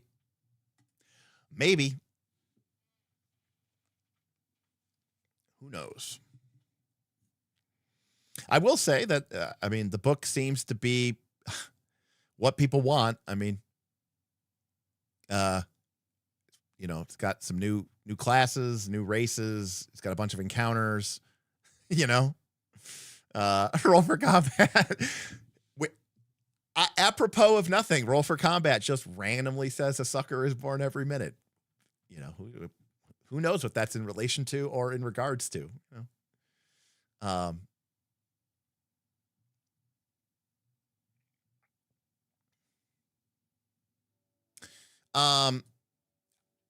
CMON games historically, in my opinion, they ship wood, like they ship really bad games that are like really poorly designed. They make beautiful miniatures, but they've also had a lot of, I think they've had a lot of history with like delivery issues and some quality control issues. And I mean, they do create beautiful miniatures. I just think they make terrible games. And I know a lot of people who buy their games, and they're just these incredibly expensive board games that like, $750 premium, ultra premium, super backer kit with the most, legendary gold flake foil minis. And it's like, yeah, but you're putting lipstick on a pig. That's my personal take on it. And, I'm not as big into the board game scene as I used to be, but there were many people who shared that view as well. At some point, Jackal, at some point we'll need to get something. Again, we'll figure out something. There is some, to quote Paul Atreides from the new Dune movie, where he says, "I've seen so many futures, and in so many of them our enemies win, but I see one narrow path." And that, there's some narrow path, a golden path, you might say, where Derek maybe can win. I don't know what that, unfortunately, billions will have to die in an intergalactic jihad, but that is the price. Someone has to pay the price. Have I played Gloomhaven? Many times. Love it. Any thoughts on the TTRPG they are working on? No idea. I've heard it's awful, but I haven't played it myself, so I don't know.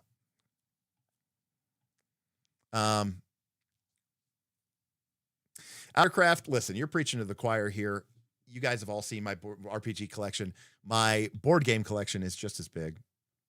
Yeah, I mean, God forbid my RPG be very well tested and rigorous and work well. You know.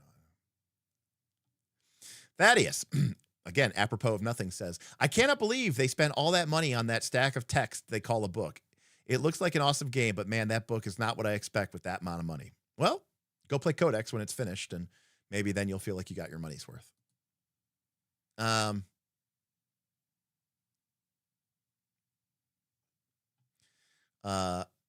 Oops. No, that's the problem. Paul Atreides didn't oops. He knew what was going to happen. That's what makes him the villain. See, that's something that actually that like people don't understand is that like Frank Herbert never wanted people to think that Paul Atreides was a good guy. He's kind of not, right?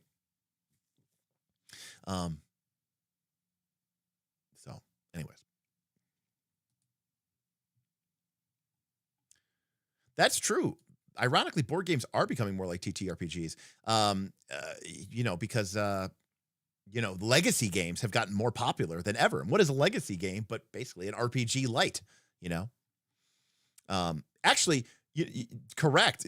Paul was kind of the worst of the worst because, you know, he started the golden path, but he couldn't do it. And so then he just kind of gave up and just sort of, you know, walked into the desert because he couldn't actually do it. And he left it to, you know, Leto the Second to, you know, go full sandworm.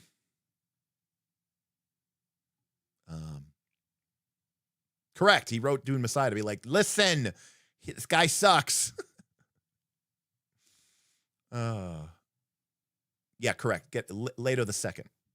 What's a little confusing because technically there were two Leto the Second. See, people forget this. Leto the First was obviously his father, but then Leto the Second was born and actually killed during the rise, the battle against the Harkonnens. So then he had another set of kids, but Paul's first kid died.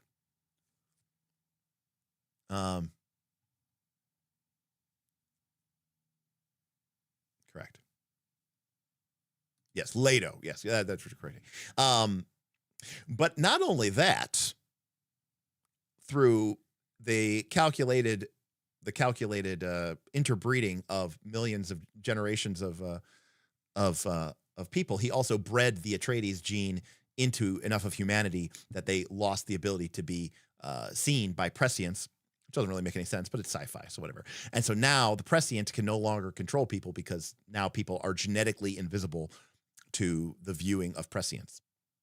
So that helps too.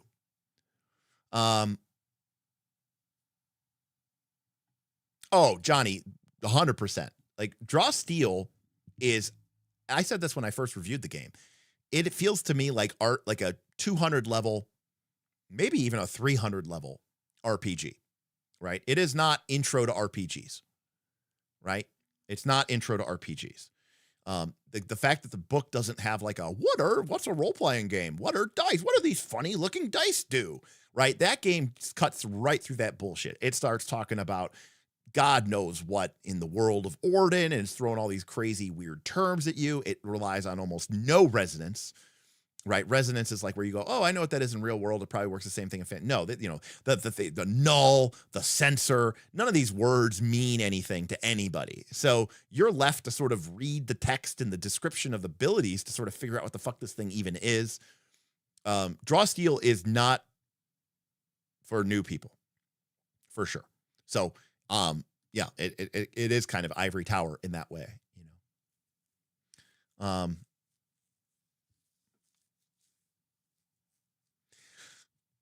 I've been a patron of Matt Colville for many years. I don't agree with all of his takes. The takes I don't agree with, I agree with 0%. But when he does say something smart, I like it. And I think for all in all, he's been good for the helpful. But my general sense of Matt Colville, and I've never met Matt Colville. The only thing Matt Colville has ever interacted with me with, even though I've been a patron of his for like 3 years, is he commented on one of our videos about Draw Steel. And he said something about like, yeah, we want it to be like a speedster to feel like you're really cool, like the Flash, which is cool. But my general sense of Matt Colville is that he hates his audience and he hates his players. That's just like my general feeling that I get from Matt Colville. Maybe not all of his audience, but actually I feel like he hates his haters, you know, and the annoying people who don't get it. But I also feel like he hates his super fans too. And you know, even though he did that video where he was calling for, for walled gardens and getting rid of radical thoughts and, getting rid of people who have a difference of opinion before they pollute a community, which that was certainly a take. But it just seems like he just doesn't like the people that he talks with. Anyways, that's just my personal, again, and I like the guy. I've supported him on Patreon for like 3 years. So, I mean, I've given him hundreds of dollars. So I clearly, I support the guy, but I just get the general sense, like I feel bad for him, like I feel like he just feels like, I feel like he's like, that meme of Ben Affleck, right? Like going, like smoking the cigarette and just being like, just like about to kill himself because he's just so over it. That is, I don't know how internet literate you people are, but let's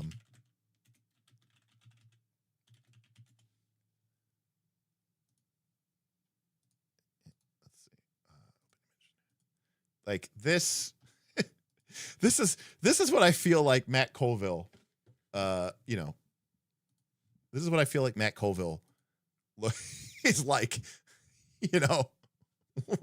when people are asking him questions, it's just like, he kind of looks a little disheveled, he looks a little disheveled. The beard is, kind of crazy and wild. And he's just like, just like, that's what I feel Matt Colville looks like. Like nobody understands that what I'm trying to do here. And I'm talking to a bunch of idiots. Definitely over it. Yeah. Just definitely over it. I still haven't played with Codex. But like I said, I'm a patron, right? So I theoretically get support for it or something. Yeah, maybe. Yeah, maybe. I mean, it's a tough spot to be in when you're like a public game creator, Well, and again, I'm biased here, I am biased. But like, it's really weird to me that his team doesn't go to cons. I just feel like that opportunity to talk with your people directly is one of the coolest things about the TTRPG hobby. We're small enough, we're niche enough that, you can go to a Gen Con, you can go to a PAX, you can have a presence, you can be part of this community. And it just kind of feels to me like he doesn't want to be part of the RPG community. That's all. So, correct. We were all at Gen Con. They released it and they weren't at Gen Con. They just released it online. It was very strange. So that's all. I mean, again, I like the guy. I bought his books. I support him with Patreon. That's just free money. That's just going into his account. So don't take it the wrong way, right? This is me critiquing somebody and you're like, oh, so you hate the guy. No, I give him lots of money. I really think he knows his shit. The behavior is a little strange. That's all I'm saying. Yeah, we are still going. Yeah, if he doesn't like it, that's fine. Like, but then it's weird because he has a YouTube channel. So I don't get what that's about, but yeah, you could send other members of your team.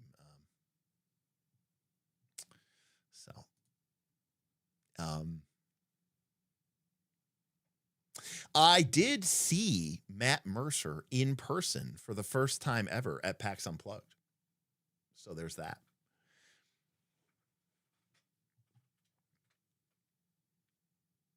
I'm not going to lie. Sorry, Spencer, if you're watching this. I went to the Daggerheart symposium at PAX Unplugged, and I got in late. I sat in the last row because it was full, basically, and I got there early.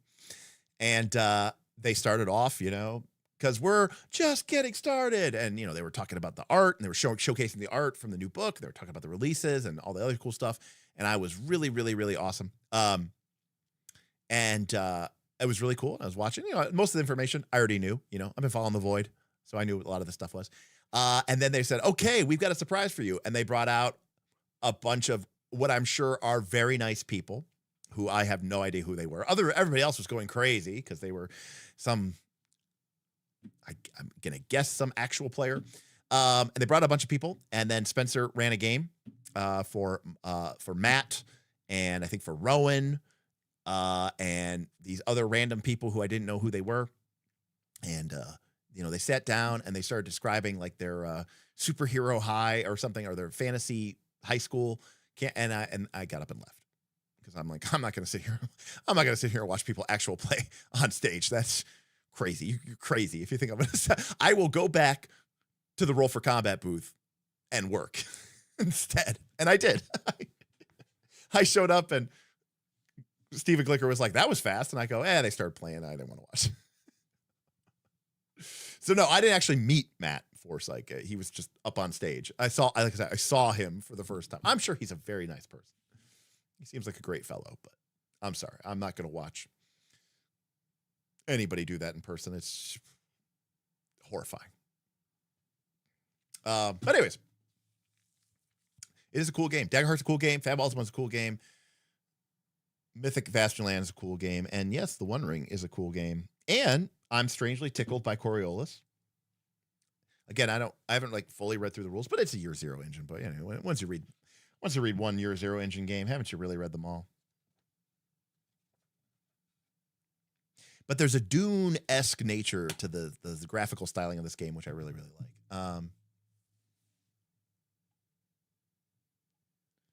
like.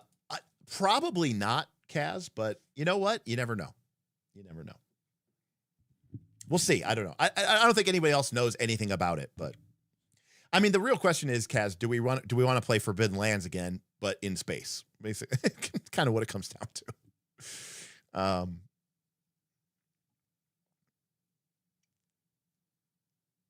So you watched Glicker when he played with Kelsey Dion? Is that what you're talking about? He loves to bring that up. Watching what Chad has been saying while I'm still 40 minutes behind.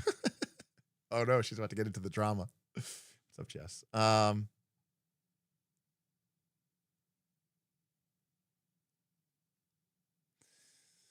Yeah, I mean, listen, it's hard to say what people were expecting. Who's to know? But yeah, Mythic Basketball is really awesome as well. He sold that pretty hard.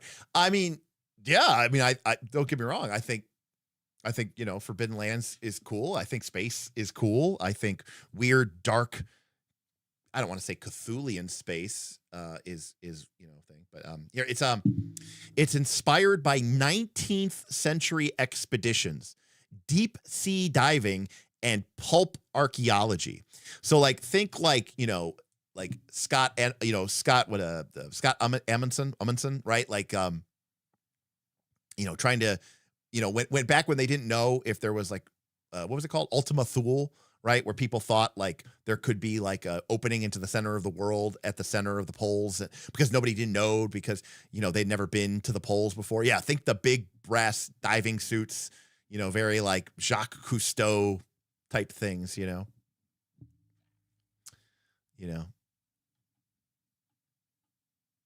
Yeah, they are. I mean, they sometimes change some of the polish, but they're mostly the same.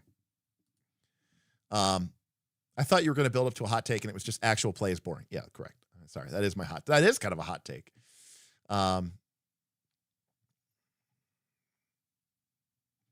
Johnny, have I done a Coriolis first edition review? I did not. Am I planning on doing a second edition review? I do. Yeah, so Bob just got the new like campaign box set, and he wants to like take a look at the game. I don't know why he bought it. I don't think he knows anything about the game, but yeah, it has kind of an Age of Sail feel, for sure. But again, it's inspired by 19th century expeditions, deep sea diving, and pulp archaeology. And again, there's kind of an element, like I said, of like Deep Rock Galactic. You kind of go to these like ancient almost like Space Hulks, Kaz, and you board them and you explore them and kind of make your way through ancient space ruins looking for I guess treasures. So it's kind of like a sci-fi dungeon delver. So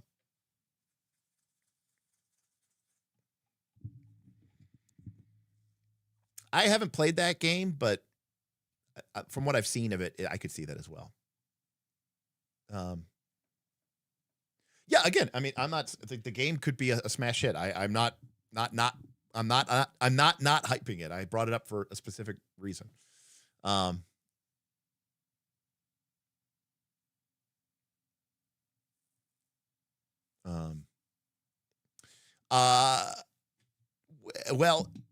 I don't know about like aliens. Like there are definitely like weird like creatures like out in the like animals, but I don't know about like sentient creatures. Like I don't think you have like the Mos Eisley cantina. Plus you have a bioengineered bird. So there's that.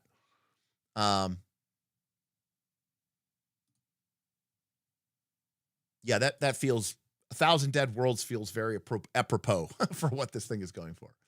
So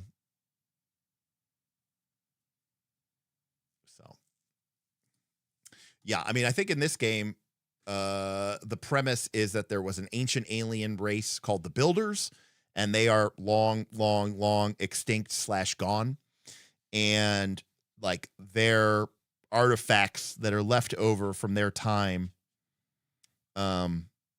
their artifacts, their structures, their monuments, the classic, they built the star networks. We don't even know how they work. That type of thing. I don't know if Coriolis has.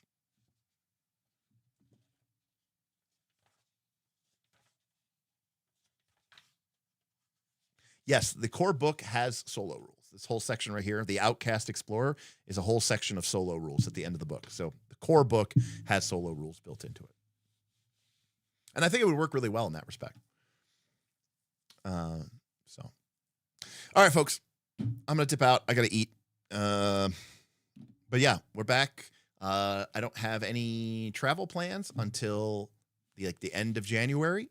So I shouldn't have any, fingers crossed, any major disruptions like I did over this last summer because I was going to cons all the time. Well, no, we ended up bullshitting for another hour, Thaddeus. But we'll play Final Fantasy 1 tomorrow. So tomorrow I'm going to go to Roll for Combat, and then I'm going to go play some racquetball, and then we'll hop on Final Fantasy tomorrow. So, and then we'll be back Thursday. Not sure what we're going to talk about, but could be another first look. Could go be another, I don't know. I don't know what people want me to talk about anymore. I was trying to wrap up, but Professor DM did a Dungeon Craft, did a video this week or last week called is it all over? Why do people not make videos anymore? He basically did a whole thing where he's like, I'm not going to do videos about, running my games or making stuff for minis because nobody watches that stuff. And, people only watch drama and clickbait videos. And what was interesting, and again, actually, I sat down and I was talking with Dan at PAX, and we were talking about this actually. And one of the things that a person in the comment said, which I thought was really interesting, and I kind of agree to it, which was content on the internet doesn't go away. And a lot of the reason that people were making videos and watching videos was because people were learning, all right, how to game master. And by and large, the people who were interested in learning how to game master have learned how to game master. And I think that the TTRPG audience is a much potentially a much.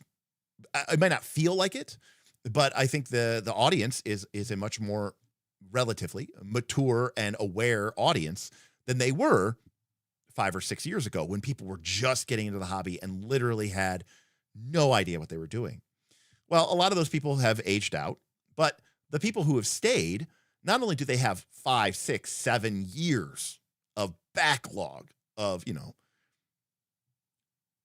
information about, how to be a better game master, literally entire channels, how to be a great GM, that you could go and watch. So if you are somehow brand new to the hobby, you have this massive backlog of videos to watch.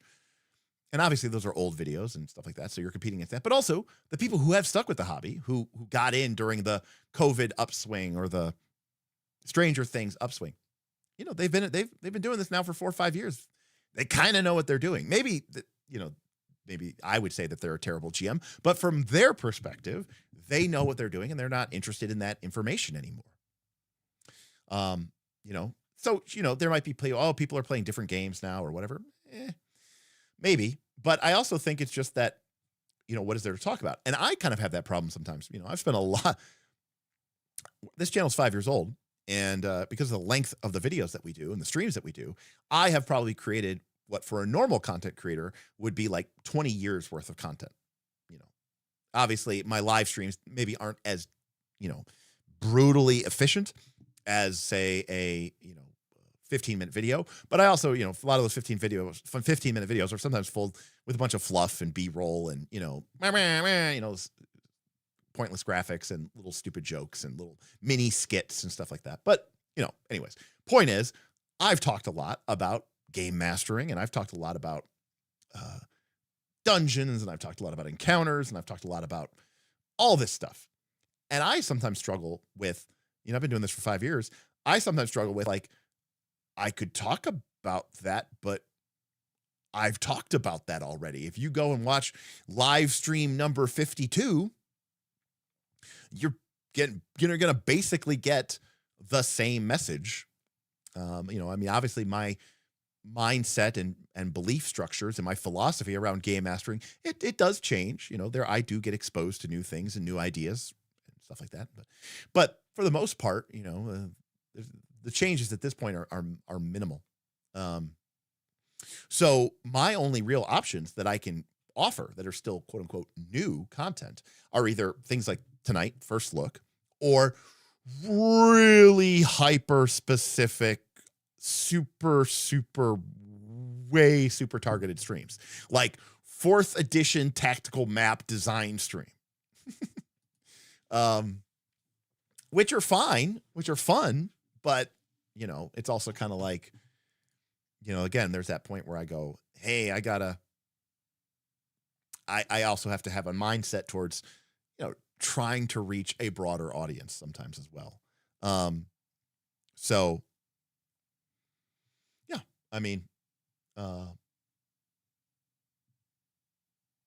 yeah, so, that's a great example. I've done a lot of those videos, but now, I there's only so much I can say about Forged in the Dark and PBTA before I'm literally just repeating myself.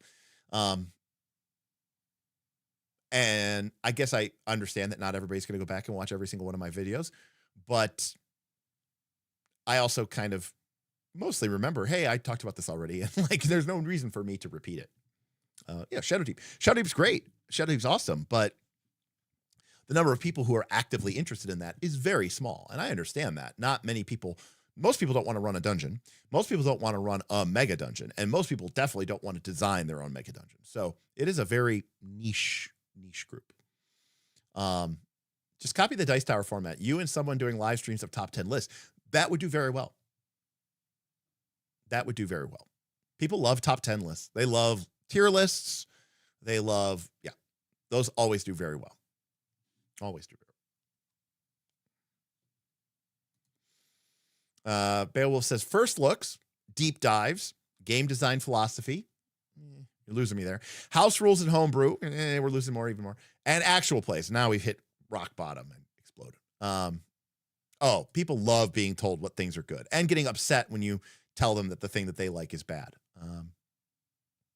Well, I appreciate that, Vintage Zebra, and I do, because obviously I kind of gave you my background and what I did as a job, and I like to think that I apply that same heuristic and that same measure to my game analysis as well.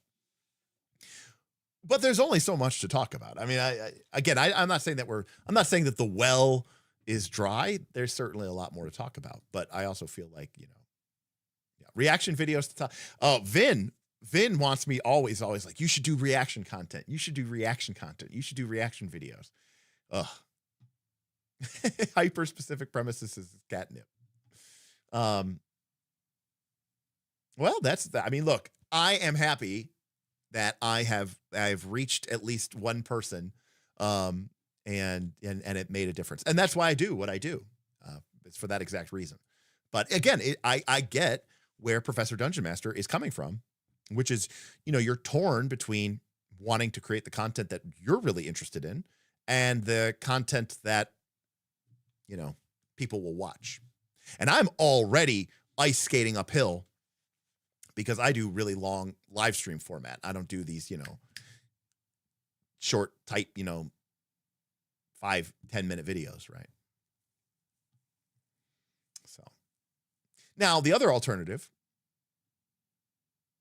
is you go, hey, community, I've got a Kickstarter. And guess what? There's a ultra premium level, that's $250. And, you get something completely unnecessary if you back at that level, probably some dice or something. And then, I should just try to milk my community for a Kickstarter. There's that option. I could go with that option. That has definitely worked for some people. Well, I appreciate you, Sen. Thank you so much.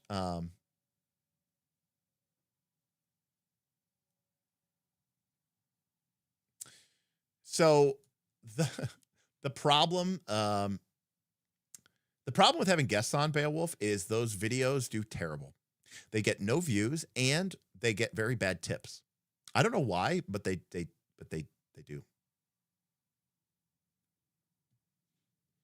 I mean, Beowulf, full disclosure, one of the hardest things for me, I'm not saying like I would have quit this channel, but if I had known that what was going to happen, I probably would have quit the channel. Like the thing that this channel was predicated on was that I was doing this as a group. It wasn't called The Night of Last Call, right? It was called The Knights of Last Call. And I always intended to doing this as a group with, people like Bob and Smith and stuff joining me, and, Tim and Nick and all that other stuff, and having it be a live in-person show with that fun energy. Unfortunately, as the channel became more of a business and it became more of a priority for me and less of a priority for those guys, multiplied by the fact that those guys also got really busy and really, sort of took over, life sort of took over their free time, meant that I, was kind of left all alone. And so I enjoy, those kind of back and forth conversations. But, well, that's the interesting thing about it, Keith. I did a 5-year retrospective the other day on our 5-year anniversary. And I talked about how in the beginning, when I would use the term the Knights, I meant my crew of, 3 or 4 people who ran this channel with me. And now when I talk about the Knights, I mean my online community, because it did evolve. It did change. So yes, I know I do need to eat. Which is why I have Derek on my show all the time, says Roll for Combat. Bad views, no tips. Don't forget, you also get people who straight out see that I'm on the show and immediately leave a snarky thing in chat and then, leave in a huff. So